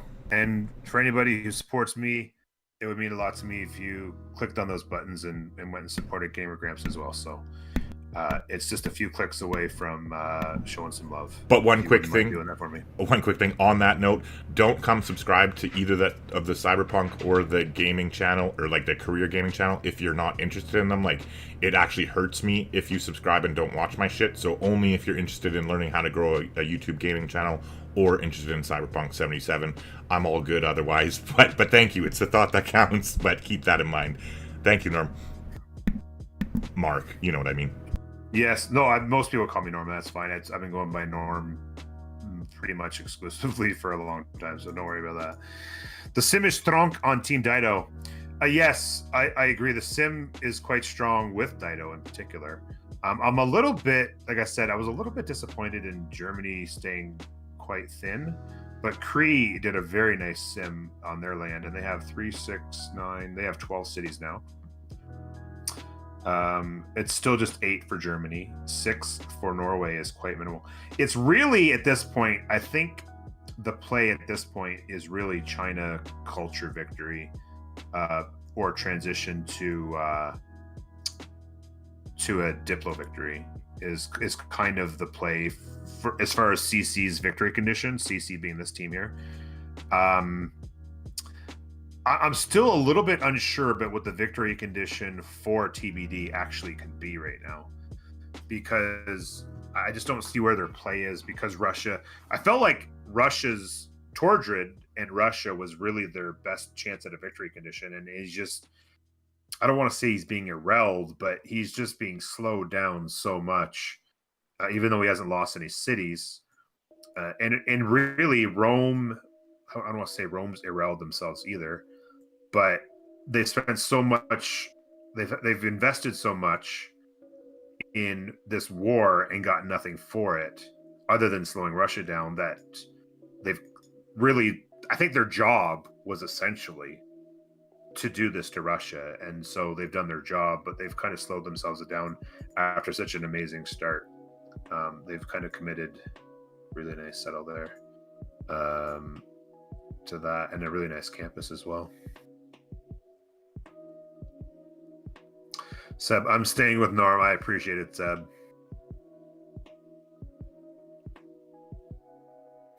Russia is playing a god I would have fallen a long time ago in this position. Vadir, I completely agree. I felt like for a long time like Russia was in a tough spot, and there was some discussion about people liking Russia's position, and I'm like, I couldn't understand that, what Chat was talking about there. And I felt like just because of the tech advantage, it felt like Rome was going to have a good shot, but they've just done just enough. They came up with the crossbows just in time to repel the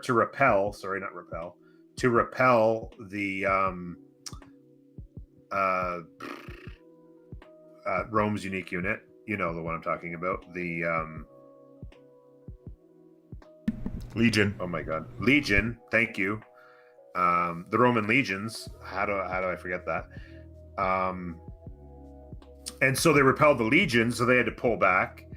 And then they went and grabbed muskets, but then as the muskets were coming forward, they got, they got their knights online and were able to flank and get a couple muskets of their own and just hold on and just have enough units in the way to keep them from dying.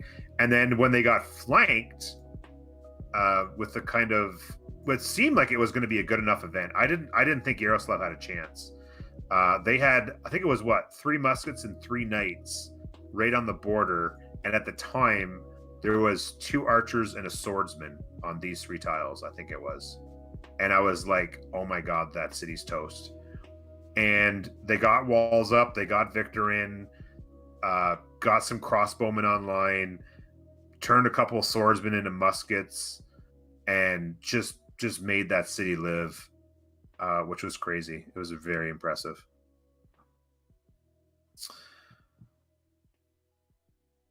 Don't worry, German tanks soon. Well, I mean, Germany didn't get super wide. Their science is coming online decently well, I will say. Still, turn 68, 1, 2, 3 plus 5 campuses still not taken advantage of. Norm cries.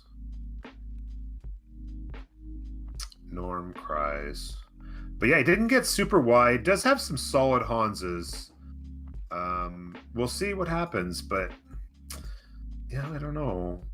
Crossbows on the front line here. The night push coming up empty. Germany, and it feels to me like Germany could have done more to push Norway as well. Like the Norway play in the waters wasn't there, and it feels like a play on Norway could have been had from Germany, and they just haven't made that push. Got another knight coming here, some bombards, so maybe they're going to try a push here soon. Berserkers are going to get irrelevant when the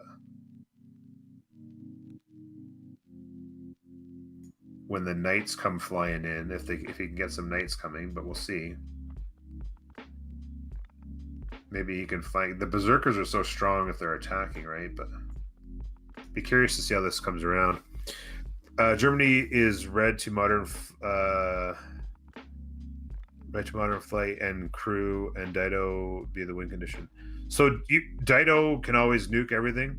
See, everyone, you say that, but like I said, 3 seasons of CWC and no one's ever shot a nuke, right?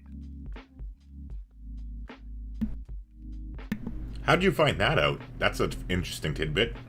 Oh, somebody in chat said it. Ah, nice, cool. Because somebody said, "Oh, Dido's going to nuke everybody," and then I was like, "Okay." and then somebody else is like, "Everyone always wants to talk about the nukes, but no one's ever nuked in 6 seasons or 3 seasons of of CWC." I wonder how close they've came. Like, you know what I mean? Like how? Because I had personally never even heard of it until like I saw it, like Firaxis or whatever retweeted back in September, like early September. Firaxis retweeted that the season 3 was launching, and that's how I found out about it. And then when I did, I'm like, holy shit, where have I been all this time? And yeah, like oh well. Anyway, continue on. No worries. Alama, you seen nukes this season? I don't know. Somebody who was talking rather intelligently about the league and knowing things said that there was no nukes in the first 2 seasons. Maybe they're wrong. Maybe that was wrong. I can't remember who it was that said it, but I don't know. And can you take a look at the era scores leading into it? Because I just noticed that the time bar is red. So 7 turns to go. Yeah, era score. Looks like China's going to rock another golden, which he's going to love because he'll probably head back to Monumentality and maybe get some more cities out and spam builders. It looks like there might be some more Golden Age plays coming out of Team CC, and looks like Dark Age across the board for TBD, other than Russia, who is 2 away, could make a play to get to their golden in 6 turns, but they'd have to go real quick. But some of them, like 10 off, 14 off. Dido is making a hard play for Dark Age. And yeah. How many turns? Like, I can see 90 and 92 on Russia. No, sorry, on Russia. How many? What do they need to get to their golden? Oh, well, they're 90 out of 92. Yeah. They'd have to go. But that would be 12 standard, though. So how many for golden is what I'm... Sorry. 103. Okay, perfect. Thanks. 103. There you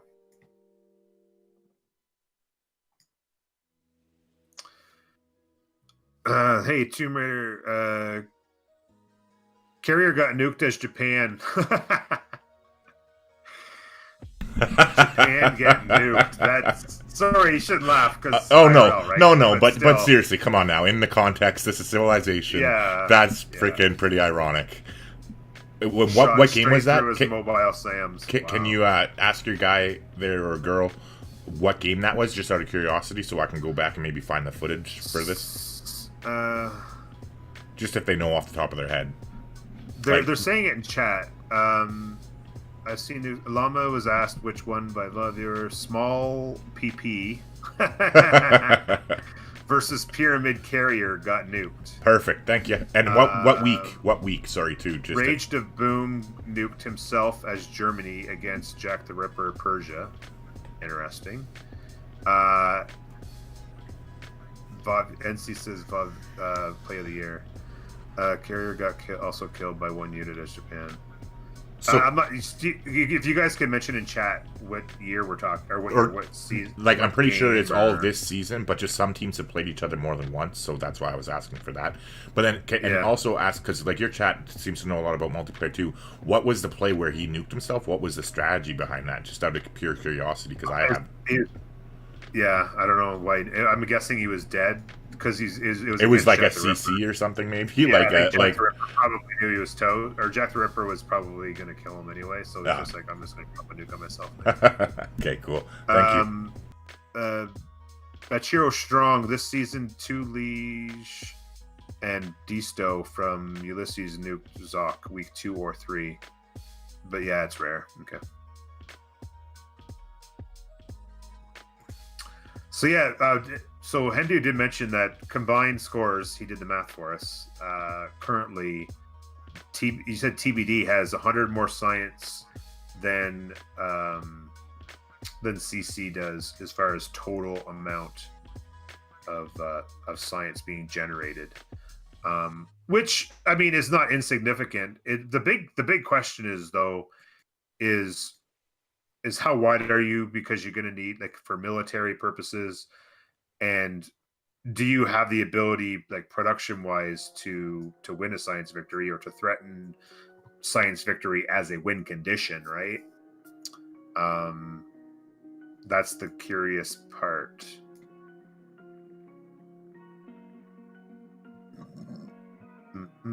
Oh, there's a clipped by the general. Carrier, open link a new window. Cool. Can you shoot me that in Discord, Norm? Like, not in this second, but just like whenever. Oh, perfect. Yeah, can you make that full screen so I can get it for the video here? Yeah. Thanks. There we go. Watch it again real quick. Boom. Yeah, he had two Army SAMs, and the nuke went right through both. Yeah, he did get kind of screwed, though.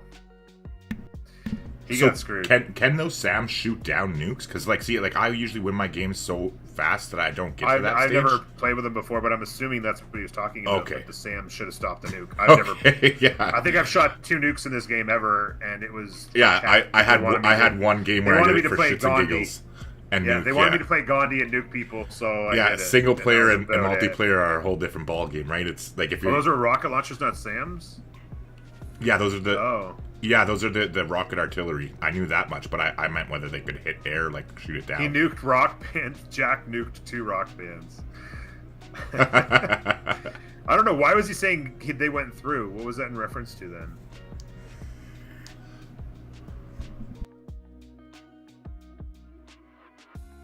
This shows you, my games are usually over before turn 200, so I have no idea about late game military.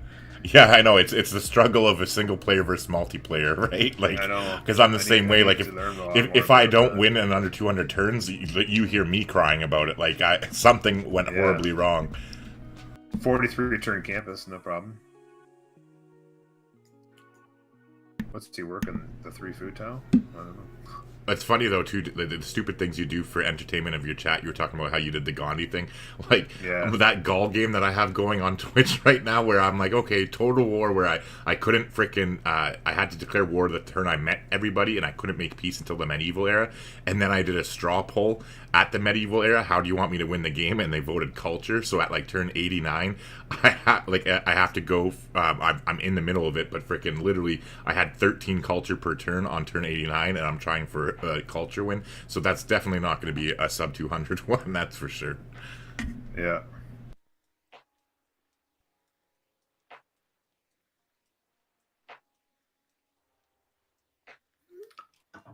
Yeah, so which is what you're talking about. I just noticed Germany, cursors, 4 of them in 1 turn and another one in 2 turns. And then Bombard's on the way as well. It definitely looks like he's making a move to play on Norway. Yeah, and like, also Taruga. Norway's going to get ripped. Like, unless they don't get their tech game up. Like, I don't know. Yeah, Taruga also...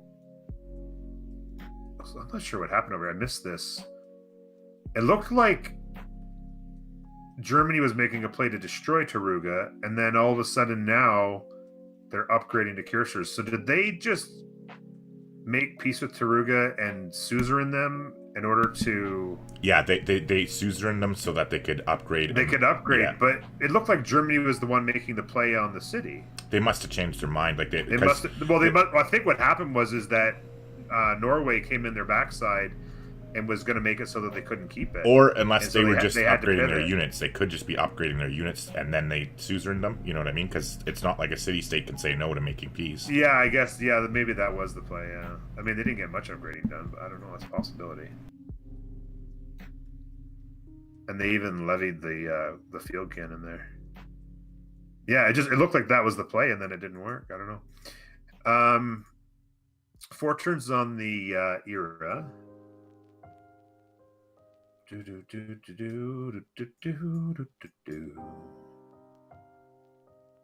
Workshop going in there. How wide is China right now? 3, 6, 9 cities in China. Rome's gotten much wider. They're now 9 wide as well. Aztec is 10 wide. And sorry, wrong one. Where's Aztec? Sorry. They're doing okay on science. They're leading their team in science actually now. So they made a science play, but they're back in culture.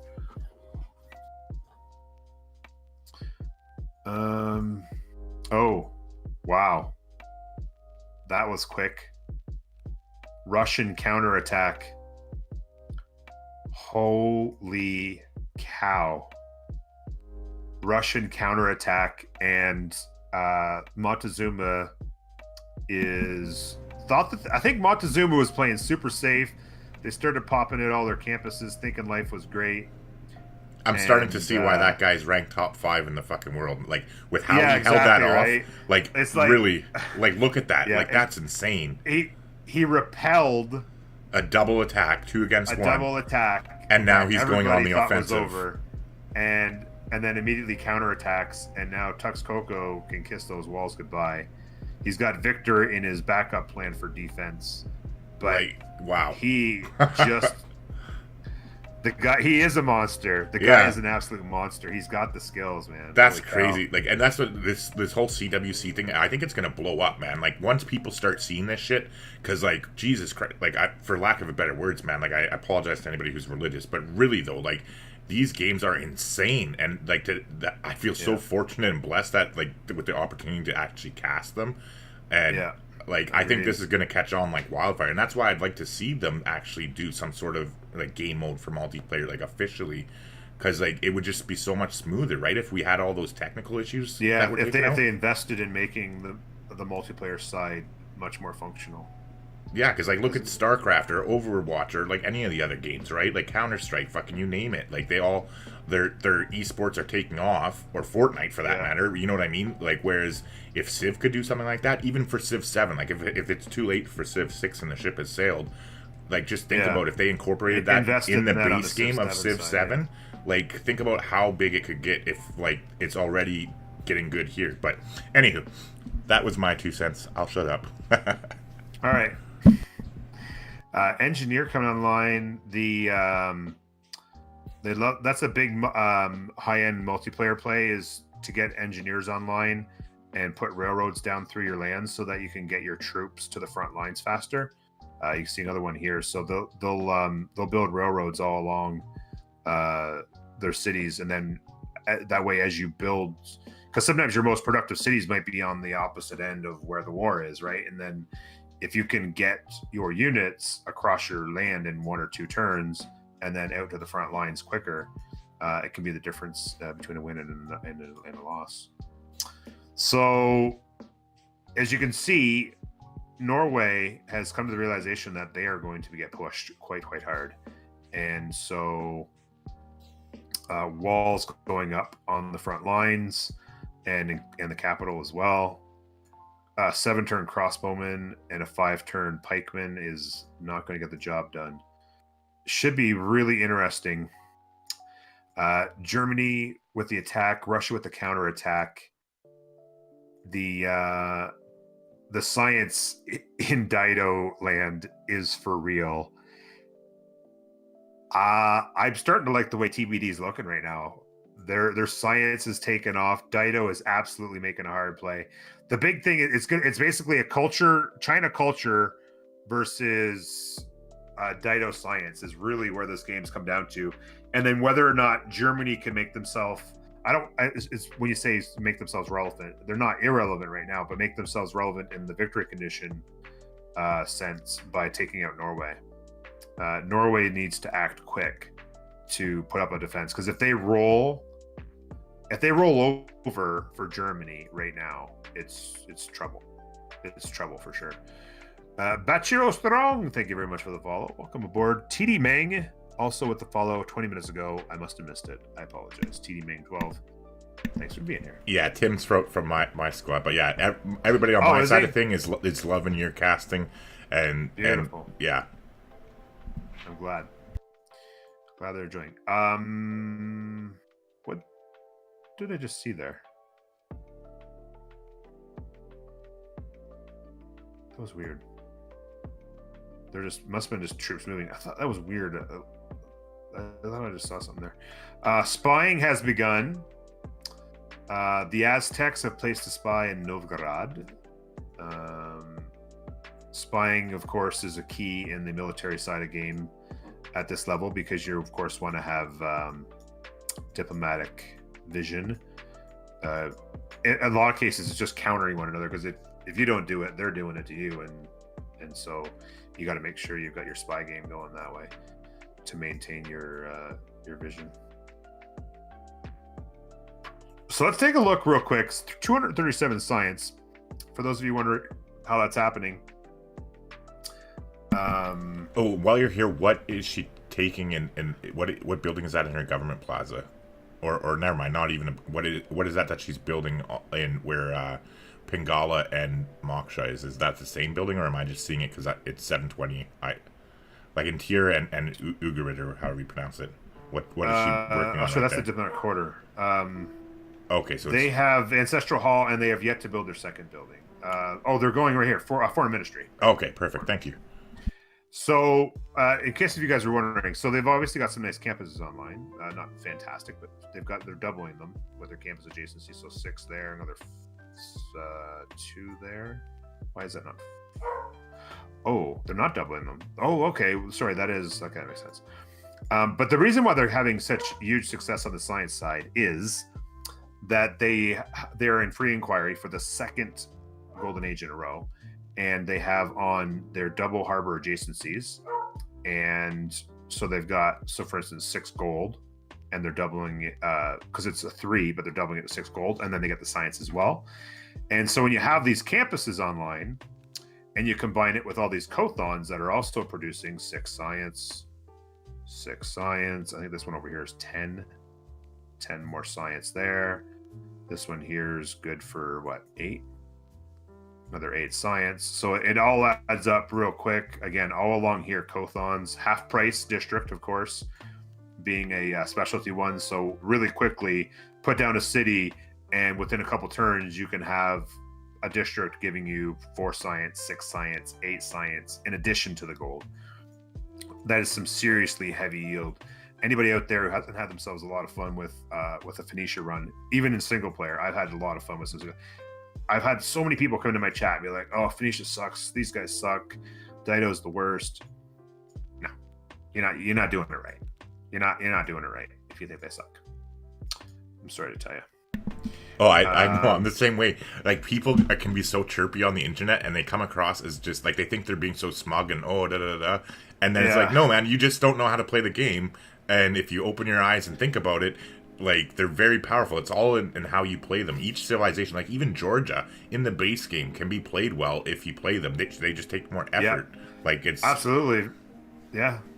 Everyone who talks about trash about Georgia, yeah, infinite golden ages, that's the worst. I know. Like, not even having to try to get golden age every single time. Yeah, well, and don't they get heroic ages for the golden ages or something? Because I've only played them once, but I can't think off the top of my head. Because I know they get points to keep them chaining, but don't they get some other benefit now? Especially in the latest patch, right? They like, I know not the dramatic ages changes, but one thing, the extra wildcard policy card that they get when they get golden ages, that was included in the base game, from my understanding of it now. Oh, really? I didn't know that. I thought that was just part of dramatic ages. No, so the dramatic ages, they could pick dark age policies. Oh, okay.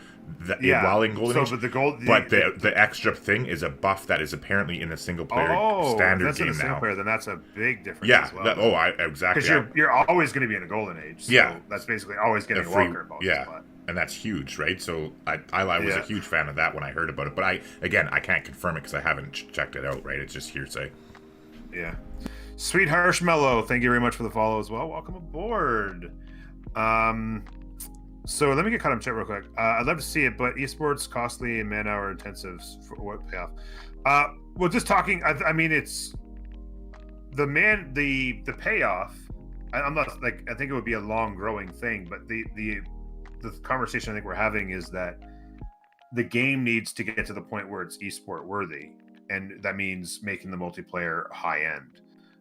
And then from there, the effort would be in whether or not, it wouldn't be Fire Axis or whatever running it. It would be other groups deciding whether or not they want to invest in the esport life and making it better and better and giving it more and more credibility. And that would be just, it'd be a trade-off of, if you get it this good here, then you can put more effort into it. Maybe it could happen. Maybe it would be a little bit. Maybe it would be a lot. Maybe, I don't know. To put it in perspective too, as far as StarCraft goes, with like the GSL, right? Like, StarCraft is huge just in Korea, and then it's kind of like spawned, and because it was so big in Korea, that has actually gone across the world. And now, say like Africa TV, they've literally done like a company built around StarCraft now, where like they're huge, and it's all because of just like, they started off real small and just grew with the esport, and they invested early, and it's paying off for them in spades. So if something like that could happen in Civilization, like, who knows, right? Well, and yeah, that's the thing, Moondoggy. They'd have to sell more copies, but like the Civilization community is actually quite massive. But most people just play it casually as single player. But it's the same kind of thing with StarCraft, right? It grew out of just a game that people just play generally single player, right? And then it's something that the game would have to be at a point where it would be worthy of it. And then whether or not it could snowball and grow from there would just be whether or not the market saw fit to see that go there, right? It's kind of how I view it.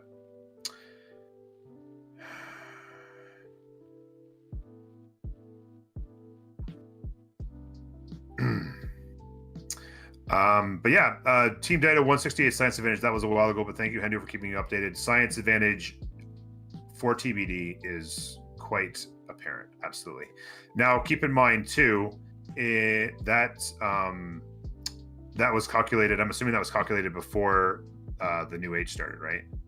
Because we're in the new age, so this is no longer happening, right? The science has gone away there, so this 179 is as a fraction of what it was. Well, not a fraction.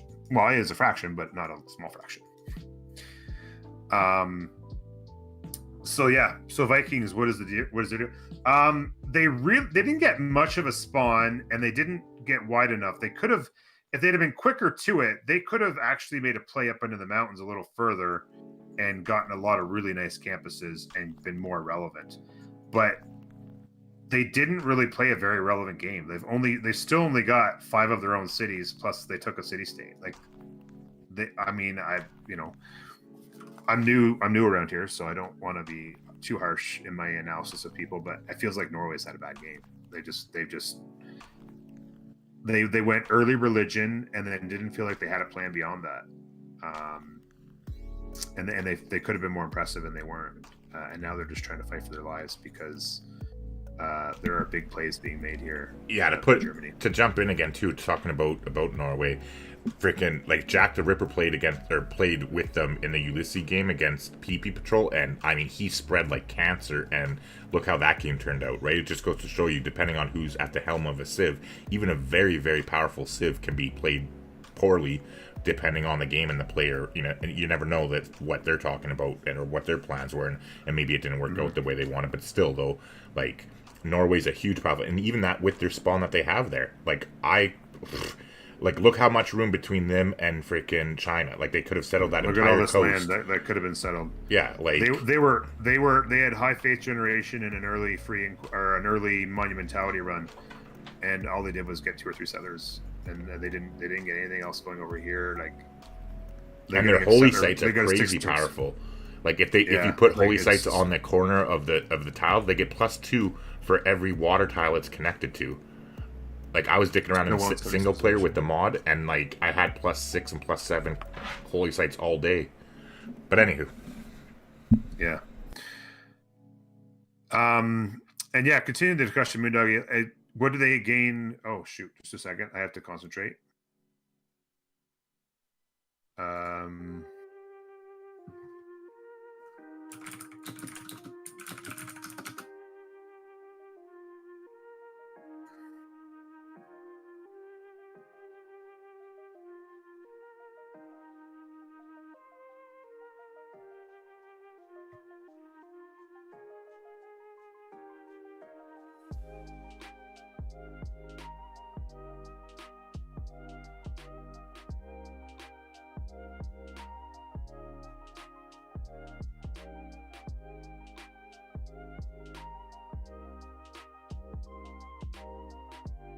Hindu. So I vote B, Hindu. Okay. So I vote B, Hindu. And then I vote B. And I'm supposed to do it on him, not on me, to counter his. So I vote B, him. And I vote him as well. So B on him, B on him. And then B on Hinduism.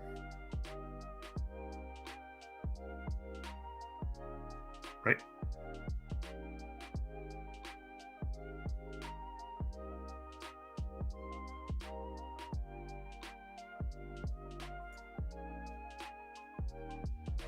That's gotta be right. B on this on Hinduism to counteract that. B on that, and then B on that. B, yep.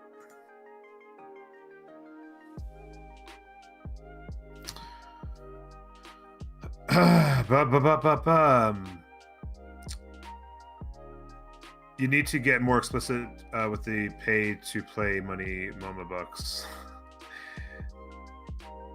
Pay to play, baby. Well, I mean, when you're talking about a game that charges this much money and they have pretty good sales. I don't know. I don't know the economics behind it that well, but no port on the capital. They went commercial hub and passed up on the +4. Feels weak. As a fellow Canadian in Northern Alberta, where we are also dealing with snowfall today, what part of your great land are you? TD Mang, the snow is falling hard. The snow is currently falling hard. Looks like Probably a couple inches on my neighbor's roof. Yep. Maybe not. Well, close. It's coming down pretty big flakes. I'm in Calgary, by the way. Winter is coming. TM, yeah. Trademark. Yeah. There you go, TD Man. Good to have you here, by the way. Thank you again for the follow earlier. Fellow Canadian. You're in Grand Prairie? Gotcha.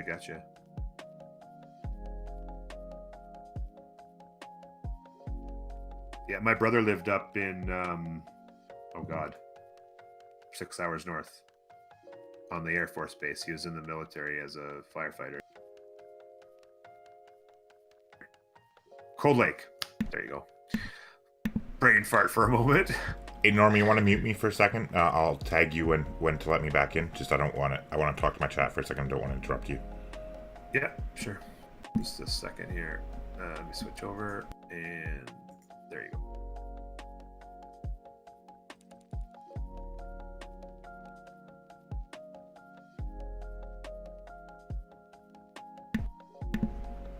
Good Lord, I'm dying over here. I'm not even talking and my voice is gone. Oh, that's a little bit better. Anyways, I just wanted to jump in and say I'm glad that you all are enjoying it. It's a good game turning out. So, Dream of Flight. So, Dream of Flight says, as context, TBD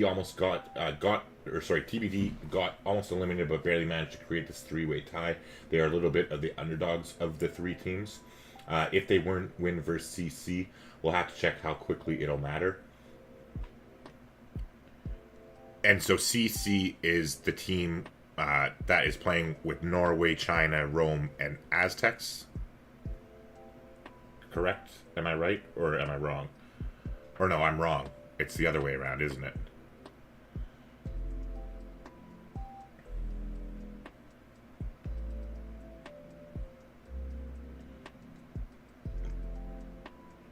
Oh no, yeah, CC is Aztec, Roman, and that, and TBD is Germany, Korea, and Russia and stuff.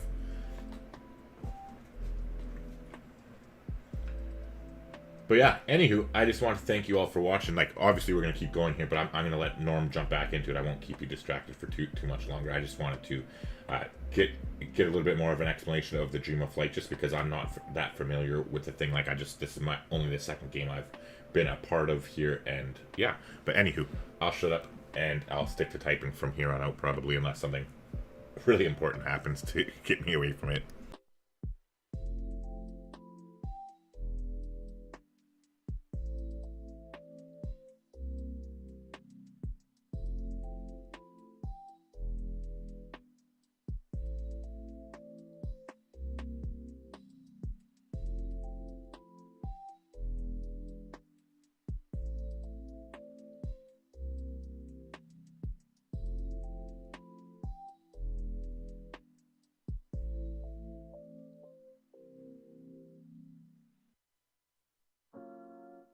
In here, Poison Poet, Wet Dukes, and Zenatan. Thank you all for hanging out. Thank you, Shep.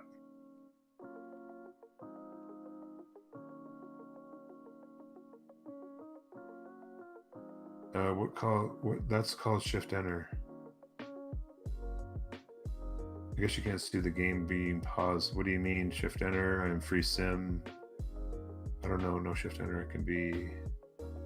I don't know. They're having an issue with the votes from something. Thank you again, Shep. That's very generous of you. 100 games. Good to see you, buddy. Thanks for hanging out. Appreciate the lurk. Damn it. Of course I missed the sub bomb. I went unmuted. I'm good now. Okay. Yeah, I totally missed the sound effects. And I was like, literally, I was like unmuting, and then I just saw it all happen before my eyes. I'm like, figures, like perfect timing for me to like peel away and talk to my chat for a second, and I missed all the because you still have those Star Trek sound effects when they come on, don't you? Star Wars, sorry. Yeah, no. Thank you very much. So sorry. No worries. But no, because I remember like from when I first heard about you from TGM way back when you guys used to do the Monday morning things. That's how I found out about you, from watching TGM's VODs. Oh, okay. And then, so I checked you out, like, this is years ago now. like, well, yeah, probably like a year or two anyway. But anywho, Yeah. so like I just remember like they see me roll, like whatever the sound effect you had when it came on, right? I think, or no, in the Millennium Falcon one too, yeah. But anywho, yeah, there was one. I used to have the actual Star Wars theme when people subbed. it was so loud. I'm so glad that your chat finally convinced you, because like as a viewer, I was sitting there and like you would be like, "Well, that's the way chat likes it here," and as a viewer on YouTube, I'm like, "Fuck, please change your mind, please change your mind." Because that's the thing, is that every time I turned it down, you get a complaint like, from why did you turn it down? Yeah, no, I know it. You can't keep everybody happy, right? So then from me watching the VODs like on earphones, it just like blasts in your ear, right? I know.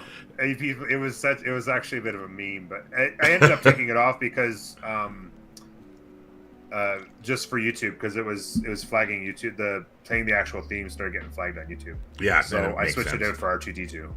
And that works too. Beep beeps from R2. Still keeps the same theme. It's good enough. I need to try and upgrade that a little bit and update a little bit better. But yeah, so far I've been lucky. I got for like all my Twitch stuff, because I put a couple things onto YouTube, and for one of my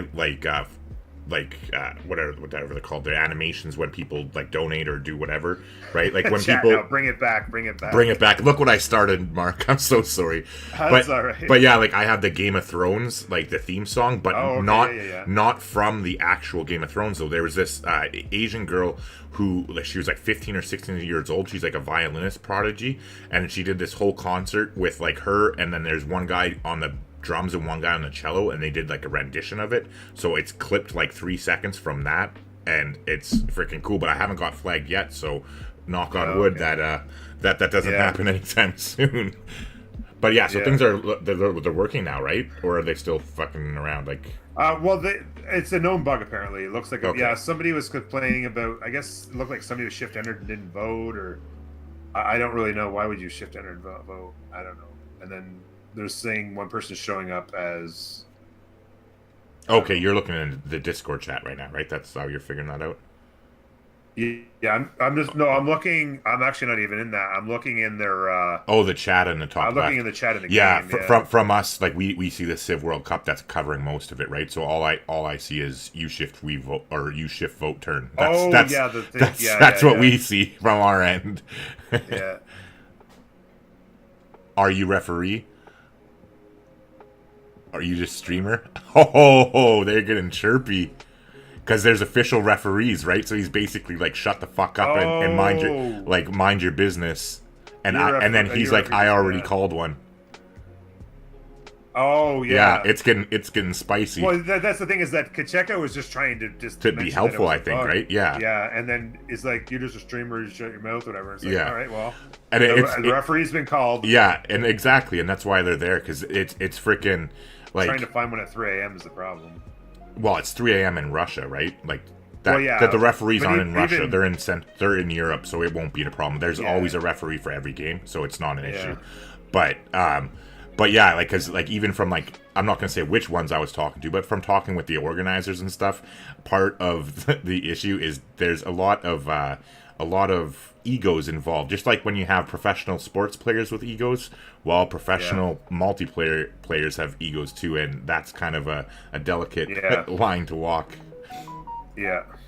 Moondoggy has just okay, so sorry, I'm sitting here trying to figure out what they're doing in the game. Yeah, so by the way, BB's is here, so he's like literally one of the top event people. So like, this is gonna get sorted out real fucking quick. Yeah. Anyways, keep going. He'll sort it out. Yeah. Look, we have a level 5 hype train. 3 minutes to go on a level 5 hype train, because Kevin has dropped in with 21 months with the Prime. It's a party up in here, indeed. And Moondoggy has dropped 5 gifted subs to make that. Hey, from a YouTube person, what is the hype train? Like, I know what sub bombs are. Chat. Yeah, basically, once you start, like, gifted subs and donations can start to roll, and then certain number of points for each sub.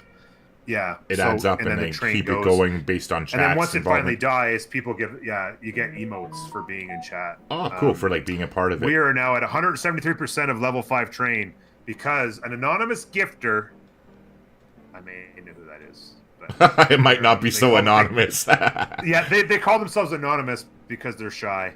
but they're so generous. 10 gifted subs. That's 25 gifted subs in the last 7 minutes. The hype train has exploded, everybody. The hype train has exploded. Thank you so much for that. You're welcome. Somehow Kachenka is there twice and Gamer Grampz shows up as Cree. It's a UI bug. Oh, hey, Agatha. Yeah, how you doing, buddy? Yeah, that's what I saw there. It's for some reason, yeah, the votes got switched around. It just looks like something's weird, but it's just the names, I think. Is that what it is? Just the names got mixed up?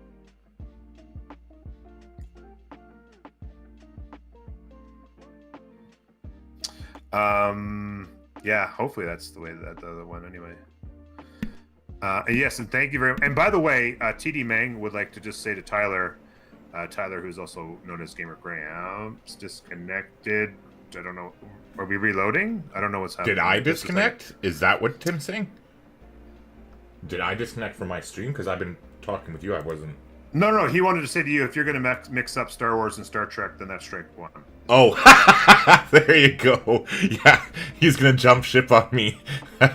Yeah. So we're re-lobbying at a turn back or something, maybe?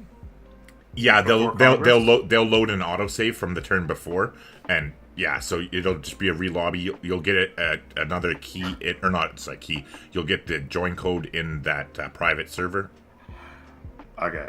Yeah. Oh, sorry. What's going on? There we go.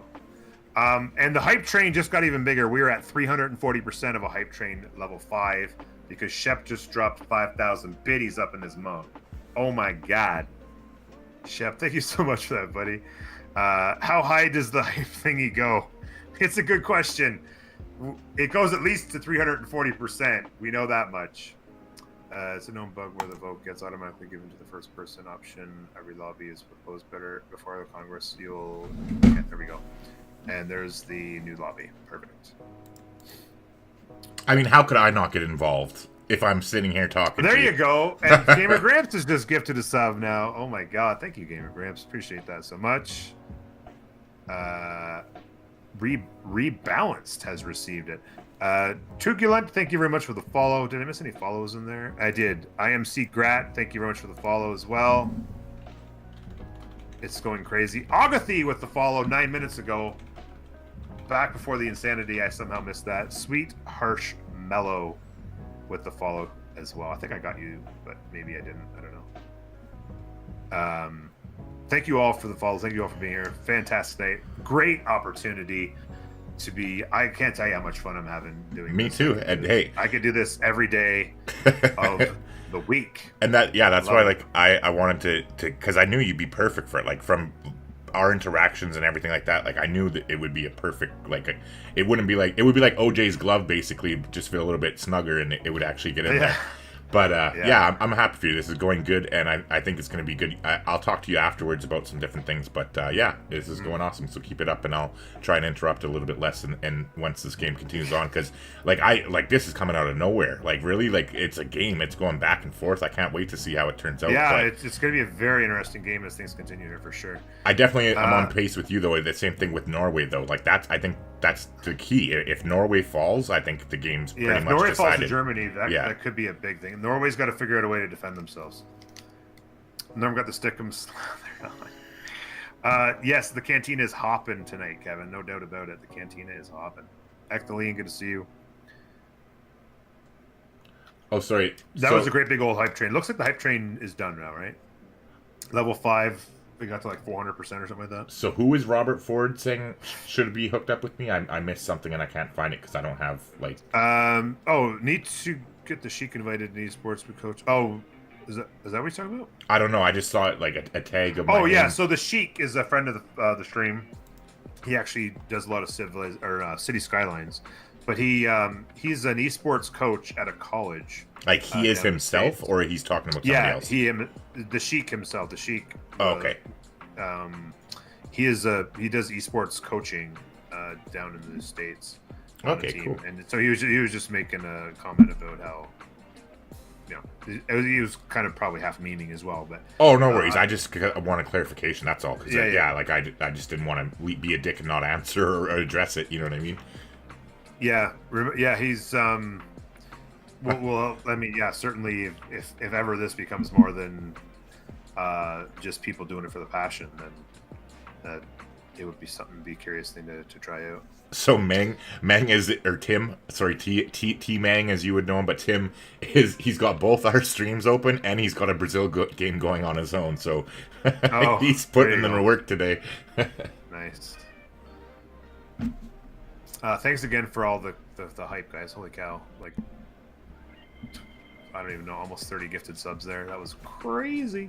We're up over 100 subs again. Hey, you should definitely be getting that partner, man. Like that they fucking made a mistake. Like I know, yeah, I know your feelings, but hey, you're gonna get there, and then they're gonna be all the more sorry when it happens. So, freaking. It certainly would be nice. It's tough because like the best path for me was to just keep grinding Civ 6, but I was toast and I was just frustrated and I didn't want to do it anymore. Well, look at me. That's exactly it. Like it became a roller coaster, and now it's like, you know, depending on which game I'm playing, sometimes I'm doing well, sometimes I'm not. The one thing I will say is that the lesson I learned is it's not worth stressing over it. I see so many people, they're so focused on, I'm so close, I'm gonna get there, and it's just like, and when I finally got the rejection for the second time, when there was no reason other than the person who was reviewing me decided they didn't want to like me anymore. Is that how it happens? Like, because I'm not familiar with the process, so other than like you have the benchmarks. Basically, but then, somebody you apply once you meet all the I know the criteria. Yeah, I know that part. And then you get reviewed. And so I got to the point where I was you're required to have 75. Greater than 75. I got to the point when I applied for the first time. I waited a month. Yeah, it's an average, 75. Right? It's an average of 75. Your average viewers in chat. And I was actually almost to 100 when I applied.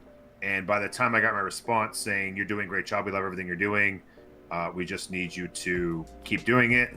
So I did it again for another almost 2 months, maybe 6 or 8 weeks, like close to 6 or 8 weeks or so. Mm-hmm. I did it for another 2 months, and by that time, I was actually over 100 average viewers for like a 2.5 or 3 month period. Yeah. And when I applied that time, I waited and I waited and I waited, no response. 3 weeks went by, no response. And my number was starting to dip because I had a few off game. I played a couple of non-Civilization 6 streams, which my number dipped. And then it was the hype around Gathering Storm at the time had died off a bit, and so I was having off days and stuff like that. Well, plus when you're grinding so hard, I was trying to manage the number right? so hard. Yeah. And so all of a sudden, at around the 4-week mark, I dipped to 70. This is all documented. I showed chat and everything. They saw the whole thing. I dipped one day to 74.8 average viewers. And that's what they snapshot and they're like, I got an email that afternoon while streaming. You're no longer eligible to go fuck yourself. Oh God! See? And so, and they're just like, yeah, you, and it said explicitly in it, as we see in the numbers, you do not currently reach the minimum requirement of 75 average viewers. So please get back to us when you do. Yeah. And I was just like, I've been over 100 for 3 months, and then the number starts to dip for a couple weeks, and dips below the number, and then that afternoon, boom.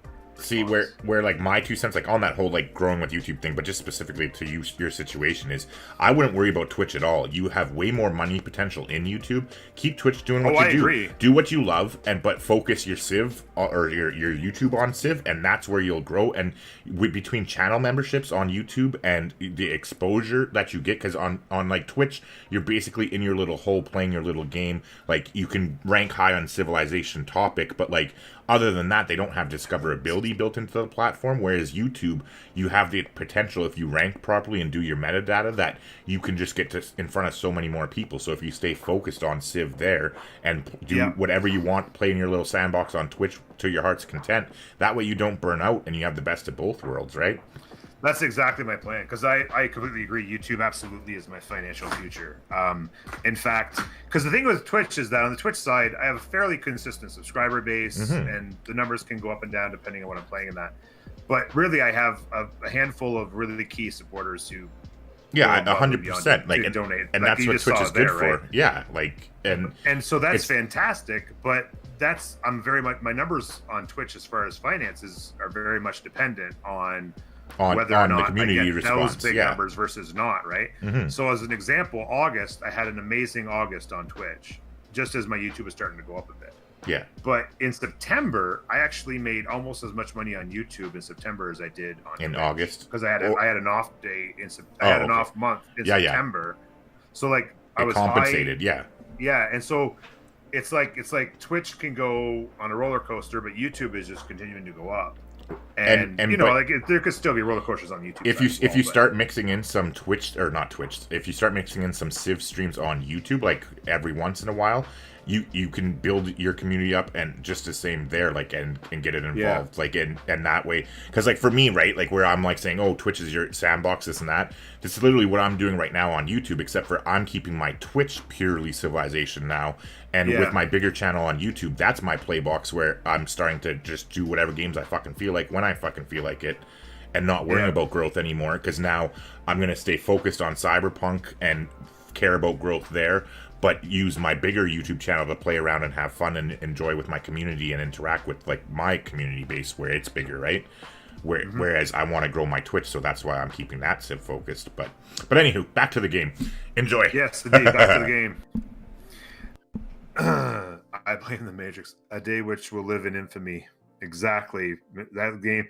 And you know what's funny? I remember that day too. I'm sorry, I missed a bunch of comments here from Dougie. I think you should support Richmond Tigers this year in the AFL. Richmond Tigers, got it. They're the only team that I love now. Done. Richmond Tigers. Doobie-doobie-doo. If I missed anything in chat, I apologize. I want to try and swing back and get back into the game as we're moving along here, and check out what's going on. But I appreciate everyone being here and support. The Geelong Cats is the way to go. Oh, or is it Geelong? It's Geelong, I think, right? Dougie tried to teach me that one. Geelong. Heading off. All right, Moondoggy. Later, buddy. Still no district here. That's crazy.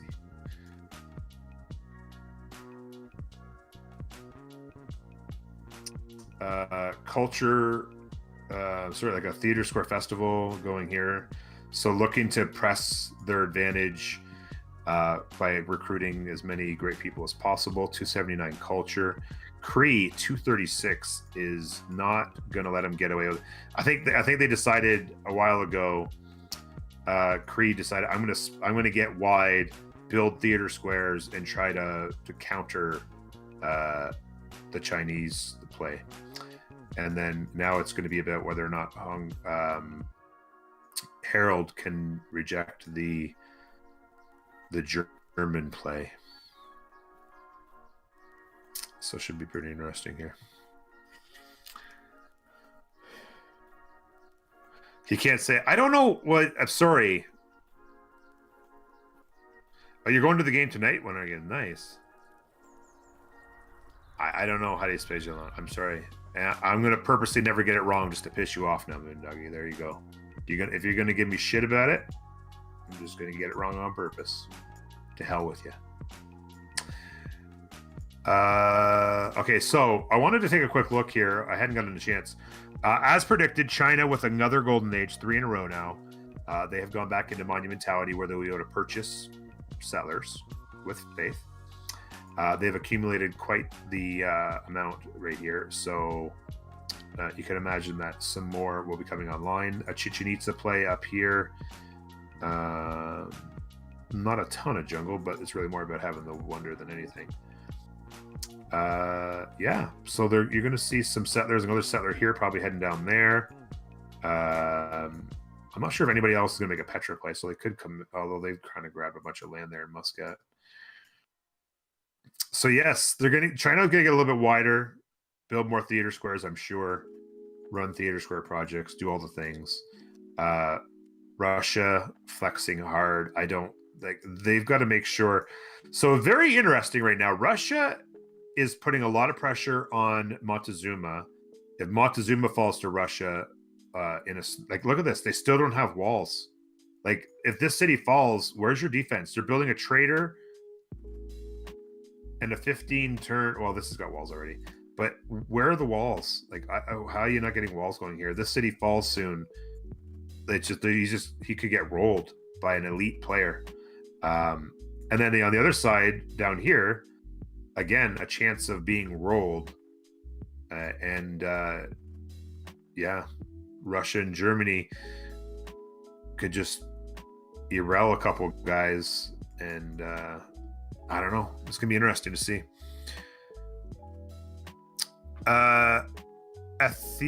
Altherian, is there a way the game shifts sides? Is there any way the game shifts? You can't shift sides. No, you can't change to another team. No. Probably can't say cats either.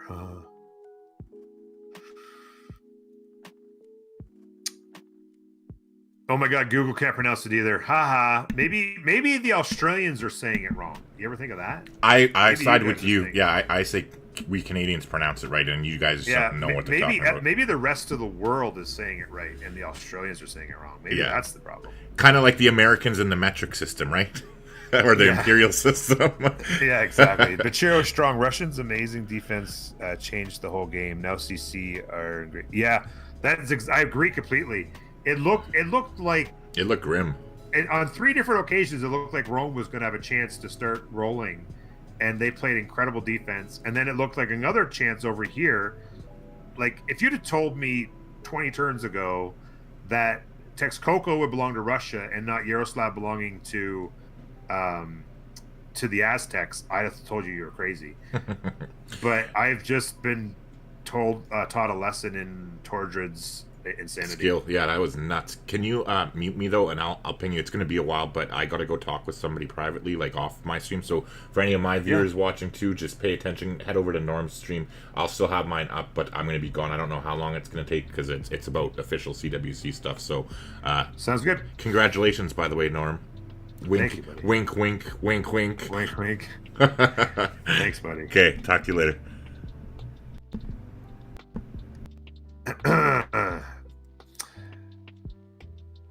So just to confirm, I'm muted? I completely agree that it turned it around. Walls can be done in like 2 turns with the. Oh, I guess so. He puts limes there and throws them up. It just makes me. I guess it just makes me nervous. Like, you're building a trader and you're about to have a city walked over. Like, I don't know. I just feel like I get the walls up quick. I don't know. Scares the crap out of me. Do them as late as possible to produce other things, and he will have steel. Oh yeah, that's a good point too. Meters for the win. Exactly.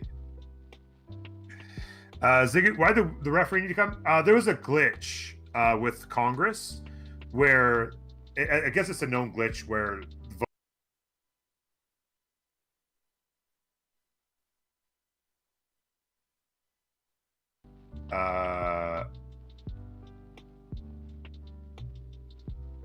can we do new? I was talking with Bebis whole of last 2 turns after Congress. Okay, so for my chat, like I said, they're trying to determine which. I'm going to be muting it, so you won't be able to hear my microphone, but I'll still be around and I'll be coming back shortly. I'm just having a private conversation with somebody. They're trying to determine which.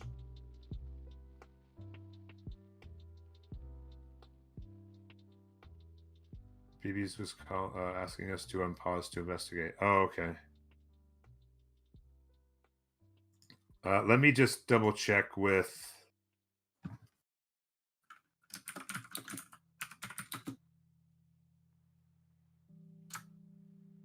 Oh wait, is it still the same? It might be different. Oh, it's different things to vote on. So I think I would go B to him to counter his A on him, and I would go B on him as well there. Oh, sorry, wrong.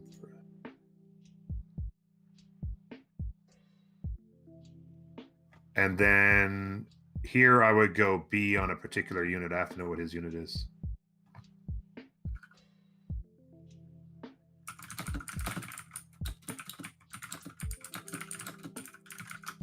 I vote A, recon, me. Okay.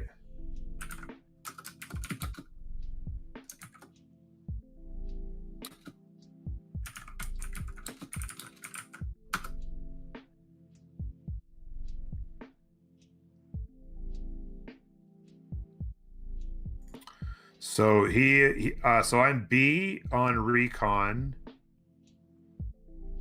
He's A on recon, and then I'm B on him, B on him.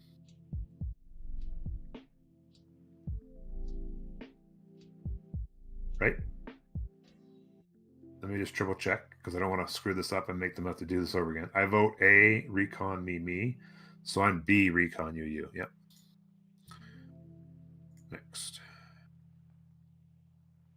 B on recon, B on him, B on him.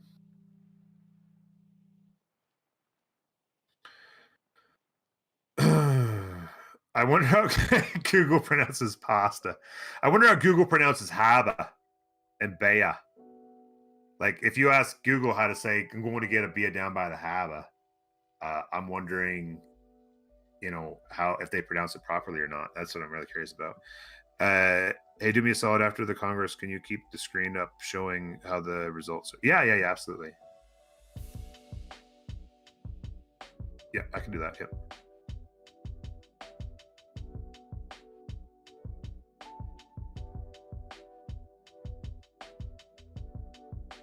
Oh, hey, good evening. Sorry, I was muted myself. Yeah, good, bro. Yeah. I hope you enjoyed the game. Looking good, this game.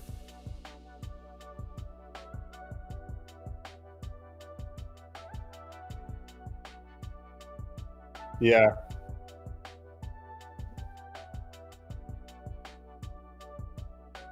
Yeah. He's. Hmm.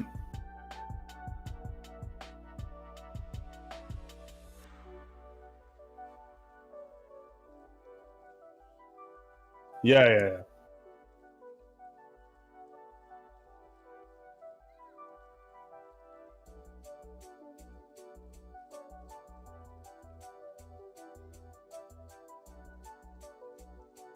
Yeah.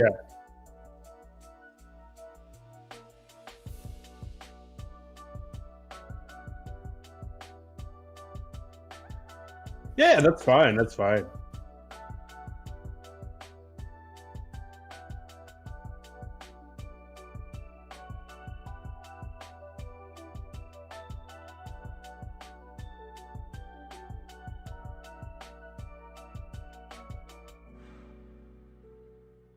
Yeah. Yeah.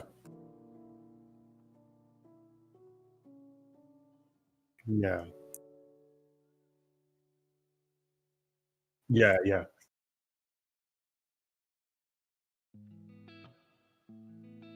Yeah. Hmm.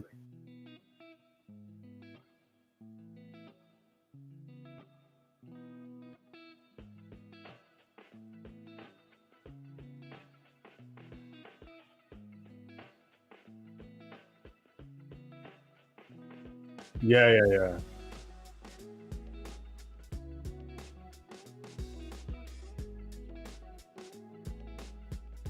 Hmm.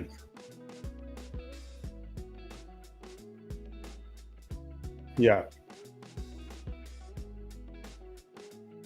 Hmm. Hmm.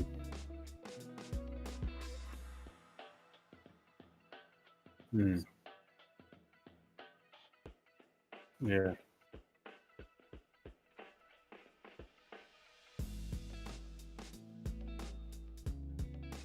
Okay.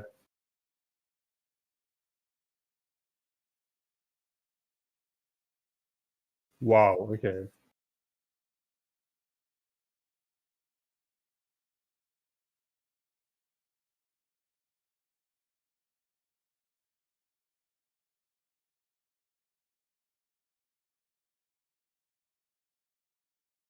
Hmm.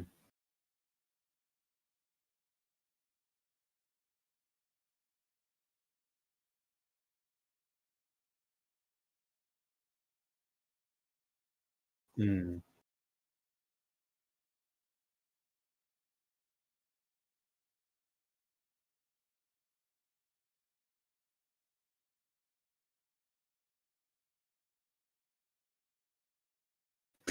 Yeah.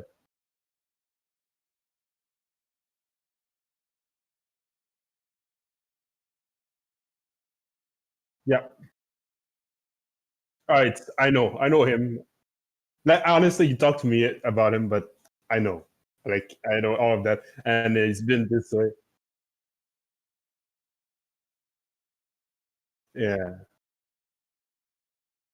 I I told like the CWC organizers, this guy, I'm not necessarily opposed to having him, but he's like the lowest on the priority. Like it's if you don't find anyone for a game, sure you can get him one, but is yeah,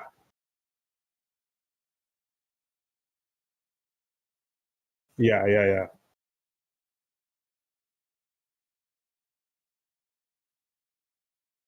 Uh-huh.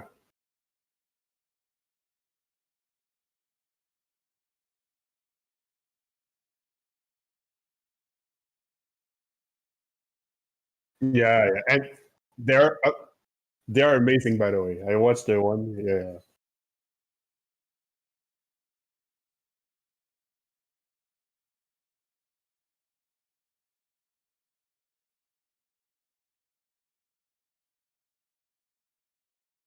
Oh my god.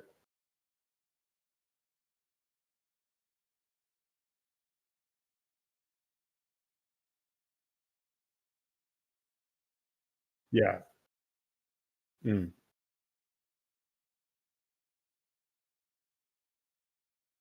Yeah.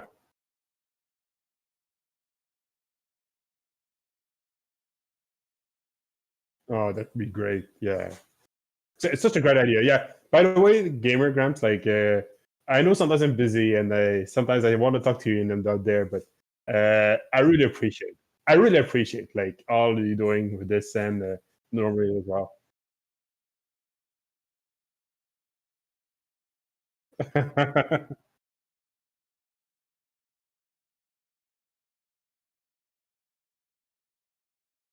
Yeah, yeah,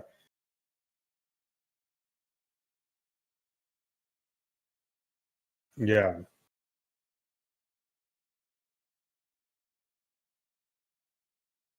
yeah.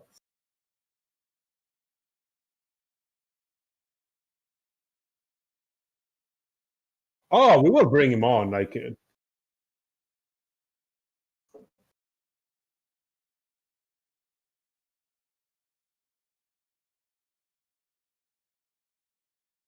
yeah, yeah,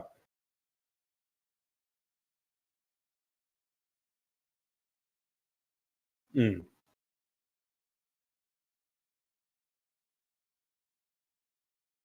yeah,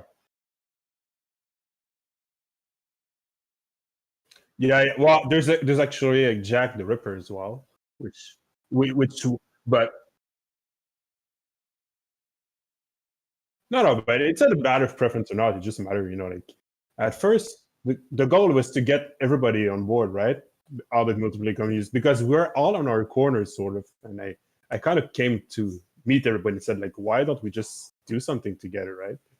And then this is how it came off, and then from there we're just picking up. We're trying to get more streamers like you guys, right? And I think that's the best way to grow, right? Like, and I think honestly, I think your casts and Norm's casts are in terms of professionalism better than Jack, for instance. But but there's two different crowds. Yeah, yeah.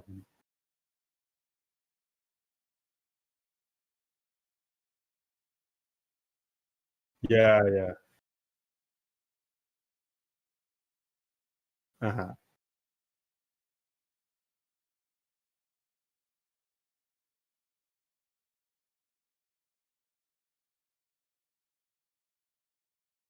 I skimmed through it. I kind of know what's happening. I've Yeah,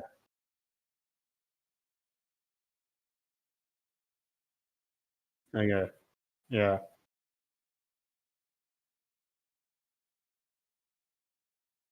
Okay. I wasn't sure.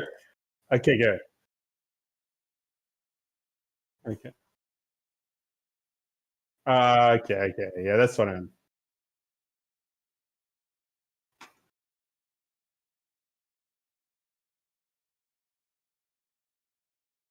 Mm,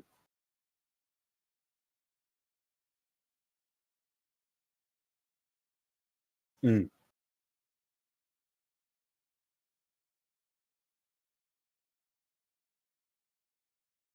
Yeah.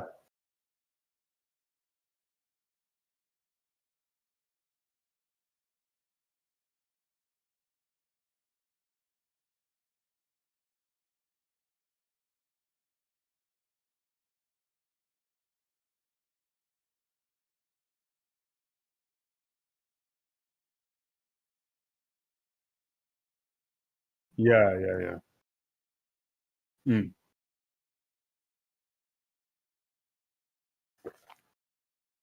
Yeah. Yeah.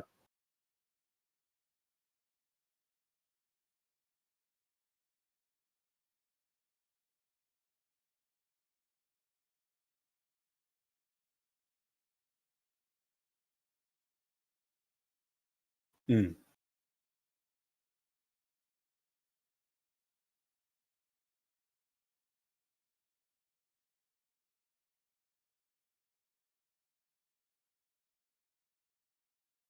Mm.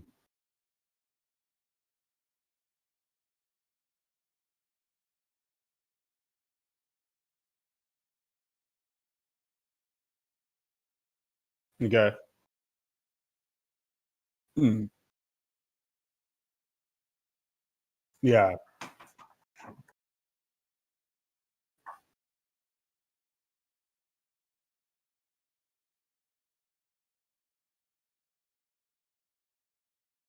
Yeah.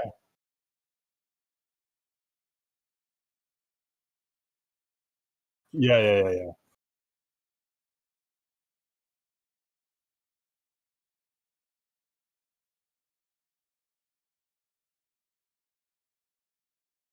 Yeah.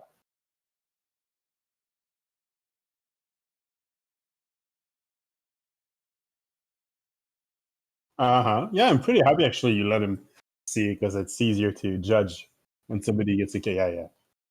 Yeah.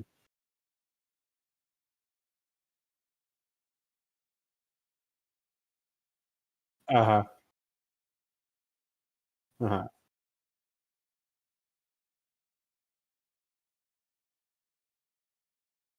Mm. Yeah.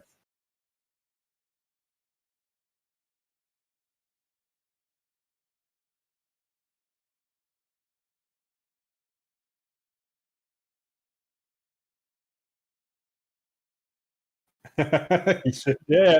Oh, yeah, I know what you mean. Yeah, yeah. Yeah, yeah, yeah, yeah, yeah. No, no,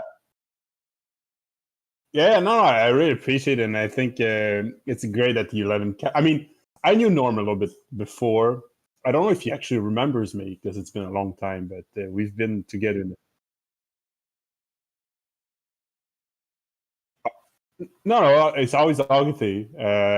I've always been, and I used to be most in CPL, and I'm pretty much everywhere. I'm trying to be everywhere. That's basically what my role is. So, I mean, he's probably going to remember like Tom Raider and some other streamers that. Yeah, yeah, yeah, yeah, yeah, yeah. So I'm kind of the same guy, same team as Tomb Raider. Like, I'm, I'm the behind the scene guy, right? I make things happen. Mm.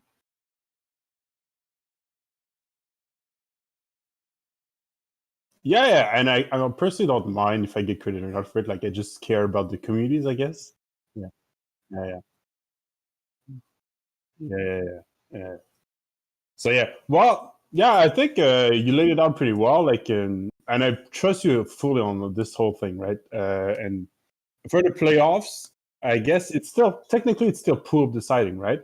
But Jack has been going against us in one game in the play in the group stage. So we set yeah. So we decided that you wouldn't cast the semifinals. Yeah, yeah, yeah. Yeah, I think this bit forgot. It's still you won't cast any semifinals. We appealed it. But, yeah. Well, he kind of basically went against everyone, so that's why like I mean we try to like make it fair for everyone. So if you just do it your own way, it's just unfair to you, unfair to Norm, unfair to anyone who wants to cast, really. So, and this is something you kind of had to understand, because I guess there's a transition point where, like, there's a few players in the communities, like Jack, for instance, that think they are the king of the world. Like, they weren't, they weren't totally wrong in some places. Like sometimes they were so big. Well, even though they're kind of small, but in terms of community, they were quite big. But we're at this stage where, for this, we're trying to be the professional and fair, so that's why we had to do this. Yeah.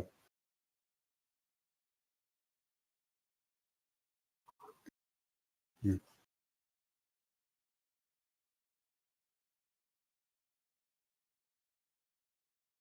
Yeah.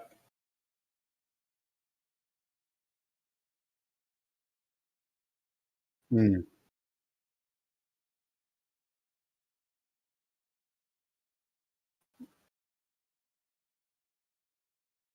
Oh, that's great. Yeah. We have a link as well. Like, we have a link, but to be fair, our link is still sort of weak. It's the marketing. So sometimes, but I don't remember her name. I think it's Andrea. Yeah, it's not me.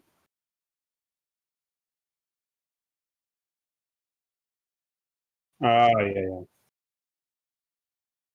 Mm.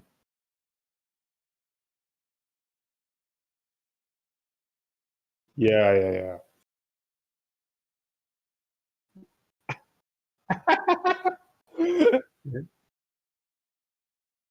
Yeah. I watched half of it. Yeah.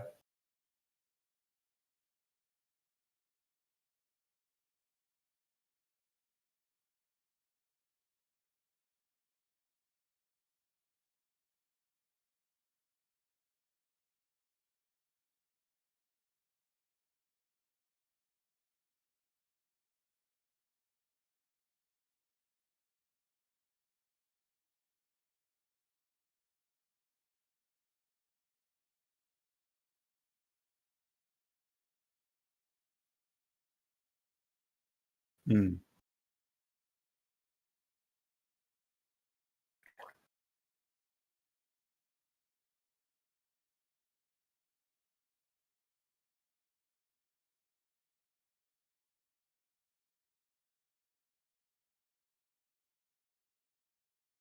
Yeah.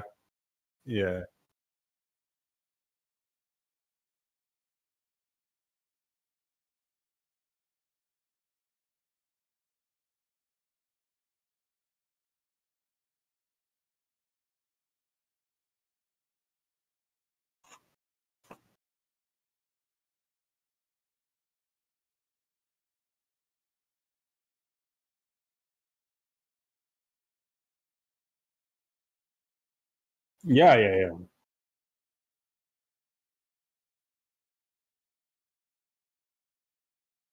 Yeah.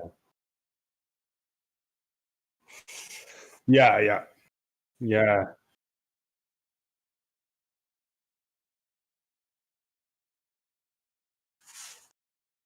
All right.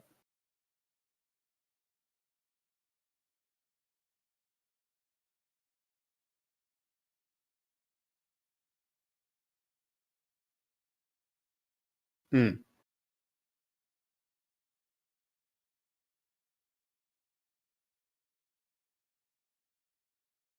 Yeah. Mm.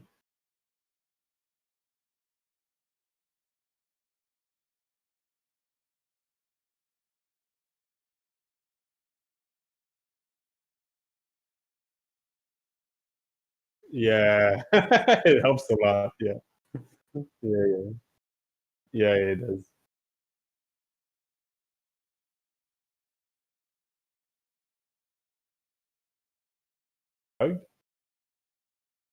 Yeah. But I guess for the playoffs, semifinals, and finals, we're gonna try to get like a huge audience.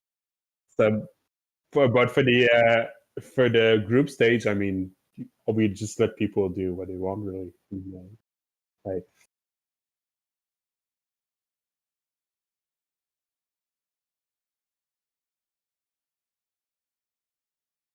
Uh-huh.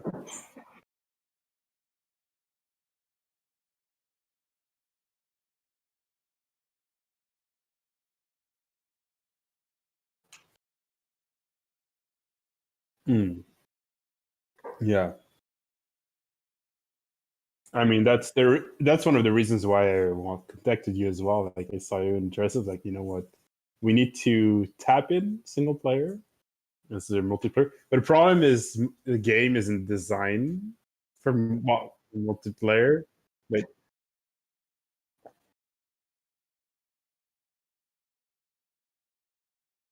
yeah.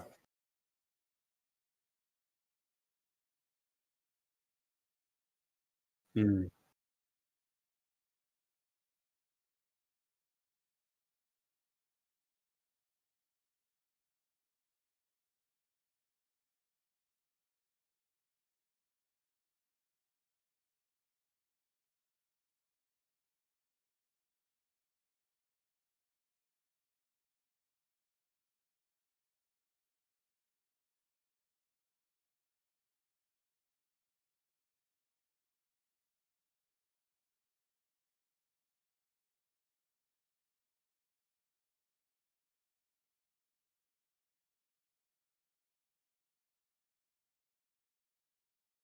Yeah.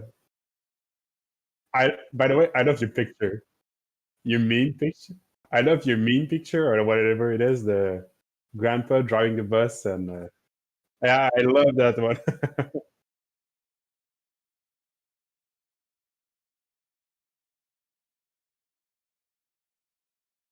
Yeah. Uh-huh.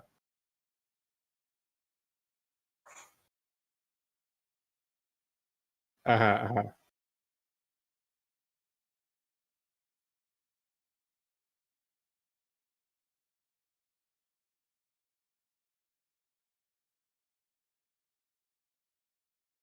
Yeah, yeah,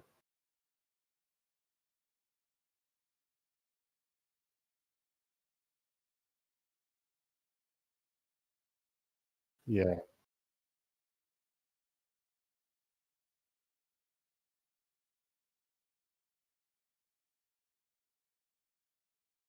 Mm. Yeah, yeah, yeah, yeah. I know what it means.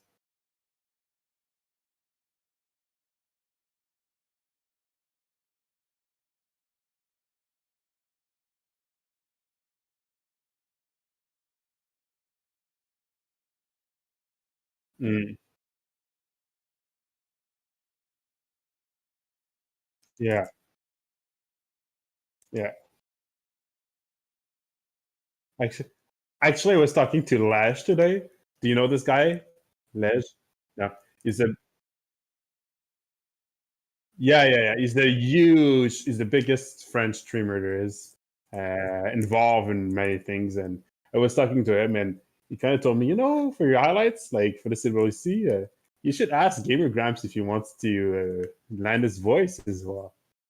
And because, uh,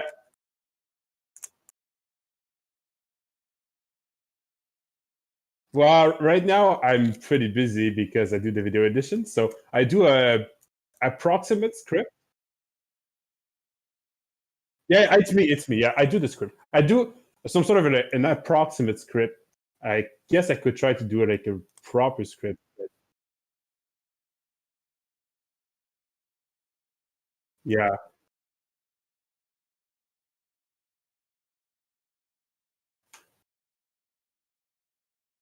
yeah,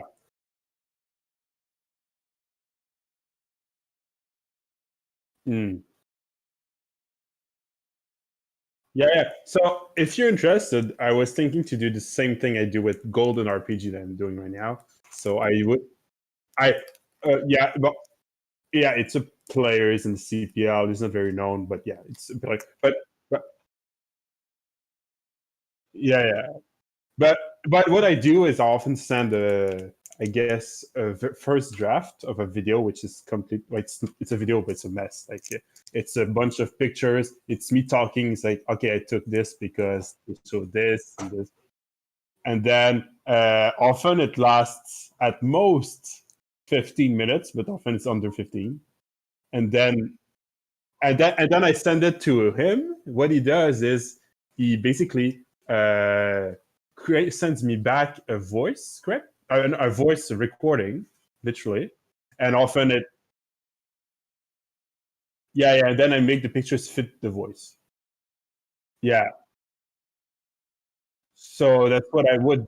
That's what I would do. I would send you like a video, which is, yeah, and then you just re-record something. Yeah. Yeah.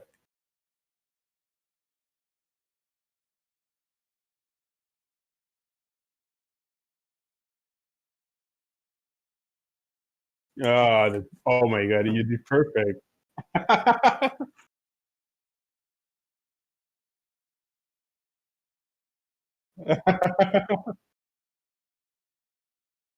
Yeah, and I would link your channel in the description. Yeah.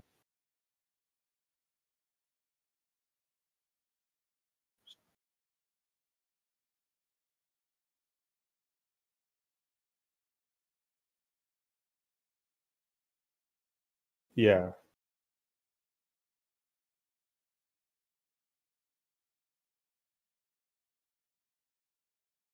Mm.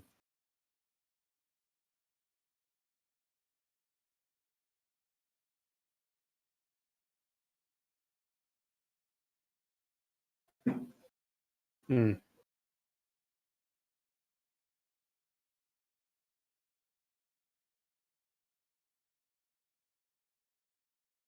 Yeah. Yeah.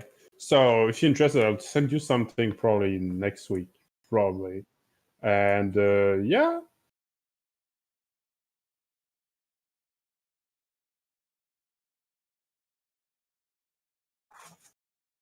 yeah. I only have time to do one a week. I so I did two for the week two because there were many games. I wanted.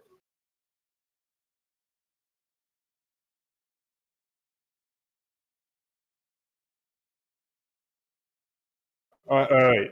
Yeah, all right. You cut out. You cut out.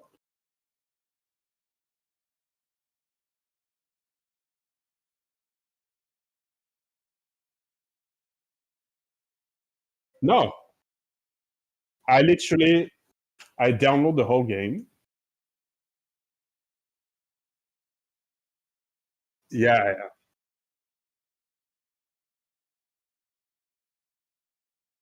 I, all right.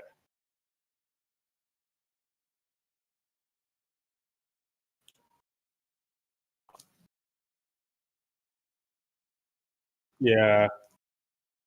I think I'm gonna highlight the next game, the Sunday one, because that's the most hype one between the two teams. I don't know. Yeah.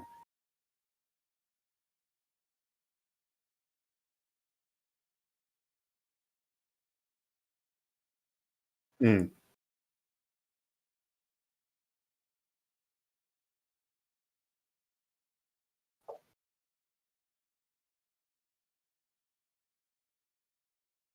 All right. All right. Sounds good.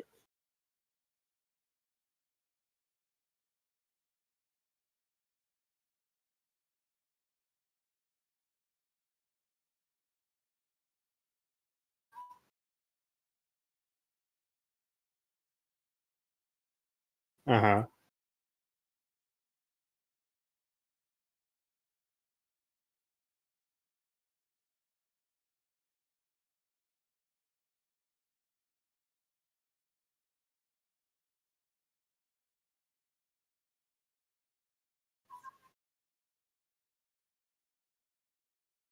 Mm.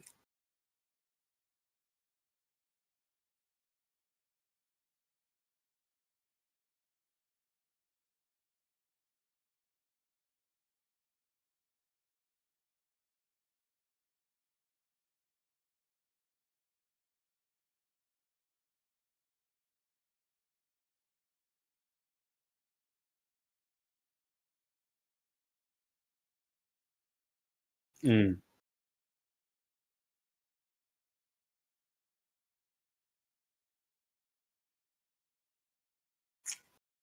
Yeah, yeah. Well, good luck to you. I hope it works out. Yeah.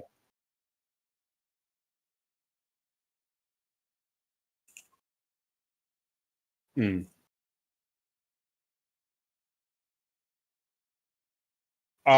I uploaded on YouTube because it's too big, and I put unlisted. I send you a link, and yeah, yeah, yeah, yeah,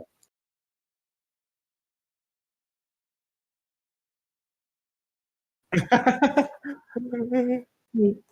Yeah, no, no, go. You can go back. We'll talk about it again next week, probably. I'll try to talk to Norm as well. I think it'd be pretty useful. Yeah, yeah, yeah,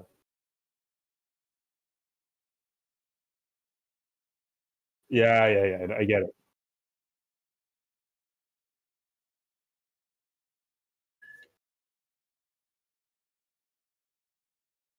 Mhm. Yeah, yeah. I get it. I get it. Yeah, but don't worry. Like we're pretty happy you're doing it. So you didn't overstep anything. Yeah, go.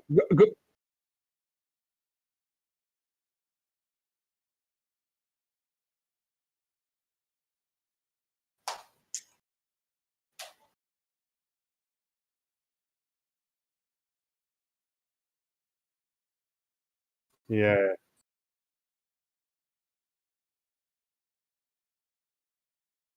Uh-huh.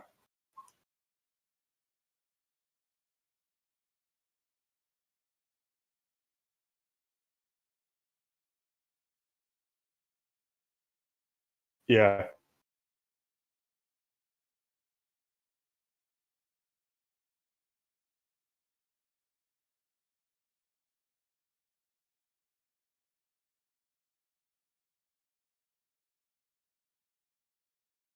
Mm.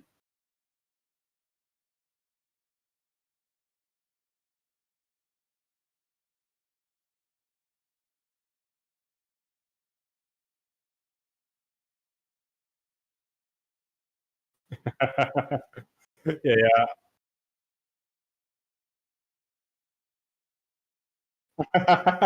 Yeah, yeah, yeah.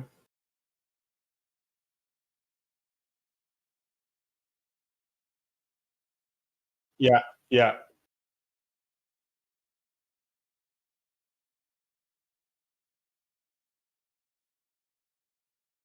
Yeah, okay. I'll try to send it to you. I try to send it on Tuesday or Wednesday in general.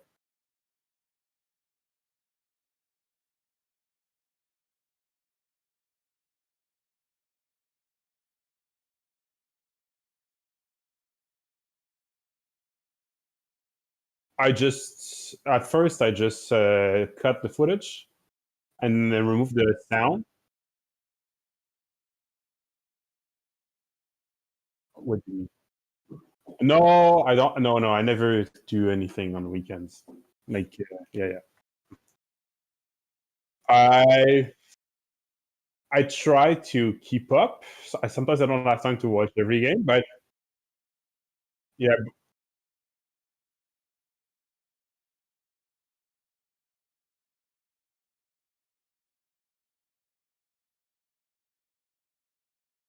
well, yeah, but it's easier for me to do it this way because if I want to do it in different languages as well. I want to do French, Russian, and yeah, yeah. So yeah, yeah.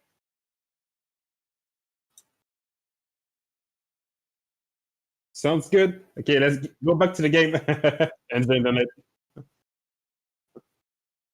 So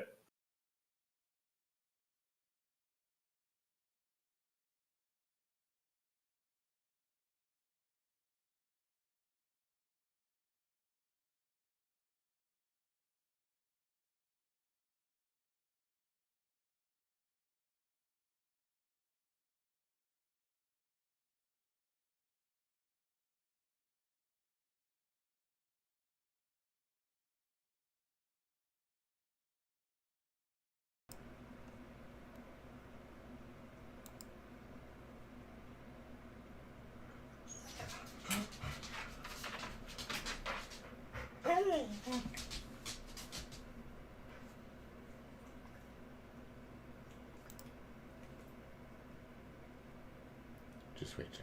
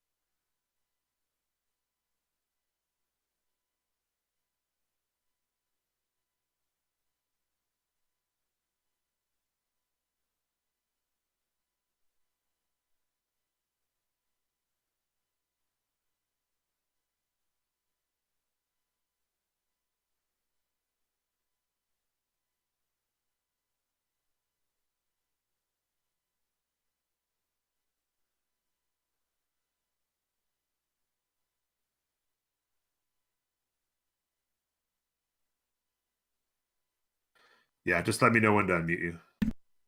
Will do. Don't worry. I have it muted on my end, so like you can leave me unmuted. Norwegian settler just out for a stroll. Is he going to plant down a city? Can you trade cities? Could he put that city down and just give it to China? Okay.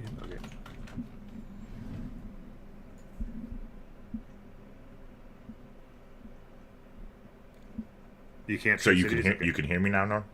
Yeah, I can hear. Okay, you. perfect. Yeah, don't worry. I'll be muted. I'm just taking my dog out, and then I'll be back. But shit's been going down while I've been gone. I can't wait to catch up. Yeah, it's pretty interesting stuff. But don't worry about now. Wow. I'm taking that dog out. So, but yeah, I'll just get a quick recap when I come back. But wait until I get back. So you keep doing you. Holy shit. Yeah, I'm just like, maybe the dog can wait. That's what I'm thinking right now. There you go. So, not going to get rolled, the Aztecs. They did lose a significant amount of their land, but it does appear as though they'll hold up when it comes to losing any more cities. And Russia got turned away pretty hard by some tanks and artillery of their own. Level 3 core artillery, one-shotting anybody in sight.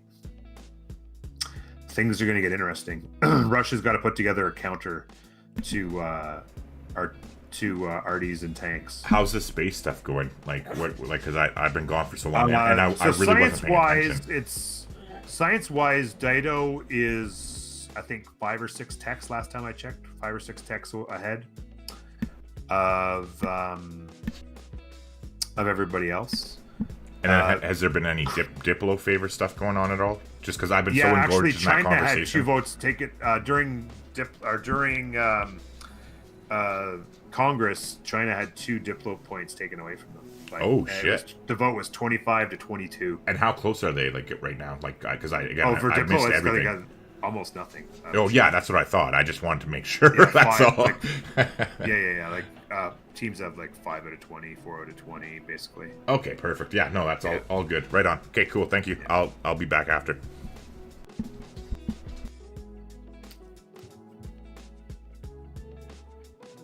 So that this was interesting here. See if you'll be able to get that out. He needs to get this out here. He'll have a promotion on it.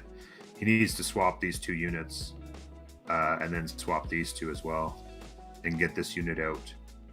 But primarily he needs to get this out to take the promotion to save it because he's not going to want to lose that. Yeah, there you go. Oh, he got it. Oh, no, he didn't. So interesting that he didn't go for the swap, eh? He got it out of the way of the Cossack, but then that was really quick action. The field cannon came and killed it.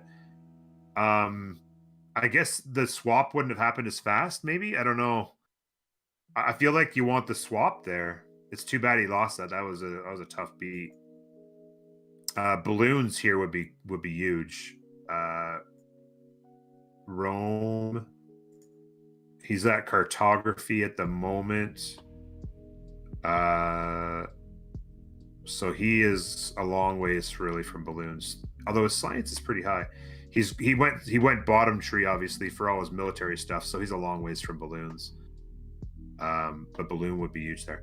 That's a disappointment for him that he lost that. I can guarantee you he's effing himself. I'm just wondering about, he got first move. if he'd have gone first move flip, that would have been the work, right? Allies can send their balloons. Okay, good point. But who's ahead? There's nobody really killing it in science. No, he's first in science. I don't think anybody else would have science. Where's China's science at? He's at flight. There you go. That's right too. So China is at flight. He could send his balloons. That's right, because he went top tree in order to go to flight for culture things and stuff. So the I'm getting excited.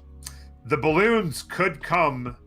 Oh, look at the Renaissance walls coming in. He's pulling out all the tricks for tourism, running a ridiculous amount of theater square projects. He's even writing some holy site prayers for faith, campus research grants. He's running all projects all the time right now. Getting his Renaissance walls out here as well. Give me that tourism, he says. Yeah, it's the one good thing is they can't get around it, and it takes an extra move to get to it. These tanks should run over these field cannons pretty well. So it's going to be hard for them to get off the shots. Plus, they're behind. These guys won't even be able to hit that because they're behind a hill and trees, and they're on flat ground. So they can't even hit this right now. So it should be pretty safe. And this protection is really good. Where'd that level 4 Ranger go? Did they lose it? I didn't see the level 4 Ranger. Did they lose it? 6. Oh my God, rock bands. See that? So that explains why they're running some holy site prayers to keep their faith up.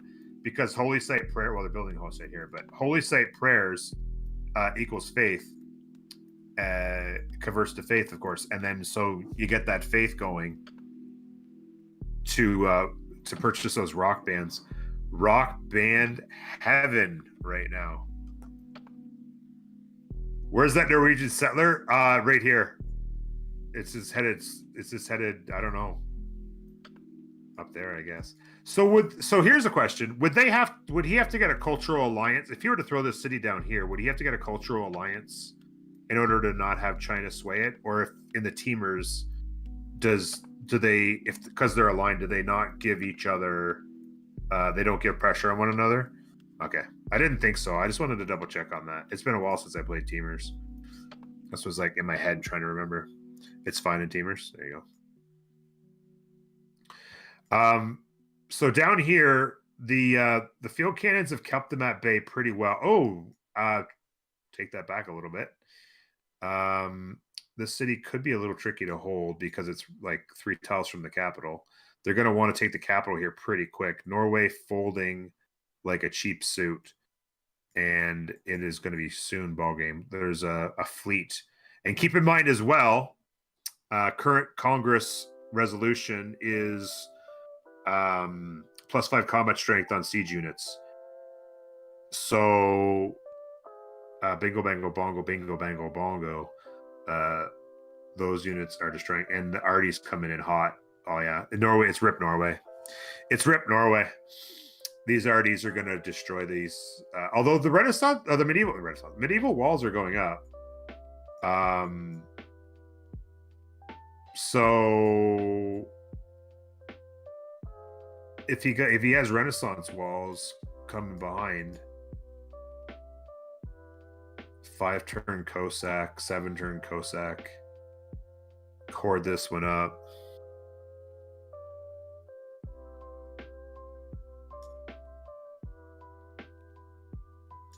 Oh, he should because he has this. Oh, well.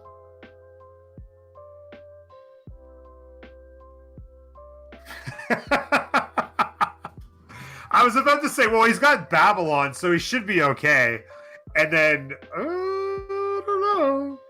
That Viking longship is a little bit long in the tooth as far as relevance is concerned. Clean up Cody on cue. Yeah, that is. Woo. Yeah, I don't know. It's tough because this city's gone next turn. They roll north. These, I don't think this might be his only hope. How far is he? 1,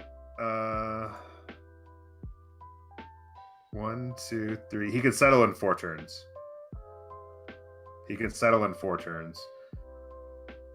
Although the stone is probably the better settle. Well, either one of those is the better settle, but he might just go ahead. He might have no choice but to settle here, simply because it might be down to 1, 2. Well, yeah. Well, no. Can he settle there? Oh, you're right. There is a spot there. He could settle that if he was about to die. He could settle that. And shoot, I think I just missed. Yeah, I missed it. Shoot. Sorry, guys. We knew that was coming though.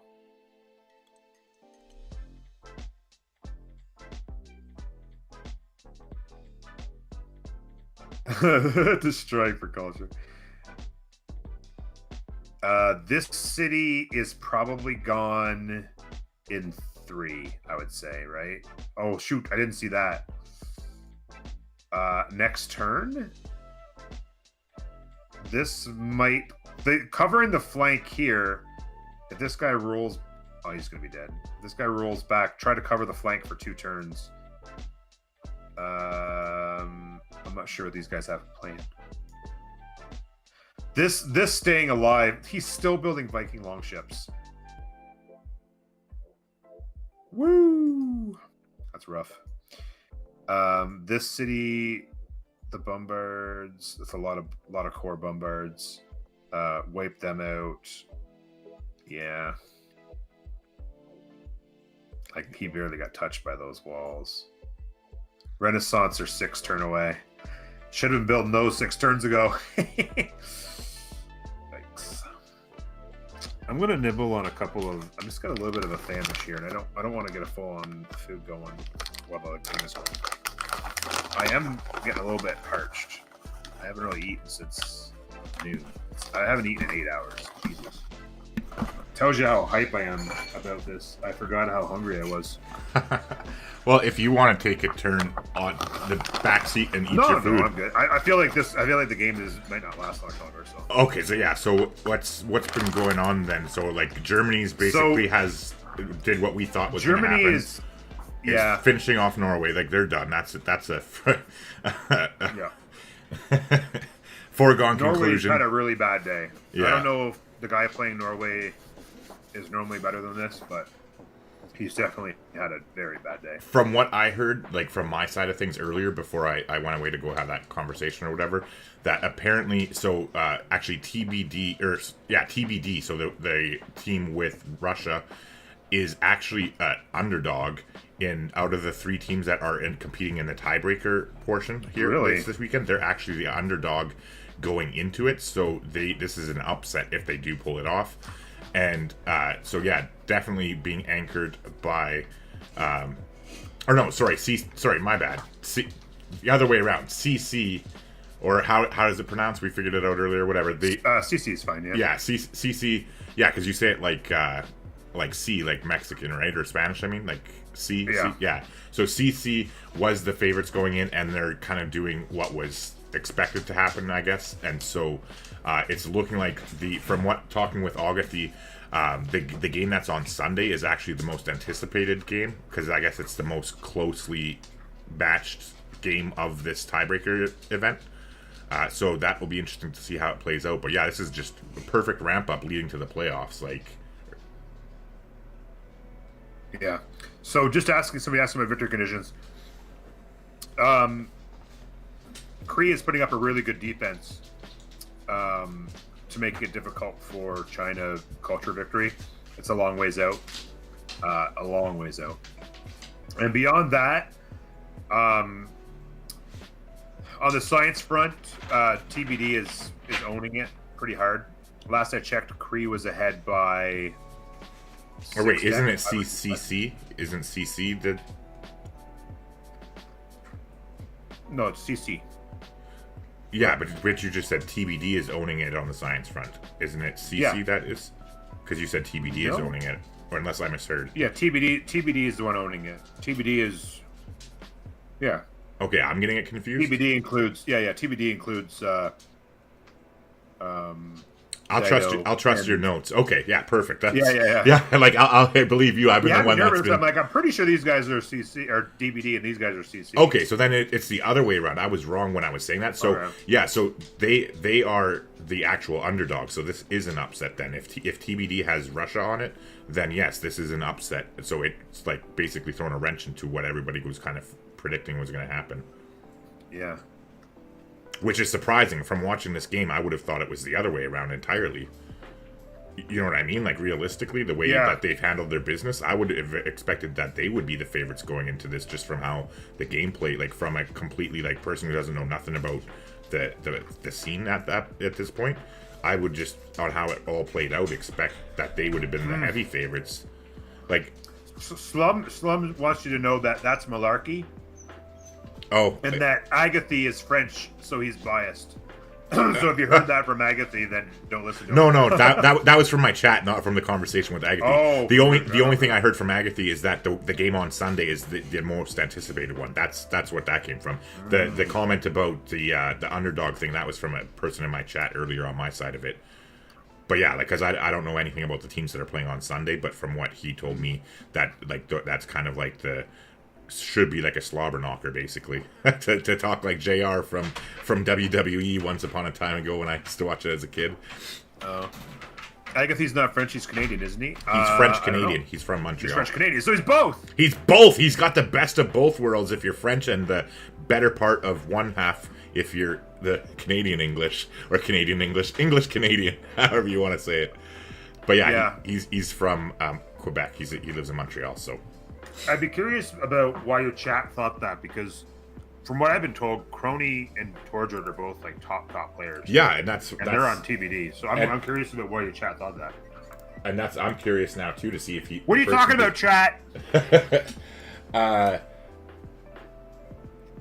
Yeah, I don't know. Hold on, yeah, because so it was Dream of Flight says as context, TBD got almost eliminated, but barely managed to create this three-way tie. They are a little bit of the underdogs of the three teams. If they win versus CC, we'll have to check how quickly as it'll matter. Yeah, so I'm thinking that's why I think this game might actually end up going longer, because CC time matters. So not getting rolled over is important. Oh, okay. And, that's shoot! I almost got rolled down there. Nidoros is toast. It doesn't look like they're going to be able to take the city super quick. This city will get settled probably in 2 turns. A rock band just failed, but it's still tourism, and they're pumping those rock bands out. And they have the faith to keep that going. Yeah, they're even running Holy Save. Does anybody in your chat happen to know, because I think your chat has the heavier multiplayer people in it right now, does anybody know if how the rock bands work in this, like as far as like, you know how they recently got reduced for faith costs? Is that in this the better balanced game I don't mode? know. I would imagine they probably kept similar. Well, I know that's why I was just asking if your chat knew, because I know me and you wouldn't know. They might have an idea if it got reduced. I would think probably. They're not having much success. I'm hearing a lot of that. Not much success with the mod, you mean, or what? Or am I misunderstanding? CC just got out of a controversy and lost 3 players. Oh, they were coming in as favorites in top seed from Russia. Oh, so they lost 3 players. Okay, I got the. That would explain. There you go. Yeah, there you go. TBD has many top players, but sometimes does suffer of having too many carries and not enough teamwork. Oh, okay, so a lot of solo play. Like Tordred. Nobody wants to be the guy who has to support, like, because it's important in these teamers. Like, you can't have 4 guys all trying to sim and carry, right? You gotta have guys who go out there. Like, even when you consider the choices, like nobody wanted to go military civ, right? Like, my first thought was no military civ to protect, right? Like, everybody, these are all kind of sim civs, and so it's kind of like, Yeah, because Phoenicia could be a war civ on a more island-based map, but on Pangea, like it's a sim civ for sure. Because rock bands are not modified according to August. They're not. Okay, so there's still 650 faith then, right? So yeah, he'll be able to pump them out like crazy. Because so is that? Am I reading that right? He's generating 578 per turn, right? Right now, China. No, he's 335 a turn. Oh, okay. So that's his total. That was his bankroll. Yeah. Okay, I got it.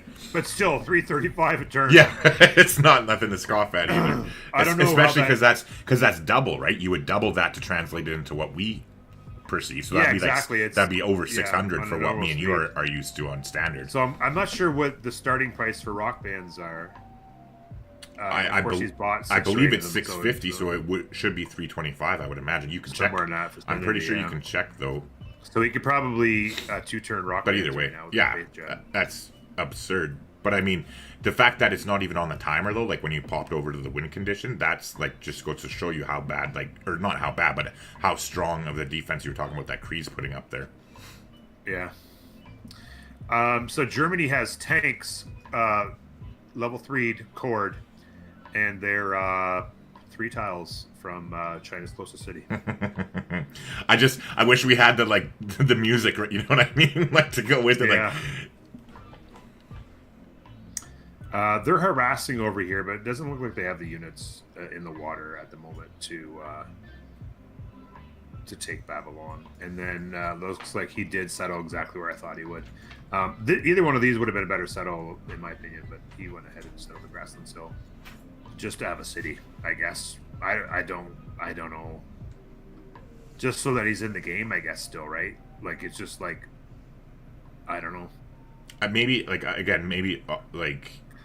in chat somebody can say how the point system works, because like I didn't even know until you just mentioned it a little bit ago that like how long they stay in the game matters. Yeah. I had no idea about that at all.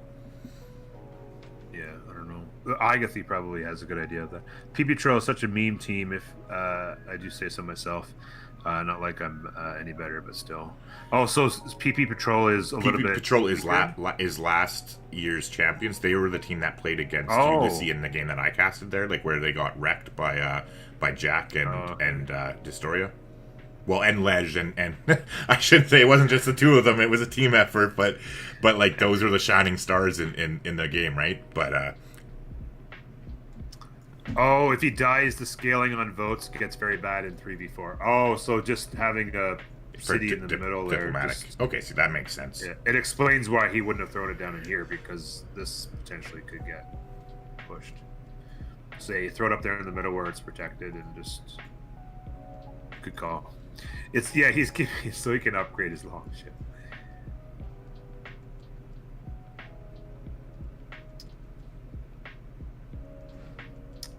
So this city will be dead, I would imagine, next turn. Yeah, I think those bombards... Oh, and the artillery can hit. Yes, they can. So that city's gone next turn. Renaissance walls will be 7 turns too late, and it would not have been enough anyway.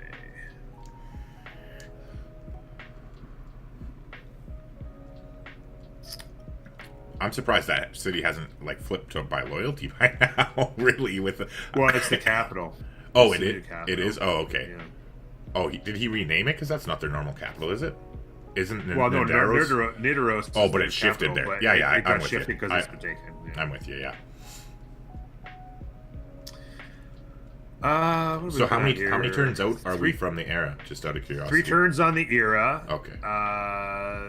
Golden coming in. Oh no, so that'd be a heroic, right? Because he went dark. Yeah. So that's heroic for both Kree and Dido. Golden is coming for Tordrid of Russia, and it looks like it's going to be Dark Age for Germany. But that's again probably... That's interesting that Germany took all those cities and is still going to be in a Dark Age. Well, because I guess they wouldn't they have only gotten 4 air score for taking the capital because they haven't killed them yet? Well, plus you get scored depending on killing units and stuff. Some killing core units and your great generals. Promoted units. Yeah, true enough. Yeah, with all that war going on, I would have thought they would have been they're 10 points short of the dark. That's But they might have been purposely like pushing things off and like micromanaging it to try and go dark to heroic, you know? Maybe because they to were be able to already finish off pummeled, strong. so Yeah, because it's not maybe like go they have, dark heroic. Yeah. And but who then knows? Norway is 6 points off of their heroic, and 7 points off heroic for Rome. So those are going to be, well, I mean, Norway. There's not going to be not very much heroism in their... Nothing like having the heroic age with your one pop city in the middle of the Himalayas here. Yeah, it's a loose definition of the term for this time in this. Yeah, not so heroic age. And then it looks like Dark Age, back-to-back Dark Ages for Montezuma. By the way, the tank standoff has gotten very interesting. Russia, not one, not two, but 3 tank armies sitting on the doorstep of Tenochtitlan, and another tank army coming in hot. Also, not 1, not 2, not 3, but 4. Not 5 army. Wait, did he move them around? How close are they? I think I counted. How close are they to flight, Norm, for observation balloons? So Russia, I don't know. I know China's already there, and Korea's already there. Russia is not even close because they went bottom tree. They're not even close. Okay. So they would have to have Dio bring them over, just like over here. Rome, but I mean, she could do that, right? That's definitely Like, think about how I hadn't been over here in a while, and Rome lost. Oh man, we missed out on a bunch. Rome got cleared out on this front. Where did he go with all his units? What? I don't think they took a vacation, so maybe he died. I don't know. Well, no, it's just Rome had a level 3 core artillery and a bunch of tanks. Okay, defensively. And now I see 1 tank and no artillery. So there's something happened here and I missed it. That sucks. Well, there's stuff going on everywhere. It's hard to catch it all. Exactly. It's because one of those things. I was paying a lot of attention to Germany rolling over top of Norway. And then, that was the one nice thing about the game that I casted, being able to talk with like Destoria afterwards, and then like being able to check, like, 'cause Jack the Ripper was also streaming his point of view, and I wasn't. Oh, you crashed. Damn it! It's one of those quick ones, so it's not a big deal. Oh yeah, I just jinxed us. Better knock on my head again. I think. I just rolled the dice too many times, switching into people's. Into their point of views. But I'm not sure. Maybe Agatha can let us know if he's still there in chat. But who all was streaming point of view in this game? Because that was really nice, being able to go and check out Destoria and Jack's point of view from the game that I casted. Like, to see them just unfold before my eyes and hear, because you could even hear their team chat, right? Like, it's all of it streamed, because it's like they have rules in place where like it's like instant loss and like a whole bunch of other stuff if there's like stream sniping going on. So you get to like actually jump into a player's perspective and like experience it firsthand, what they're doing with like that freaking. I skipped ahead in the stream to find. Remember when there was that point where Jack had his freaking his units that he was turning into ironclads, and then Destoria bought that extra tile just so that he could have that extra slot to upgrade his units and eat that much closer to the naval battle. Yeah, like hearing them figure that out was just so freaking cool to get the like that other perspective when we were so impressed when it was happening and we're seeing it from the bird's eye view. Like, it was really interesting. You love the wallpaper of Doc Ripper. Yeah. Roy Halladay was an all-time great, one of my all-time favorite. He was my all-time favorite player the last 25 years. I absolutely loved Roy Halladay so much. I watched every one of his games, bar none. And I actually watched him pitch a 4-hit shutout from behind the Blue Jays dugout in, I want to say, 2000. It wasn't the year he won the Cy Young. It wasn't 03. Might have been 04. Can't remember now. Anyway, yes, rest in peace. I was devastated. I was actually streaming here on Twitch when he died, and my wife found out and came in and she told me, and I had to leave, and I was like 10 minutes before I could come back because I was a wreck. I can relate. I cried on the internet twice now, and I don't want to do it again. So I appreciate you taking that time out. I wish I would have thought of that ahead of time. I mean, I've got choked up and emotional on stream a few times before as well. But oh no, I mean, I bawled like but that. Like I was like I was just like, I couldn't believe it. I was just devastated. Yeah, like saying goodbye to my community, like and doing this whole like thing, like transition in that thing, like it. Oh, like even now thinking about it, I'm getting teary. So yeah, I'm gonna shut up. Let's talk about Civilization again. Robbie Elmer, yeah, and the shot of K92 is epic. Matt Gibson off the deck. Oh yeah.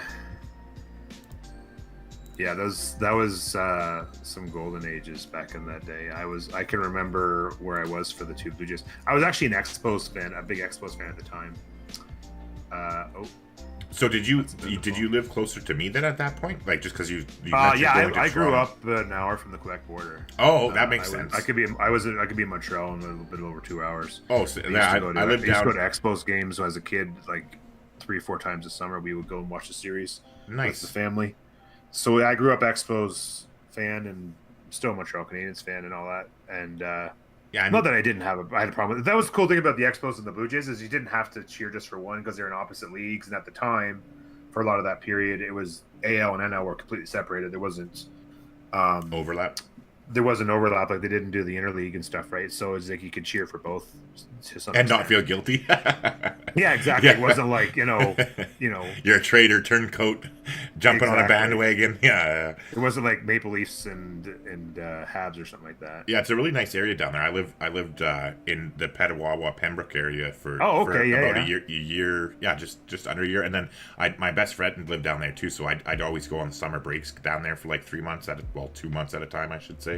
But it's a nice area. I kind of miss it, to be honest. But there's other perks to living in Northern Ontario, being able to drive like 20 minutes out of the city and you're camping for free and not have to drive for like an hour and pay for it.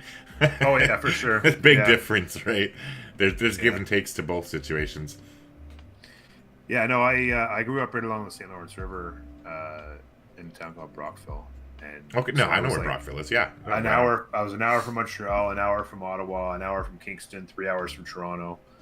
Or like 3.5 maybe if you drove like a girl. Well, that's what I was about to say. Where I was in Petawawa, it was about a 4-hour drive to Toronto, and yeah, well, Petawawa's north, right? So you had to come from the north and then go west. But I used to go play hockey in Ottawa, Pembroke, all that kind of stuff. Yeah, I love some. With your chicken? Yeah, with a little bit of chicken. Yeah. The wife's gonna bring me dinner. Oh, thank you. I'm starving. How is CV looking? Oh, I'm taking a look. Really good defense being put up by the Cree. Every time I look, it's up another 20. It's actually up to 145 now. They're saying 41 turns, but that's not 55 out of 146. It's still a long ways off, and Cree continues to compete. So. Do you want me to read this one? Yeah, I just teed up a little bit of that. Yeah, thank you. So yeah, the only thing is that really the question is how far away would a science win victory be, right? So like if you don't find a way to start killing China, then and you can protect China, although although Germany, that's the question, right? Because with Germany now, and then Russia from the north, it'd be interesting to see the timing. It's not happening. You go to bed. I haven't got that much experience in multiplayer to know how long that is off compared to standard. How long off a science victory is. Like the timing of that. I'm so excited to get like that one-on-one coaching that I'm paying for with Historia, like to just open my eyes up to this whole new scene. I'm just can't wait. Like I'm like a kid at Christmas.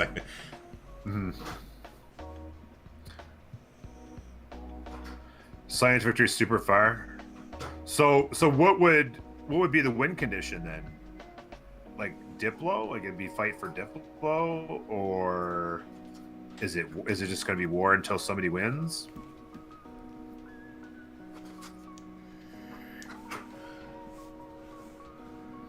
because when you look like this science is good. Like they've got 2 people really crushing the science right now, but they need.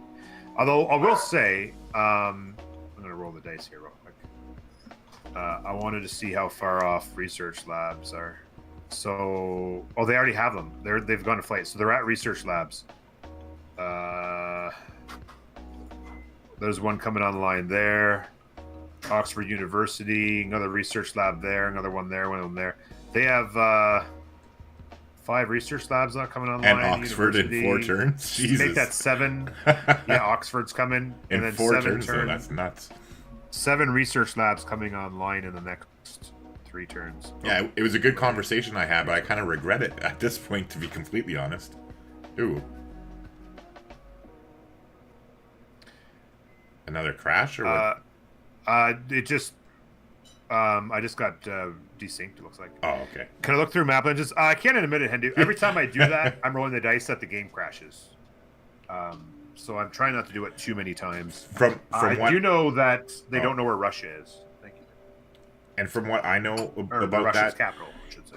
From what I was told before my first casting, Mark, is that when you're jumping into somebody's perspective, if you be careful and you don't do it near the end of a turn, that's the way that it stays the most consistent. Oh, okay.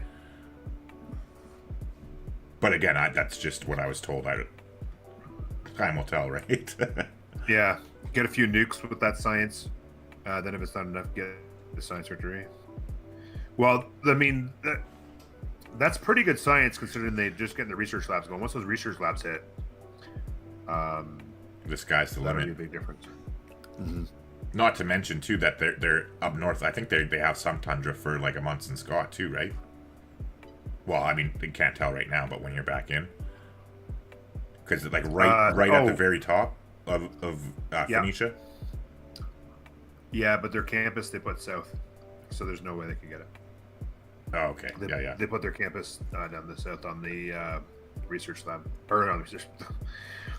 Got research labs on the Brian on the on not next to the snow on the reef. That's the word I was looking for. The reef. There you go.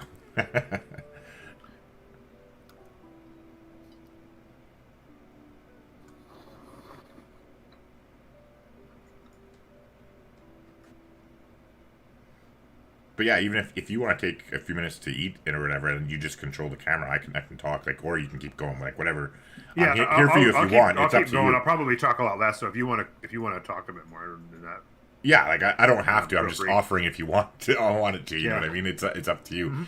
But yeah, it's interesting to see how this is gonna. Like, I'm surprised personally that we didn't actually get more, that observation balloons haven't become more of a priority. Like, even like you said, if the one team with Russia being there, that if they haven't gotten it, that Dido hasn't contributed to get one over there, because if you get that +1 range on those artillery, that could be the make or break thing to be able to push through Rome to get to China, and at that point it would be game over realistically, right?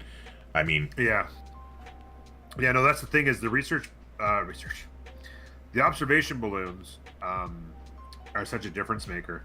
But what's funny is the 2 people who need them are a long ways away because they went bottom tree for military. Yeah, exactly. So they need their buddies who went top tree for to funnel it over to them. Yeah, for flight to bring them over.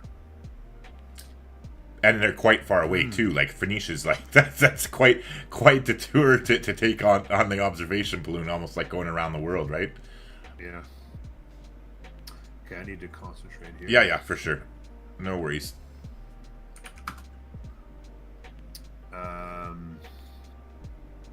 Oops, wrong button. So we have. So I'm likely going to be B here again, I would say, on him. Player border, so I'll be B here again on him. And then here I just need to know what he's doing. Hi.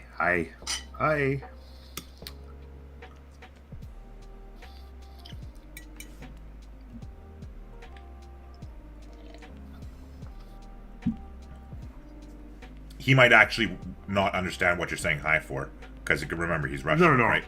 Or did you guys already have it? Every time he started with hi. So okay.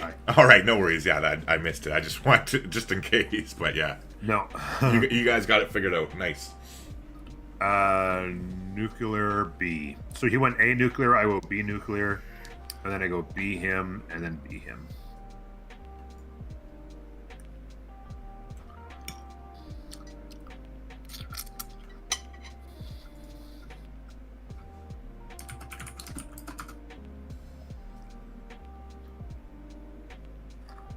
And then so It's what? going to be a big jump in science, but science victory needs a whole lot of science, and even more importantly, lots of production. Oh yeah, production is also obviously huge. So if can you go back? He to does have some high production. that studies. for a second, though, to the actual World Congress. Like, what are they voting on? Like, because I know you guys got your There's shit a figured lot of out, bills. but like, Oh, yeah. what kind of I can go impact back would it after- have? so- Yeah. I was just going to go back after the vote's done, but it's production towards buildings of this type, Okay. power plant, different power plants. And they're all at the tech. Players' right? borders They will all not have, grow. They all have like or are close to power plants. Yeah, coal power plants. Yeah, Yeah. mostly, but nuclear not so much. Yeah, not yet anyway. Only a handful. And naked shot. So culture. China gained 2 Diplo points there. Previous time they had lost them, and then players' borders will not grow. Russia, yeah. Russia will not have their borders go. So Which is pretty Diplo significant for victory them, that puts but- them at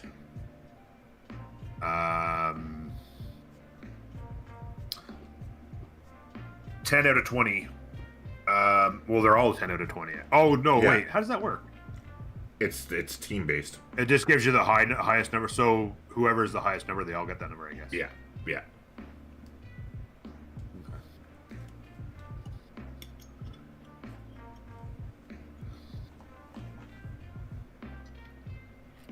So how did some of those battles go? So I know you're trying to eat, so don't answer right away, or whatever. But like some of the battles that I missed because I didn't think I'd be talking for that long. It was a good conversation, but I missed a whole lot of the action. Like I know like now clearly where we are, but sort of how did we get here? Like obviously I understand Germany rolled over Norway. Yeah. So you could see Germany rolling them from a long ways away. You could Yeah. just- at one point, It didn't take I Nostradamus just hovered to over figure that Germany, out. and I was just like, one turn cursor, one turn cursor, one turn cursor. Yeah, one I was turn there for cursor, that one part. turn That, cursor. that was right before And then I it was left. like, and then he had bombards going, and he was sitting over here with no walls and just chilling out with a handful of units. And I'm like, yeah, you're toast.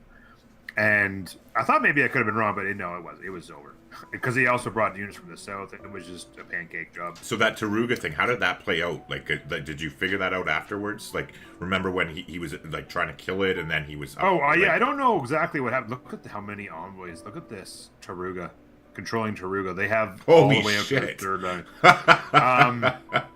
Fighting over who gets to control them. So I still don't know what happened there. I'd be curious to go back and look at that because it definitely looked like Germany was trying to kill them. But then Norway came over with some units in the backside, and it didn't look like But they weren't threatened. Germany Like, had they weren't enough there. good units. yeah, it didn't look like Germany had enough to take it and hold it because of all their Norway units. So I think that they decided to say, screw that, we'll spend our envoys and take Taruga as, we'll like make peace, give them the envoys. and then- upgrade and level. And then they upgraded their units to counterattack, yeah. China lost a city, yep. To the south. I wanted to get back to that and I forgot about it. Sorry, guys. So they burned it. Yeah, They burned it to the ground. yeah.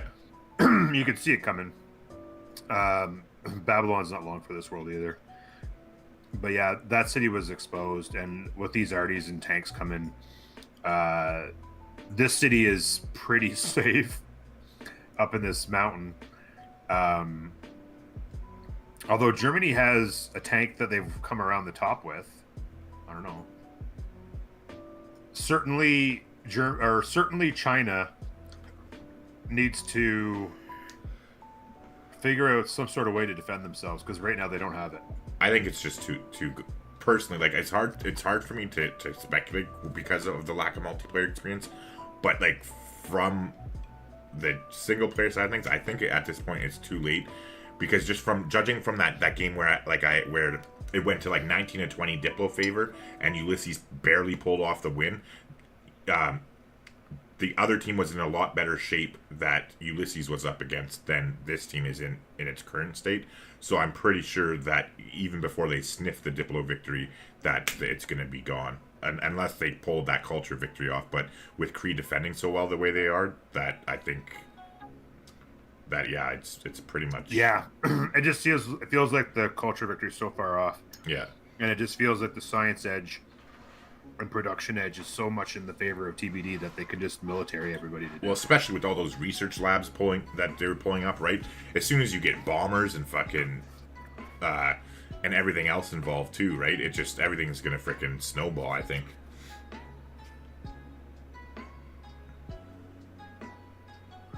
Oh, was it Norway that was trying to kill them and Germany fought them off? Okay, I missed it then. Because when I saw it, it looked like Germany was on the inside and Norway was on the outside. I must have just missed it. Well, they must have been on the inside because they were defending it. That's probably what happened, right? Then, like, now, like, in hindsight. And because, like, that's what I was going to say is that the units that Norway had been approaching with were, like, old school. They were like, the berserkers and shit, where when we looked at it, like, when, like, in real time, like, when it originally happened back when, like, we were talking about it the first time, it was, like, cuirassiers and field cannons for Germany against, like, berserkers and whatever else, like, that Norway had there. And that's why, like, I was like, oh, maybe because, like, again, I thought that you were right that they were attacking them. That's why I was like, oh, maybe they just used it to upgrade. But now we know. Mm-hmm.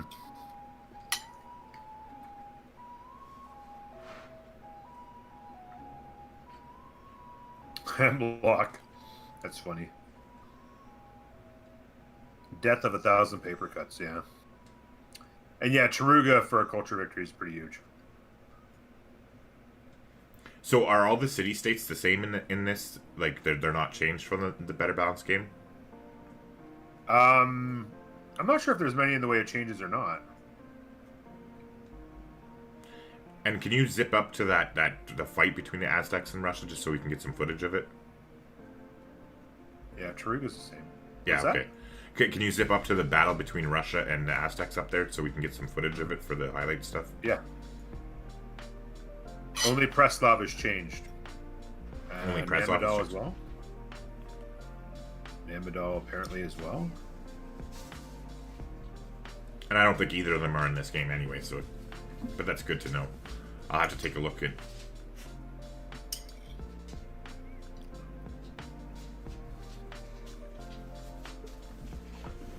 Yeah, it's definitely the one advantage of having a knowledgeable chat there with a lot of experience, right? That we can draw from them too to help us out with our lack of familiarity. Yeah. So Namadal doesn't give culture to city centers on the coast, only the districts.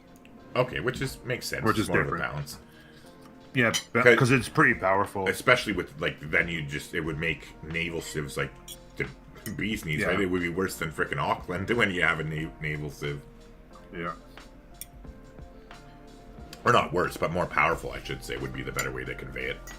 Mm-hmm. So, of course, I'm like, oh, can you go up to the battle? Because I saw, like shit happening. And then, of course, you move it there, and then it's just, like, stand still. Nothing happens the entire time we're looking. Mm-hmm. Waiting for the turn. That's 102 city strength there. They've only got one one artillery in range of the city right now. They have 4 more waiting in line. They need to try and get their tanks flanked around so they can move in.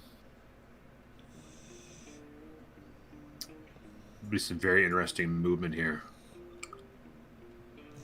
where Aztecs decide to set up with their tanks in order to protect. And yeah, somebody mentioned, Slum was just saying the only reason why it's probably not CC'd already is because of the tiebreaker. I kind of agree to that. I think. So I think somebody CC probably knows it's on the wall, but yeah, they're hanging in there. Can somebody from your end of things elaborate on that, like on the specifics of the tiebreaker? Because I'm not familiar with that myself. Like, so like from the gist of it that I picked up is the longer they last, the better it is. But like, is there more specific details than that? It's possible that Agatha knows details. Maybe? I just don't know if Agatha's still there or not. That's all I was saying. Cause Yeah, he spoke like 2 minutes ago, talking about the sea states. Oh, okay, that was him that you were reading from. Okay, cool. Mm-hmm. Hey, Van Bradley, thank you very much, buddy.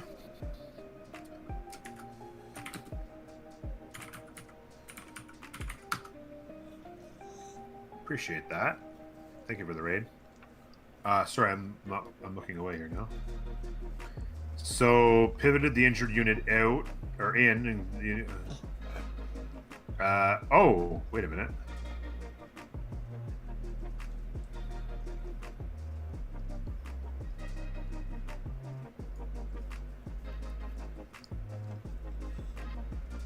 So if he is there still in your chat, Norm, could you let me know? Is technically if after the 3 tiebreaker games it's still a tie, it's the turn they CC on that determines the winner. Okay, so basically, if each team wins a game, which is easily possible, right? Then the 2 team, whenever the team you lost, the 2 teams that lasted the longest in their CC, I guess, and the other one loses. So could you also ask then?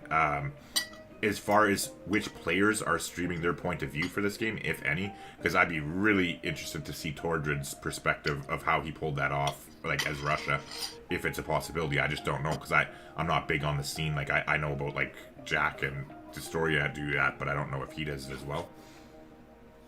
CC1 versus Pyramid yesterday. This is game 2. Turn 115 was the one last time. We're at turn 99. So I'd imagine if they make it past 115, they'd be okay to CC, right? Yeah, so basically, we got 16 turns and counting. Yeah, I can keep it going here. So yeah, that is definitely going to be interesting to see. My money, because you got to think between standard games and then also like online play, right? 16 turns is an eternity at this stage in the game on online too. Like it's like 16 turns at this stage of the game in standard is long enough as it is. But then when you factor in the online speed element of it, like, I don't know. Again, I'm not an expert at multiplayer by any means, but from my recollection and just, like, base knowledge of the game, that to me, I don't think they're going to make it. Like, I would, if I had to cast a vote, I would say that this will be CC'd before then, because, well, I guess technically they would have to kill every single city. So actually, never mind. Now, the thing that I'm thinking about that, I'd have to take it back, because they would literally need to clean them all up off the map, right, in order to make it happen, I believe. So it probably is looking like I think they can hold on longer than that. So basically after that, as long as they last to turn 117, from my understanding of what Norm was saying there, then that would pretty much be the end of the game. So we're looking at about 16 more turns until it's all she wrote. But in the meantime, at least we get to enjoy seeing the shit burn down, which makes for entertaining viewing for us at least. Might not be so fun for the players involved on the losing side, but hey, at least they're putting up a struggle and freaking making a good show of it. That's the important thing. So I'll actually... Okay, Norm's back. I was perfect timing, because I was just about to say that I was going to minimize the screen and start interacting with your chat, but perfect timing, Norm. You couldn't have came back. I was just about to minimize my screen and start reading like questions from your chat, but you got here, so there you go. Yeah, I just had to pee. I had to pee like a racehorse. Oh, of course. I understand. I've had the luxury of doing that whenever I want. Some top players of CPL versus non-CPL players. Basically not a... Sorry, I think there's no... Oh, nobody streamed from personal point of view. Okay.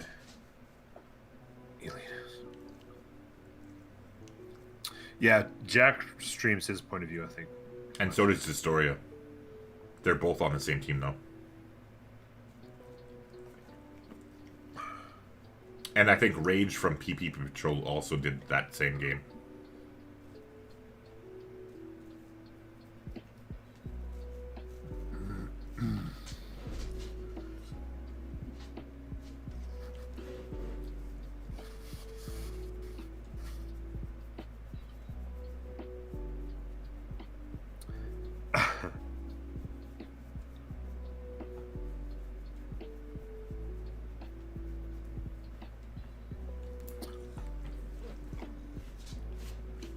Yeah, Jack's a good guy.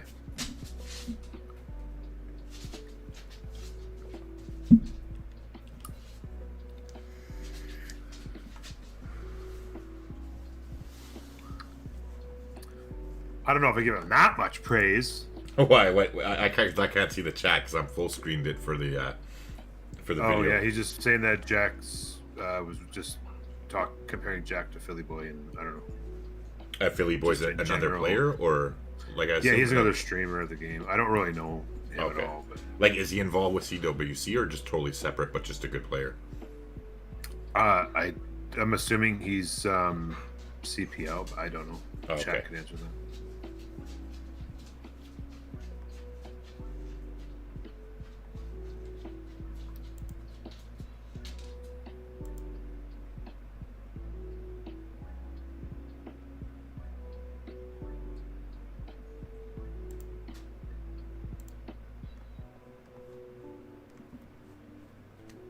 He hasn't played in 2 years. There you go. Oh, okay, perfect. That's kind of like Civ Trader 6, right? How he's a legend on YouTube, like, and everybody loves his shit, but he hasn't been around other than like since Rise and Fall there. Mm-hmm. It's such a shame too. Like, I don't know. Did you ever see any of his stuff, Norm? No, not really. Oh, I'd like- heard a couple people have mentioned him before. I can know the name, but I never really watched. I rarely. Oh, no, watch I know, anything, to be honest with you. This was back like years ago now, right? But like literally, I was watching. Potato was the first like streamer I ever or content creator for Civ I ever saw. But then like this was back before Potato got good, and Potato mentioned in one of his streams, "Holy shit, I can't wait to try out all this new stuff. I just found out about this Civ Trader 6 guy, and he's teaching me." And at that time, Potato was way better than I was, so I'm like, "Well, shit, I better go check that out too." And then that's actually how I found out about TGM. Is because then I was watching Civ Trader 6 and I was learning a lot and I loved it because he's like really, really, really good, right? But he is like big onto like the Chinese games, so he studies the Chinese players and interacts with them through like Civ fandom or Civ fanatics or whatever it is. But anywho, so then he mentioned TGM in his thing, and it was like gave him lots of praise and was like, he's another good one, because he was basically calling all these YouTubers like idiots and saying that they need to learn how to play the game except for TGM. So then that's how I found TGM, which is how I found you, and now here we are. It's funny how it comes full circle. There you go. Yeah, long journey. Yes, Potato is a single player. Yeah.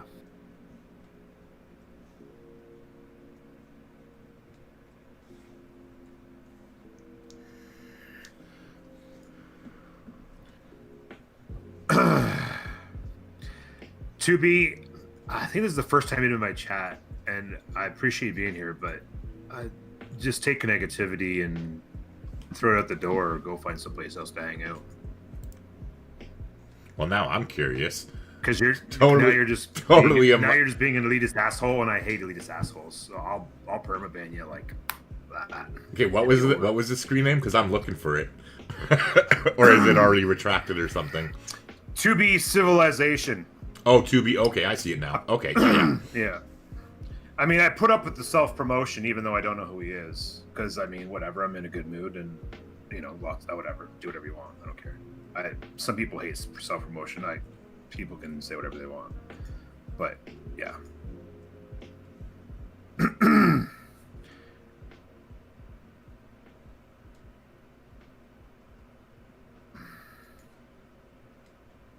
Babylon.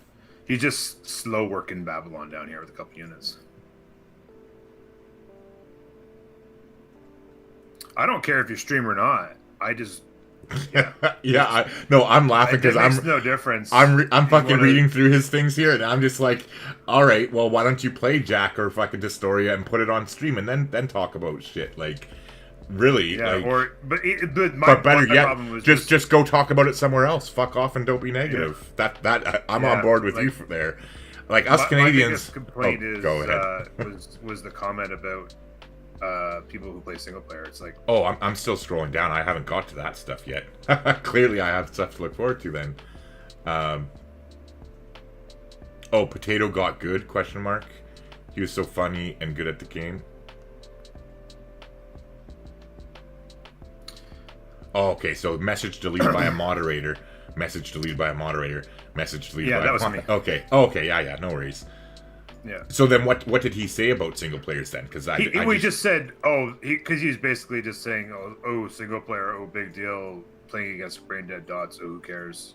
Yeah. Basically, being an elitist, saying Yeah. No, I know. Like I'm with you. only people who play multiplayer, even though 99% of the people who play Civilization 6 Play single don't player. even go near multiplayer. But yeah, go ahead and be an elitist asshole. Who gives a shit? Take a walk down the see you later train. Well, see, and that's like I'm definitely on the same boat as you there, but that's why I can't wait like to do that thing with Historia, because now I'm gonna freaking jump in. Like I've had my chat be like, well, why don't you go into the CPL?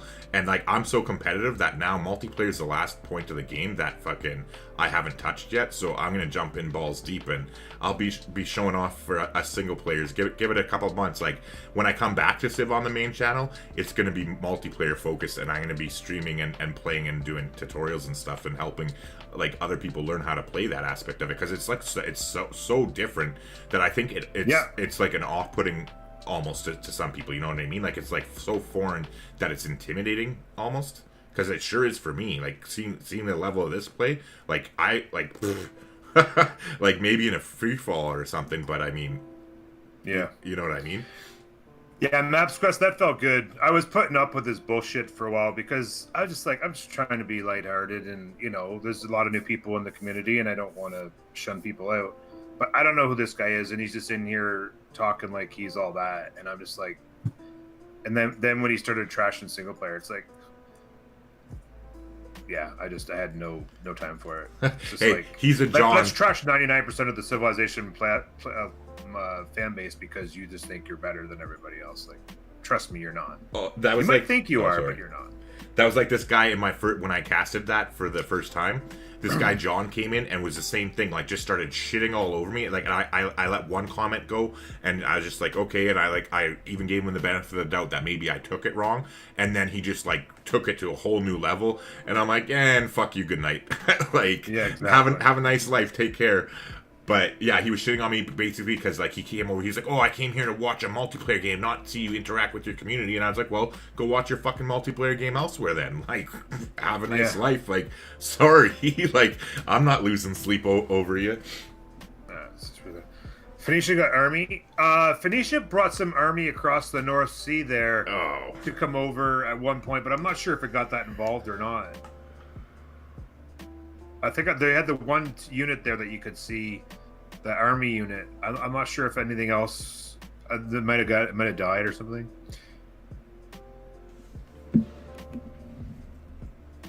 Mick Foos. He's better than everyone who plays single player at winning against other people. Yeah, sure, but absolutely. If I guarantee you, if I had spent the 3,600 hours I spent on single player, if I'd spent that on multiplayer, I'd be smashing people's faces and probably playing in this game right now. But that's not what I like to do. I've been playing single player Civilization since before that kid was in diapers.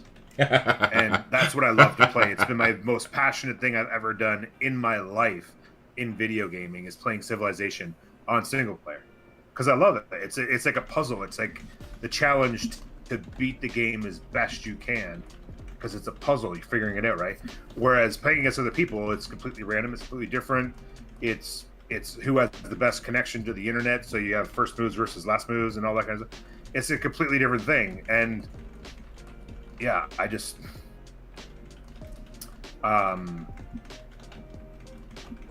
trashing people's preferences is not going to get you anywhere. Maybe some people will allow that garbage to go on in their chat. I ban people all the time just because they put a bad taste in my mouth. I am not afraid to drop a viewer. Oh no! What are you gonna do? How are you gonna sleep tonight? No difference to me. Here, indeed.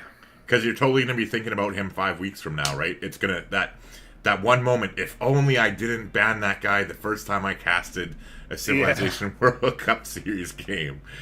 Yeah. It's going to be the one downer on your whole experience that's just going to turn you away from it forever. So I was asked about the Phoenician army, which is quite big. At one point, they had brought military. There's one. They had brought military over here in Landfall. Right now, it's just having fun. They have a bunch of units over here. I guess eventually making their way south to China. is if I had to guess. They're mostly obsolete, so they probably have to stop off in Germany. How did those rank up? How did those tiles get pillaged down at the bottom of China that you just scrolled past? Did it? I missed something, or did we miss something? I would imagine. Yeah, right there. Right there. I just didn't see what it was, but. No, that wouldn't have done it. It must have been a Crete, something from Crete, because look at their war chariots. What is it? Oh, there you go. There's battleships. That's the other answer right there. Oh. I was gonna say that's a decent amount of troops, but it's not. Yeah, and they're so far away that they got a long ways to go. Those battleships. Yeah, I'm not sure. I guess they're gonna upgrade. Oh, he's just gonna upgrade one to a tank, so he's upgrading them here, and then he's gonna bring them across to China, and then the battleships will hit here. So this might have been a hurricane, like a it was probably just freak it, like weather. Tsunami, hurricane, whatever.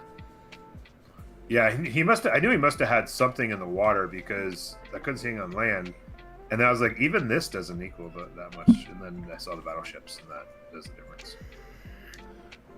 So as we take a look here, so the capital up.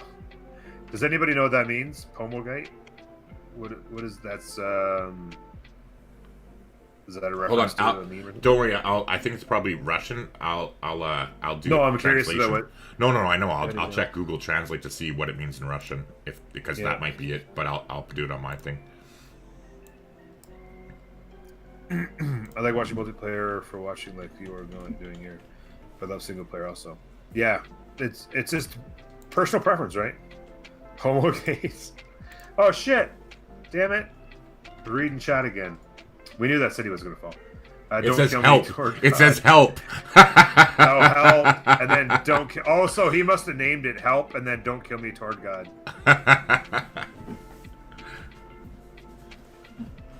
There you go.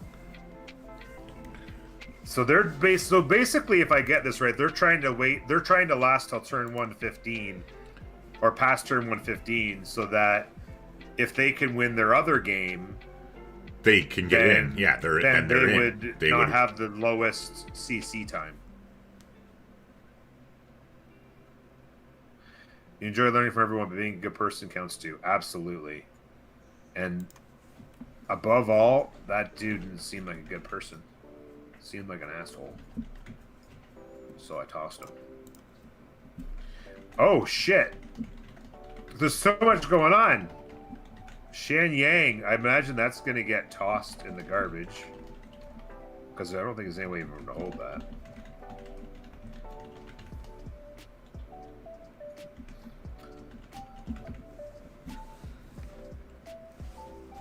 Oh, they won their other... Oh, CC won their first game. I thought it was the other two teams that played the first game. I misunderstood that. So CC won their first game. So with this win, they're secured then, correct? Yeah. So if as long as no, CC won their first game. So with this loss lasting past turn 115, will guarantee them a spot. Okay. So then it's over, and then is there a point in playing the Sunday game? I misunderstood. I apologize, guys. Yeah, Pyramid and CC played. CC won turn 115. I had it backwards. I was thinking that it was TBD that beat Pyramid. My bad.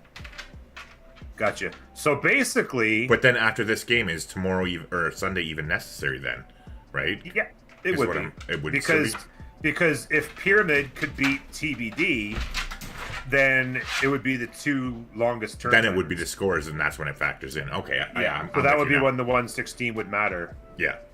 Because then TBD would have to last longer than 115 to be the other one in. Yeah, and while you were gone there to your bio break, I was saying, because originally I was like, oh yeah, like I think I might not, or they might not make it to that, but then I reconsidered, because literally as long as they have one city. Yeah, as long as they don't die, exactly. Yeah, so I'm pretty sure that it's a foregone CC on turn 117 or 116, whatever the right number is. That like because two teams go on, so as long as they're at 116, they're fine. Yeah, as long as one person has a capital, then the game's not over, and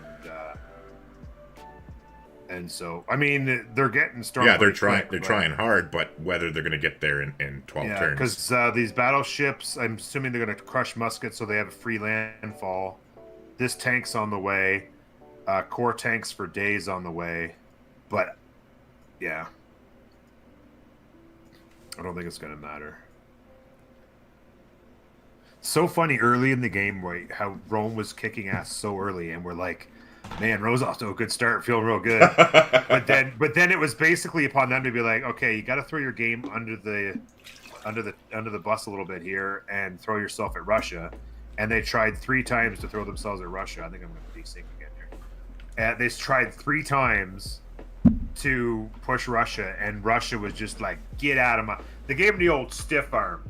Yeah, you know, and you know, into the end zone. For this Yeah, game. Russia, it should be somebody giving a stiff arm, and then to another dude, and then you put Peter's head on that's the guy giving the stiff arm. That's 100%. Trajan's face. That's 100% my thumbnail. 100%, like 100%. And you put Trajan's face on the guy getting Yeah, stiff arm. like Because you're just literally. like, get off me, boy. I'm totally gonna do that, like a freaking 3 times he did somebody that. stiff arming into the end zone, and it's gonna be Peter to Rome. Yeah. Why is Rome not pushing up? Because They just don't can't. have They just can't, They can't. yeah. They've tried 3 times and they've been destroyed. And now the science is such that they'd be just sending units to their death.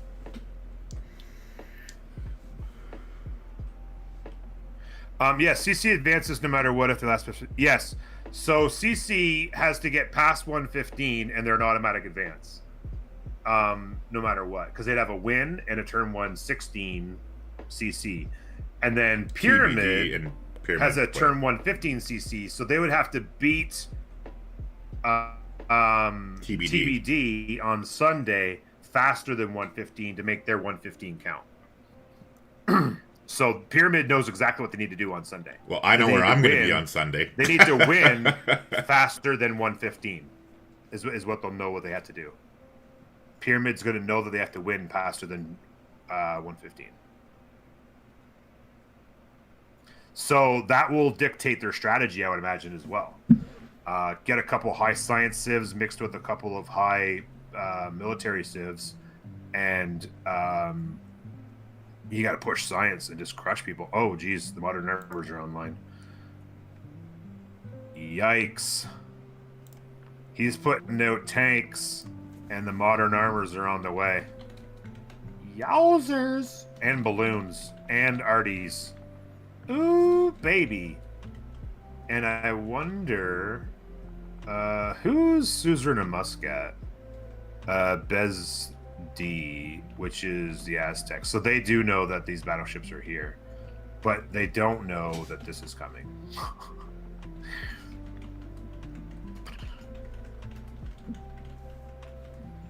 The legions got buried in snow. Exactly what happened.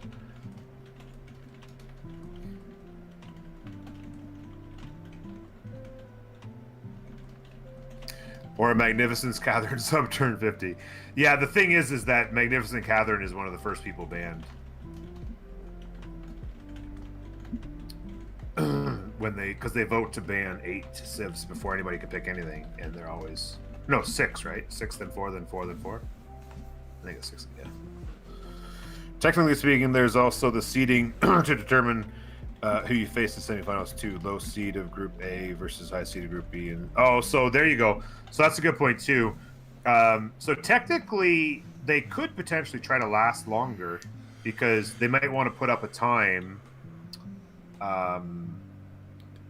A stiffer time to beat, right? Like that gives them a higher seed, so they don't have to face as bad a player, basically, or team, I should say, or as good a team.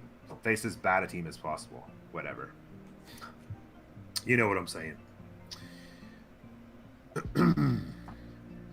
But yeah, they've got some tanks and arties in that, but they just helicopters, right? Anti-air guns coming in hot to defend against the airplanes. Like they're just pushing it to death. He's already tried it. He's got PTSD. He doesn't want to try it again. Surprised that. Well, no, maybe he's going to do it. I was just going to say he would push around the corner, and run through here and run through here.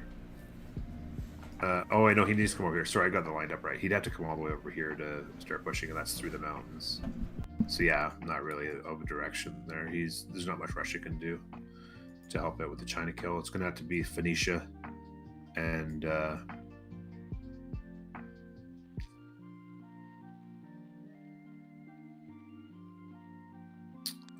so yeah, you can see here China's basically just spamming units to put them between them and their capital. This is a long ways around, and this would be a tough travel for anybody. So they're going to want to come through here, so they're just stacking units up.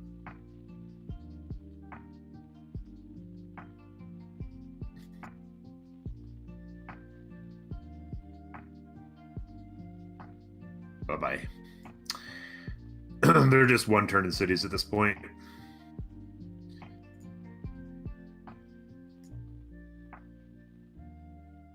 Just one-turning cities at this point. Also have to kill Rome, right? Well, they don't have to kill anybody. At this point, this game is over. It'd have been CC'd ages ago if it wasn't for the stuff we've been talking about. At this point, CC, which is these guys here, they need to last until turn 116.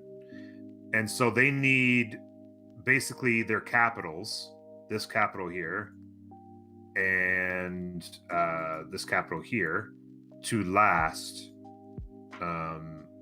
another, because the other two capitals are gone, right? This is former Norway capital, and this is former Tenochtitlan. So as long as Rome and or Jian or whatever that is stand, then they can continue to play. And so as long as they last till turn 116, they're good. They're Gucci. Did Rome get a battleship? I didn't see it.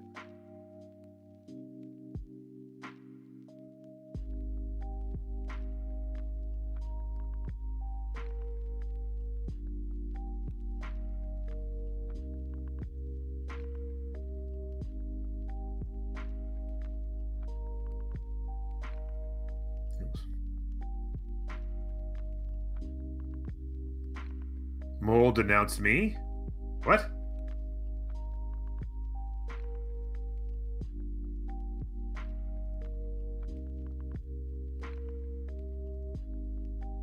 I didn't see it.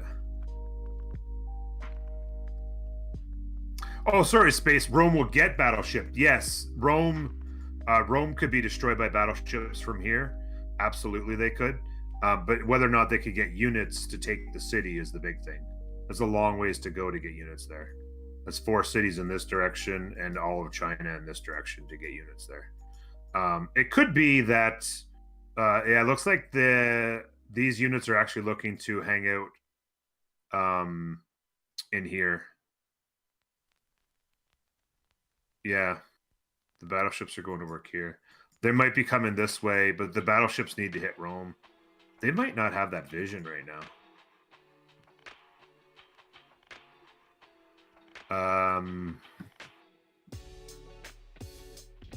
Sorry, give me 1 sec. No.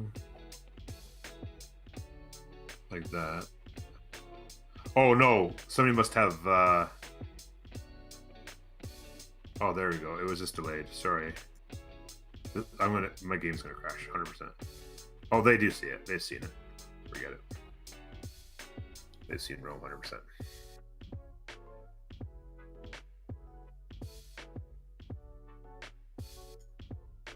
So this city flipped, as not surprised. I don't know why they did. Maybe they just left it there so that they could have it for 3 turns to heal in. They weren't worried about the killing the muskets once they popped out. They just wanted to have a place to heal for 3 turns and do some upgrades in that, because they need to get their modern art. They probably needed 2 or 3 turns to get the money and stuff online to get their modern armors. Anti-air, See, these tanks are going to get rolled by these modern armor. By the way, is it time to one turn a city again? Oh wait, they're healing up. Okay. Oh, they came south and took this. Yeah, it's modern armor's coming online here. Russia's got some serious momentum at this point. Oh, there we go. I was gonna say they're gonna one turn the city eventually, or what? There we go. City's getting one turned. Russia getting swole. Yeah, look at this. I mean, it's just, it is like it's getting nasty how bad this is right now. Like it's just 10 more turns. This is no problem. And it's like, are they gonna last 10 more turns? It's turn 106. Turn 106. So they basically need to last 10 more turns.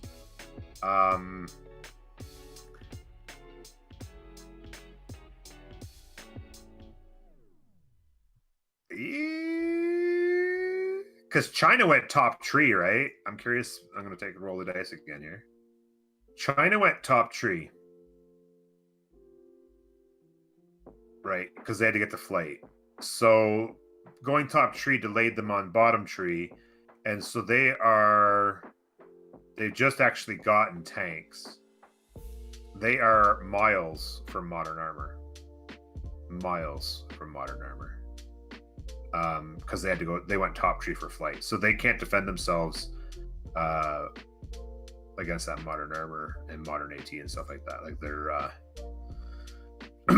their tanks are bust at this point. They won't get to modern armor before 10 turns, right?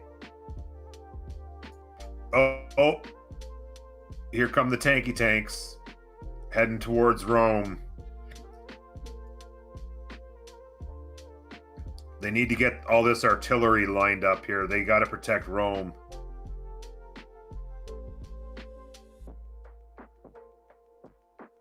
China is going to get the planes? Well, they have. Oh, he is working radio right now. You're right. He is not even trying to go south. He's looking to get to bombers. Yeah, he's 7 turns on bombers. Hope he's got money to buy them. You're right, though. You're absolutely right.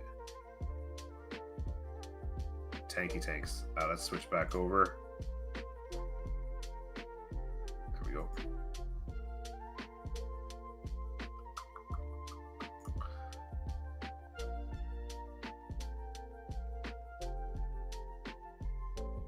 Okay, I was like, please be a desync and not a crash.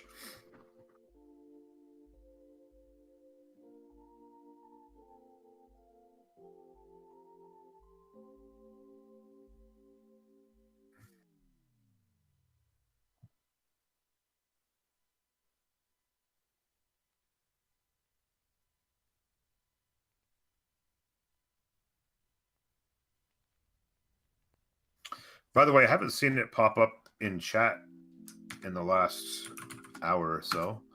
Want to keep making sure we spam the links for members of the community who aren't as familiar yet.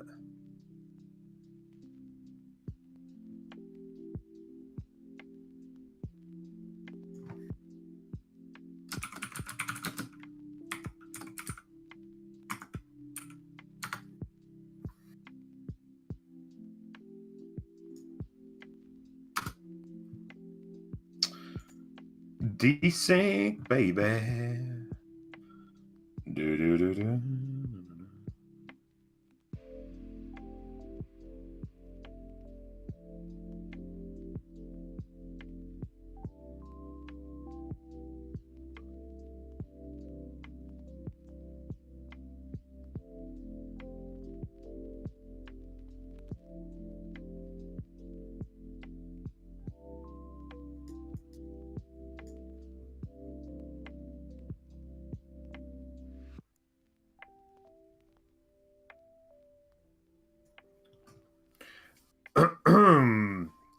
We go to Saxy Stream for the restarts and the CWC for the desyncs. Does Saxy restart a lot?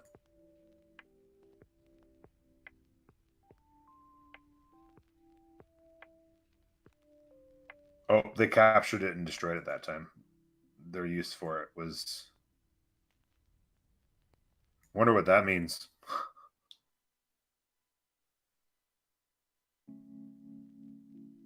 Oh, they just went ahead and liberated Babylon. That was a good idea. Some games, so do we all.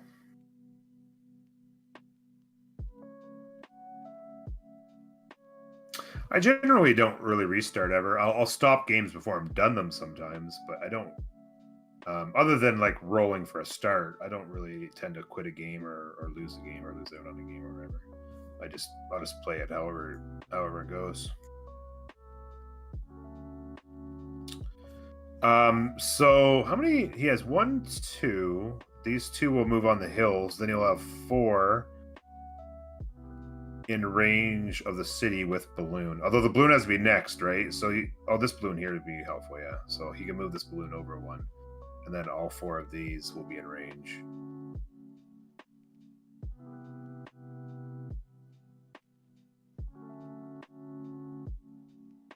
He's flanking in the north with tanks, trying to hold on. Just put as many units as he can between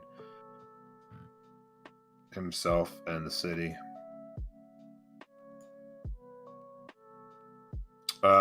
This will be the end of... Yeah, that'll be the end of Montezuma. And this will be the end of Norway.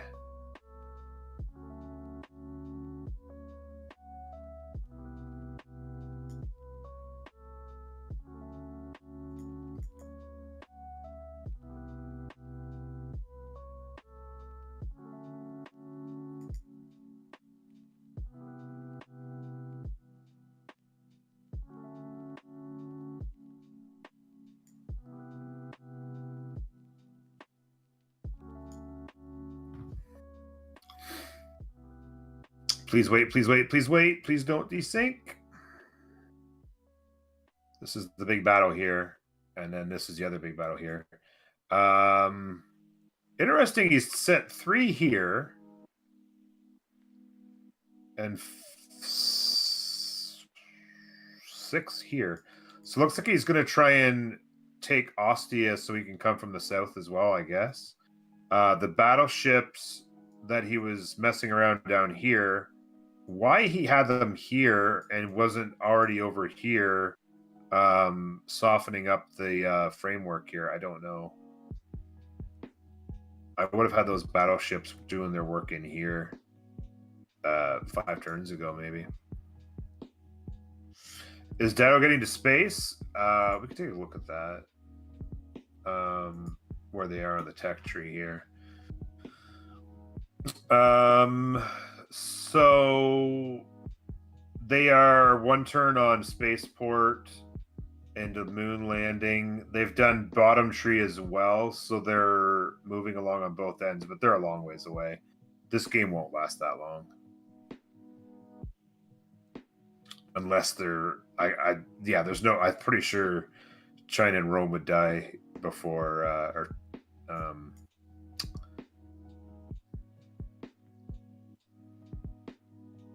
sorry, I'm pretty sure China and Rome would be dead before he gets close.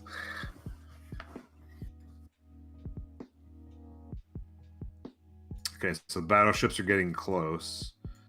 I would imagine he's going to keep those guys there and have the battleships come late. Chopper. Get to the chopper.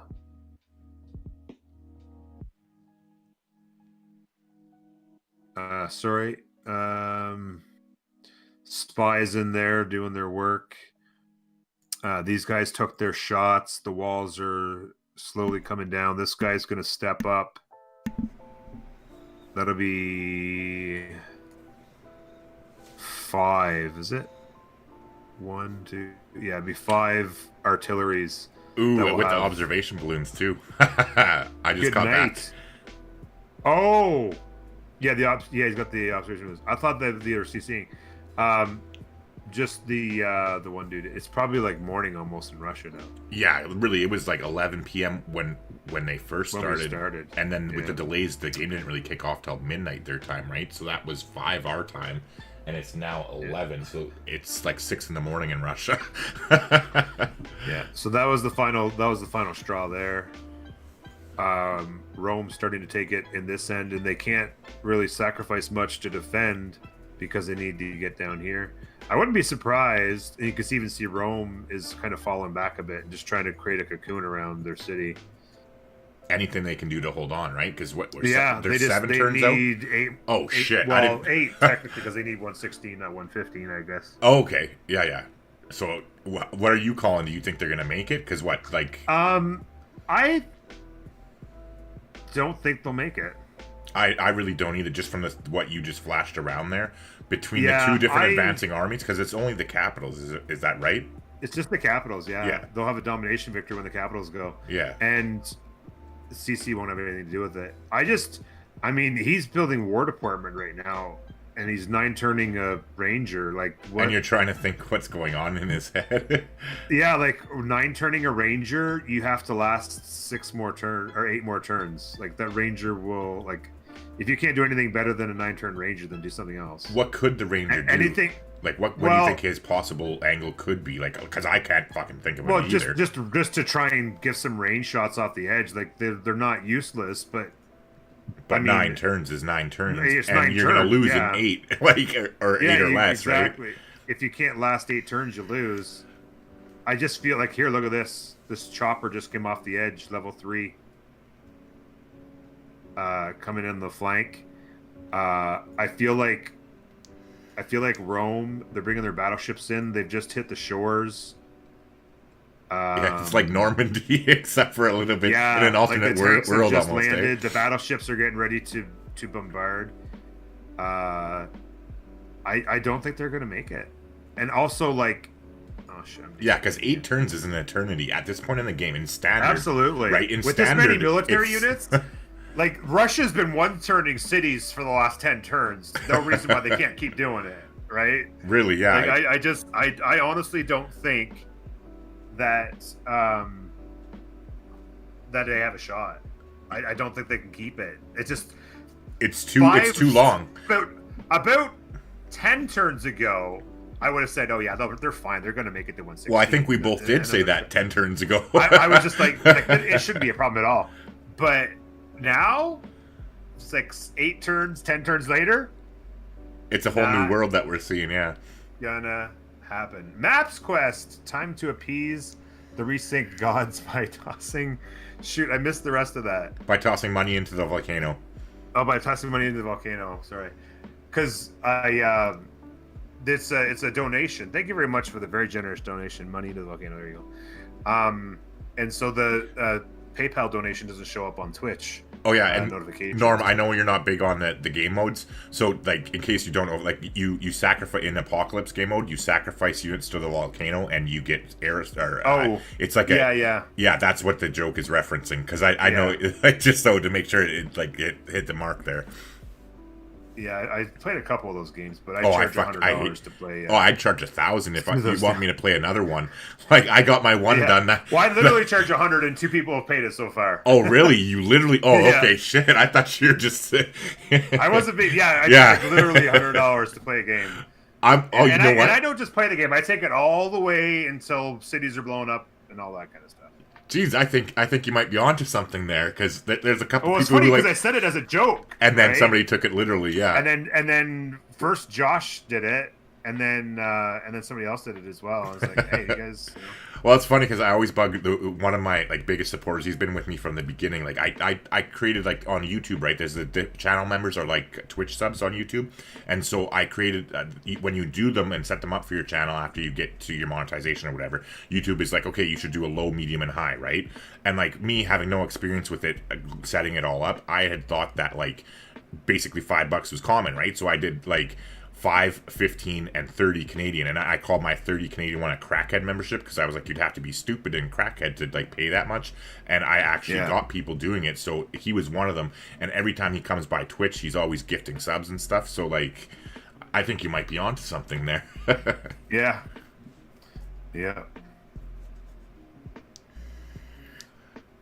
So yeah, the Phoenicians have made landfall, and interesting. The tanks are just basically blowing through. I don't know what they're doing. Oh, they're just trying to get around. They just tried to get around because they're just going to hit Rome. They're just going to skip right past Ostia, and put the siege up on Rome. Why does Rome not have siege in the encampment just to try to slow them down? Sorry, you're talking about here? Why they didn't have a unit? Because they know they're getting. I mean, I don't think it would slow them down. To be honest with you, I mean, look at this. It's just. And which I was gonna say who had modern armor, and there we are. We're Russia. Okay, yeah. Yeah, like it just. Are they the only ones with modern armor so far, Norm? Because I was talking to somebody. No, they all have it. They all have it. Germany has it as well. Okay. Phoenicia certainly, because she was the powerhouse tech. So like. Yeah. Yeah. Yeah. So next turn, it's gonna be tough because there's gonna be two. This probably falls. No, they don't think they can get through the tanks. They can get the city down to nothing, but I don't know if they can get through those tanks because they only have. Oh, they have one here as well. Maybe. That's a one. Well, they do have the artillery there too, right? Could they? Because those aren't modern. Well, tanks. the artillery. Yeah, the artillery. Well, I guess they don't need the entire artillery to take Handon. Yeah, I think next turn Handon falls. Yeah. Yeah, because they'll take one, maybe two hits on. Well, probably just one hit on Handon, and then the other 5 artillery. Or 6 artillery. Because even if they get that, could just wear down the tanks. Yeah, and even if China manages to get that tank army up, like from the little north there on that tile into Handon, it's still not going to matter with their if they replace their cavalry or upgrade their cavalry. I don't think it's not going to make much of a difference. No. What unit? It's just whether or not they can get through the tanks on the front line, or if it takes 2 turns. Basically, it's just between 1 and 2 turns. That's really. It's not a matter of if it's going to fall. Right? Yeah. It's just when. Matters. Here we go. It's turn 110. So there goes 1. We saw. I knew that was coming. Oh, they're flanking around. Yeah, they're just going for the capital. I think they're flanking around because that city doesn't even matter. Because they're probably looking at the turn timer and trying to get there. Yeah, because there's that. Walls are gone. Yeah, they're just taking it all down. So, and just to confirm, it's like Kumasi. I was gonna say Kumasi fell while we were looking, but that was a done deal as well. So it is the losing team that has it on the line, and the winning team is confirmed into the playoffs now, right? Like no, or is it the opposite? Way? So the winning team right now, this is their first game, so they're looking pretty.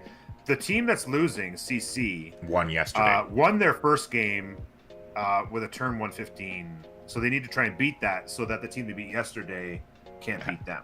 Yeah, to get to okay. You know so then to go on. Then if they get stomped, Pyramid would have to beat CC or sorry TBD on Sunday, or survive longer than they lose here, essentially. So that the longer they hold out, the better chance that they're going to make it. But either way, as long as like TBD doesn't shit the bed on Sunday, which by this game is any indication, I don't expect that. Then essentially they're losing that fast is unlikely. That makes sense. Yeah. Rome is the fighters are going to try their best, but I'm pretty sure the battleships will destroy that tank corps, and then they're just going to surround the city, put it under siege. Rome is toast. It's so interesting to see this too, like because like with us, we're single player. We never get to see this late in the game. Like you know what I mean? Exactly. Like an experience like I'd love to see a World War II scenario. I have never tried a scenario in single player, but I would play the shit out of a World War II scenario. I remember Civ 2. You must, because you're an old vet like me. Oh yeah, like the Civ 2 World War II scenario. Oh my god, I played so many days of my life just gone. Yeah. I'll tell you though, this Tordred guy is an absolute legend. Yeah. I mean, he didn't lose a single city through all those attacks, and then he turned around and slapped Aztec first, and then the rest of the world. Slapped the Aztecs like crazy, and now he's walking through Rome from the underside. I mean, he's trying to 3-turn a cav in here. Like, it's not even close. Considering where Rome started this game. How the mighty have fallen. It's almost like the Roman Empire in an alternate universe, right? Yeah. Yeah. If Rome would get 2 more planes, he could block surround his capital. Oh, because they can't walk through them? Yeah, because he would have had to have one here, right? Because he has 2 here, and if he could have had 1 here and 1 here, then he would have been good, I guess. Is that what you're saying? How do they shoot down planes then? Can you ask your chat? Like, because again, like I have no idea, right? Like, what unit do they need? Do they need their own planes to shoot them down, or can no ground unit hit air units? Or no, they have SAM.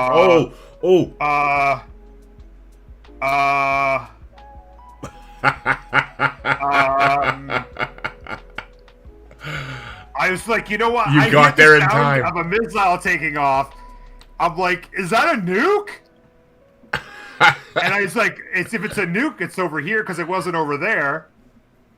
Oh Jesus my god! I Christ. just barely came over in time to catch it. What a finish to the game too, right? Like literally, oh my god, that's like icing on the cake. It was just like, well, so much for your turn 16 or turn 15 holdout. It's been nice. Well, no wonder they were flanking. You know what I mean? Dino Science took off when they got their research labs. Well, and they absolutely sprinted to nukes. Of course, and having that free inquiry for what they had it back to back, right, in the earlier stages of the game. Oh my god! I guess desync. Come on! Oh, hey, at least you got the clip. At least you got the clip. The footage is there. Because I was like zoomed in because he was talking. Agatha was talking about the airplanes and stuff. Yeah, about Rome and how the tanks can't go through the airplanes or whatever, right? And so I was zoomed in on the tiles to see where they had him and where they would need him. And then all of a sudden I heard in my ear, I'm like, whoa, where's that happening? And I just it clicked in too that it couldn't have been better. Oh my god, freaking! That was so close. Imagine how freaking like anticlimactic that would have been if we missed it. Just looked at the radioactive afterwards. The one thing I love about that is that even though quick combat is on in the late game, that like when nukes go off, they actually are not impacted by quick combat. So it's always like dramatic. You always hear it. And it's always like it travels there, so it gives you a chance to catch up and try and find where it is. Because, otherwise, I mean, that's the most exciting part of the game right there. Oh man, these desyncs are driving me nuts. Yeah, hopefully it's not too much of an issue. I was talking with Michael from OnSpot TV there, and he was saying that he was having, because I guess you've been having some sound problems a little bit too here. That like I just assumed it was on my end because like I'm watching your Twitch, but there was a little bit of a desync or something like that, I guess. But he said he was having the same problems and is trying to sort it out on his end. Mm-hmm. But okay, so that explains why they were flanking. Oh, yeah, there it is. Yeah, and the helicopter. So the helicopter jumped in to take it briefly, but it explains why they were flanking because Dido said to Germany, "Yo, get your moderns over there because I'm about to nuke this bitch." And somehow I don't think those pike and shots are gonna be able to make the difference. Yeah, I almost feel like it's ironic with time and fine and all, but anytime part of your arsenal includes a stick, you probably don't want to stand up against a modern army. And it kind of like to be again poking fun at real history, but being ironic because we're talking about Civ. It's almost like Tiananmen Square. Nuclear sub off the coast of Rome.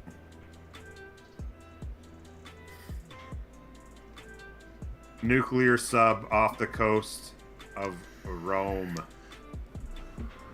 ladies and gentlemen. They might want to back that nuke out.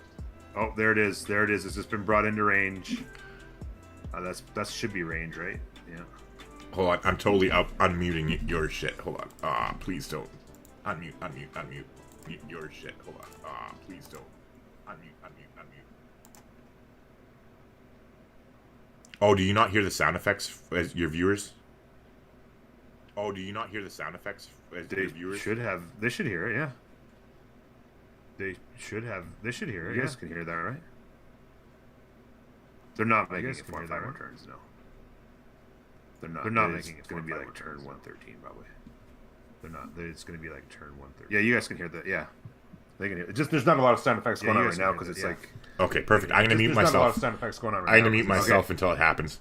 Okay, perfect. I'm gonna mute myself. I'm just trying. I wish you could zoom out just a little bit more. I can get both capitals on the screen. I wish you could zoom out just a little bit more. I can get both capitals on the screen, but I can't get the sub. I can't get the nuclear sub. No D6. Come on, we put some money in.